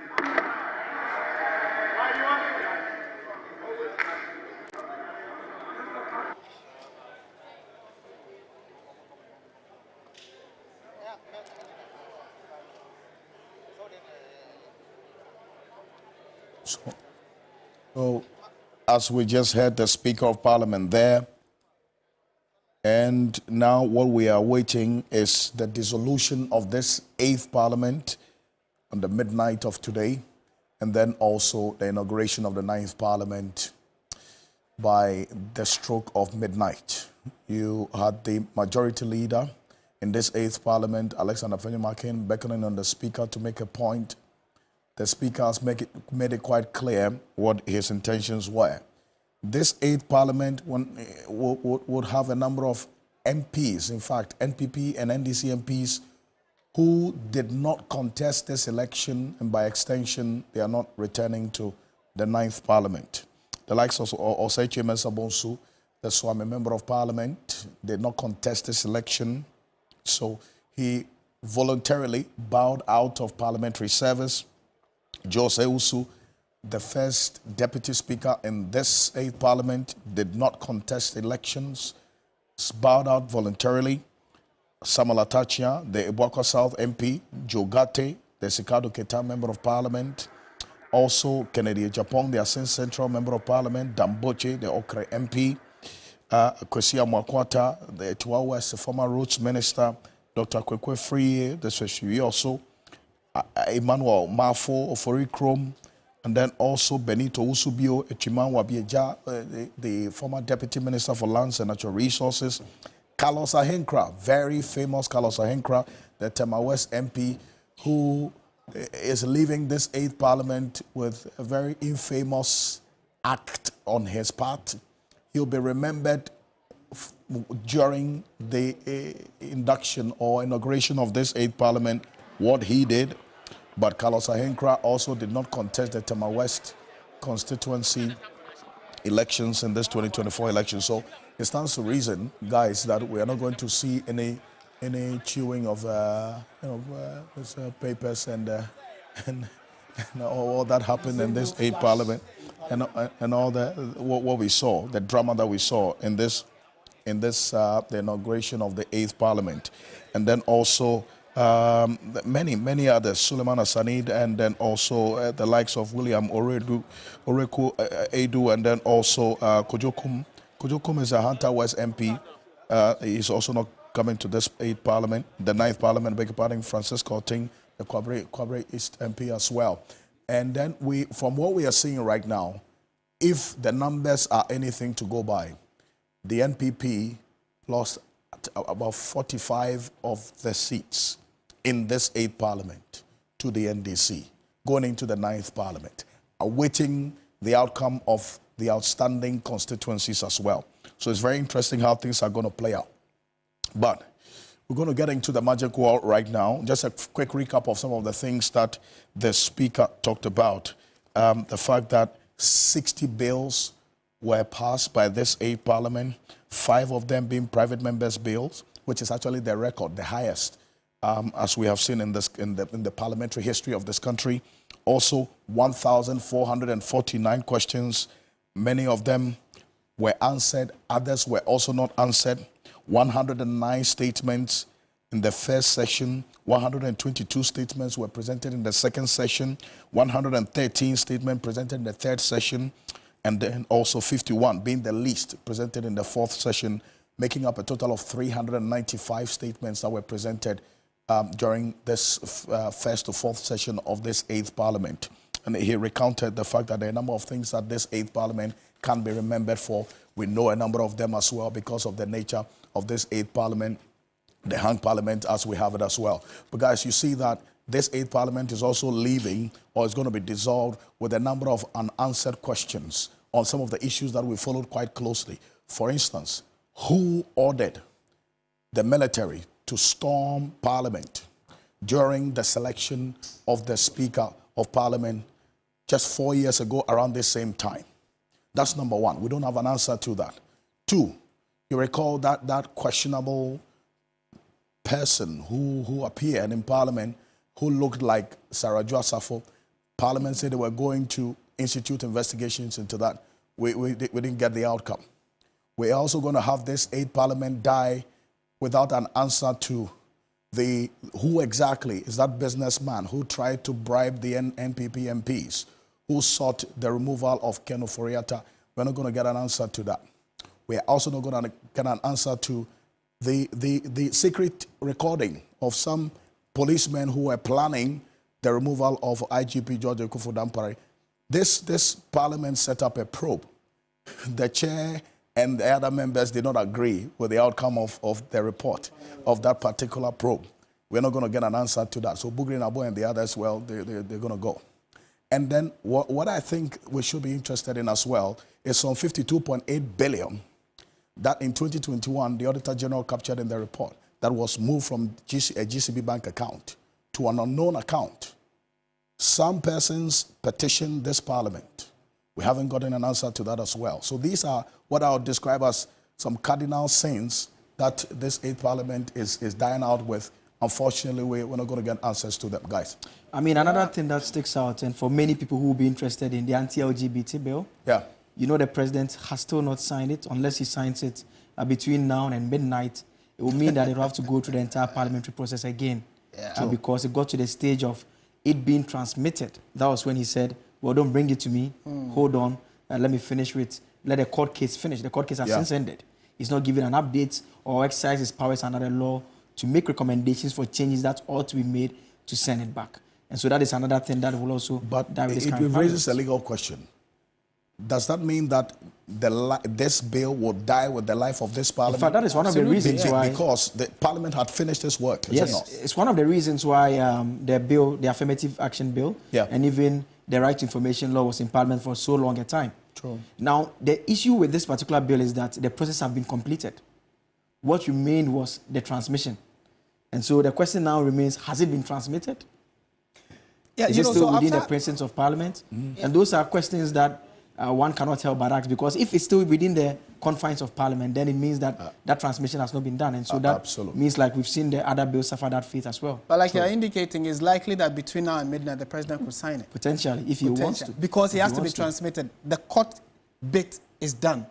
And the court has totally dismissed the 2 cases and wrote back to Parliament that it is now left for you to transfer or transmit it to the president. And the president, as of now, does not have a hand to say they will not receive it.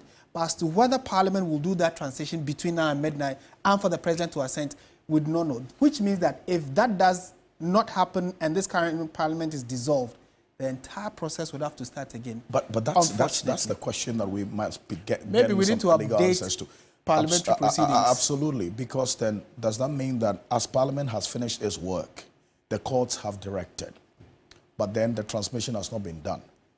If there's a new president, does the burden shift onto John Mahama? I think the critical question will be at where the bill is now currently.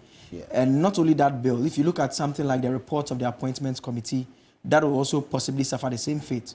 That had to do with the 2 justices of the Supreme Court. And that was one business that the majority side wanted to push through, but unfortunately they couldn't push through. I know Kemini and the guests on the other side will be taking over and having a thorough discussion on the 8th Parliament. But as we begin the build-up to the 9th Parliament, it's just important to update our viewers on where we have reached now. We know that between now and midnight, the 8th Parliament will come to an end. It will be dissolved. But the key events that we are looking forward to, first will be the election of the Speaker. Then second will be the swearing of the Speaker and members. Then finally will be adjournment for the swearing in of the President-elect. Don't forget, under Article 53 of the Constitution, the President is supposed to be sworn in before Parliament. So it's actually a parliamentary sitting. So Parliament will sit in the early hours of the 7th of January.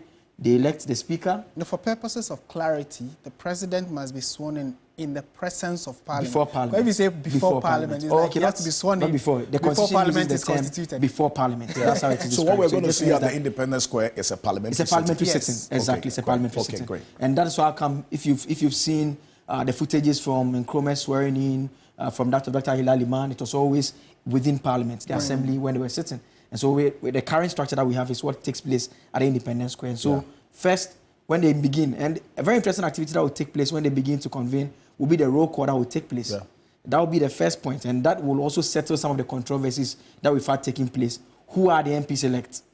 The roll call that will be done by the Clerk of Parliament will be mentioning the full list of the names that he has received from the Electoral Commission. And so once all those names are identified, then they'll proceed to do the election of the Speaker, the swearing in of the Speaker and members, then adjournment for swearing in. There are a bit more details of all of this that will be bringing our viewers to. And also to put on record, so it does not say that the entirety of Parliament should be sat before the election is done, of the Speaker is done. So it just, currently as we speak, it's just 1 or maximum 3, because there are 2 cases, injunctions on some MPs elect, which is still yet to be settled, and then 1 outstanding constituency that is also yet to be clearly defined as to who has won. So let's say 3 out of 276. So it means we have 273 members of Parliament who by now should have registered. In fact, the 8th Parliament, there was a member of Parliament who, a pending injunction, was against him, Jachikoesen, but he took part in that particular swearing in as well. And so, I mean, the point Martin makes is very crucial, that it does not really affect whatever process will take place. It will go ahead nonetheless. Good stuff there. You're so live here on your Election Command Center. The coverage of the inauguration, impending inauguration of the 9th Parliament, the dissolution of this 8th Parliament, and the swearing in of President-elect John Dramani Mahama. This is the place to be. Kemini, now a number of things we've touched on, but also the dynamics that comes to play is this 8th Parliament, what it will be remembered for, apart from the chaos and some good works. The questions that have not been answered, as I touched on just about 5 of them, it generates a lot more concern, does it not? As to when we can get answers to some of these germane issues about the military storming Parliament. It's a serious development in our democracy, but unfortunately we may not get answers unless someone decides to petition this 9th Parliament again. Kemini. Indeed, you're absolutely right, Alfred. I know on the issue of the military invasion at the beginning of the 8th Parliament, South Dai MP, Nelson Roxon Dafiameko, has said on our platform already that he plans to raise that in the 9th Parliament as well. We'll see how that plays out. But you're right. These are very crucial issues that the 8th Parliament failed us as a people on. We are in limbo when it comes to those issues. But listen, what 2 hours it has been. The last 2 hours has been packed, filled with so much activity, very fluid.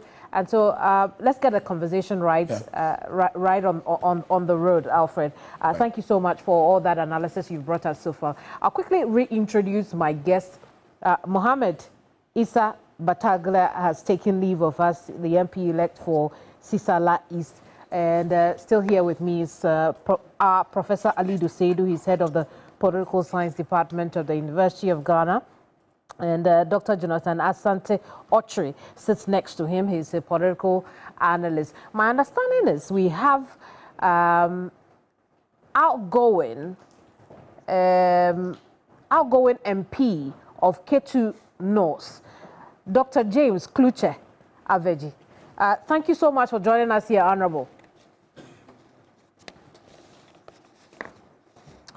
Well, look at us. My understanding is he's having this conversation with Komla Kluche. Let's take a listen to both of them. Okay, so, Kemini, well, the Speaker has suspended sittings, they'll be coming back, though, but there's been varied reactions coming in from members of the House regarding what the both leaders have been saying. First off was the minority leader, Dr. Isalatu, and then also the majority leader, and then that very lengthy speech, the validatory one, the Speaker describes it, coming from he himself. But let's get some reaction from the former minority deputy minority leader, and he's also now, I mean, after midnight, you are unemployed. I'll be a former member of Parliament for Ketu. But you will be unemployed. I'll be unemployed, yeah, exactly. Yes. Well, I'll first come to what your take on the incoming leadership, and also the speakers will be the Speaker and then the deputy. But first off, you have a reaction to what it is you're supposed, or you are purported, to have been described in the media as not supporting the choice of Speaker Bagman? That story is actually not coming from me. Okay. I completely disassociate myself with the story. I don't even know the one who published the story. My attention was drawn to it this afternoon. That there's a story that says that I would have been a better speaker. So I want to let the public know that I have nothing to do with that story. So it should be regarded as such. I fully support the choice of Mr. Bagman as the Speaker for the 9th Parliament. Okay. He is a proposer from the President-elect, and then definitely the new leadership, or the leadership of the 9th Parliament from the majority side would definitely be nominating him for his approval by the members of Parliament, of the new Parliament. So I fully support that. So if anybody read that story, I'm telling the public that I have nothing to do with that story. Okay. Well, I mean, it presupposes you do not have a problem with the choice of the Speaker. I do not have a problem at all. But how did you arrive at the choice of the first Deputy Speaker, who is virtually your constituent? I mean, he's just a closed-door neighbor to you, Bernard Ahiafo. I think that Bernard became the obvious choice for the first Deputy Speaker. If you recall, on the 7th of January 2021, when we elected Mr. Bagman as the Speaker of Parliament, and Honorable Joe Oseusu was also later first Deputy Speaker, there was a need to have the second Deputy Speaker from another party, because the first deputy and second deputy cannot come from the same party. And for the fact that Joe Oseusu is from the MPP party, there is no need to have the second deputy speaker from the MPP. So the proposal was to elect Honorable Bernard Ahiafo as the second deputy speaker. But something happened, and maybe because of the way the Speaker Gbagbo was elected, all we went through, so there was this concession for the independent member to be given that slot. So Honorable Bernard Ahiafo was supposed to be the second deputy speaker, which he did not get. So when the party won the election, list exactly, since 2020. 2021. So he became the obvious choice that, look, now that the NDC is in power, and where Honorable Gbagbo is going to be retained as a speaker for the Ninth Parliament, Honorable Bernard Ahiafo is definitely must be given that position. In fact, if you look at his performance on the floor in the past 12 years that he entered Parliament, he's a lawyer, a senior lawyer, of course, and his contribution on the floor in terms of legislation is very bills that comes in. So he understood the work of Parliament. Okay. So it's good. You did not hear any other name coming up to be the first deputy speaker. Okay. He is the only choice. So I think that is how we arrive as his name as the choice for the first deputy speaker. Why is the minority sticking to your current leadership going into the inauguration of the 9th Parliament? I think that is the best thing to do. You know, we are in government. The president will look into Parliament and select some of the members of Parliament to his cabinet. We don't know who is going to choose. But for that matter, it is too early to change the leadership of the House. So we have to wait for the president to come up with a list of his members, ministers.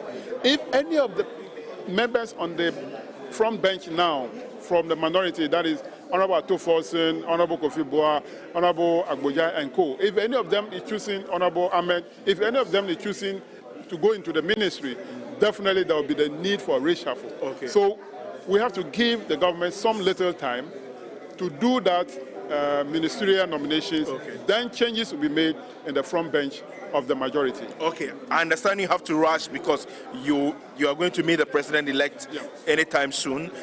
What for you will be your take, final few words from you, what will be your take of the 8th Parliament to which you are bowing out from?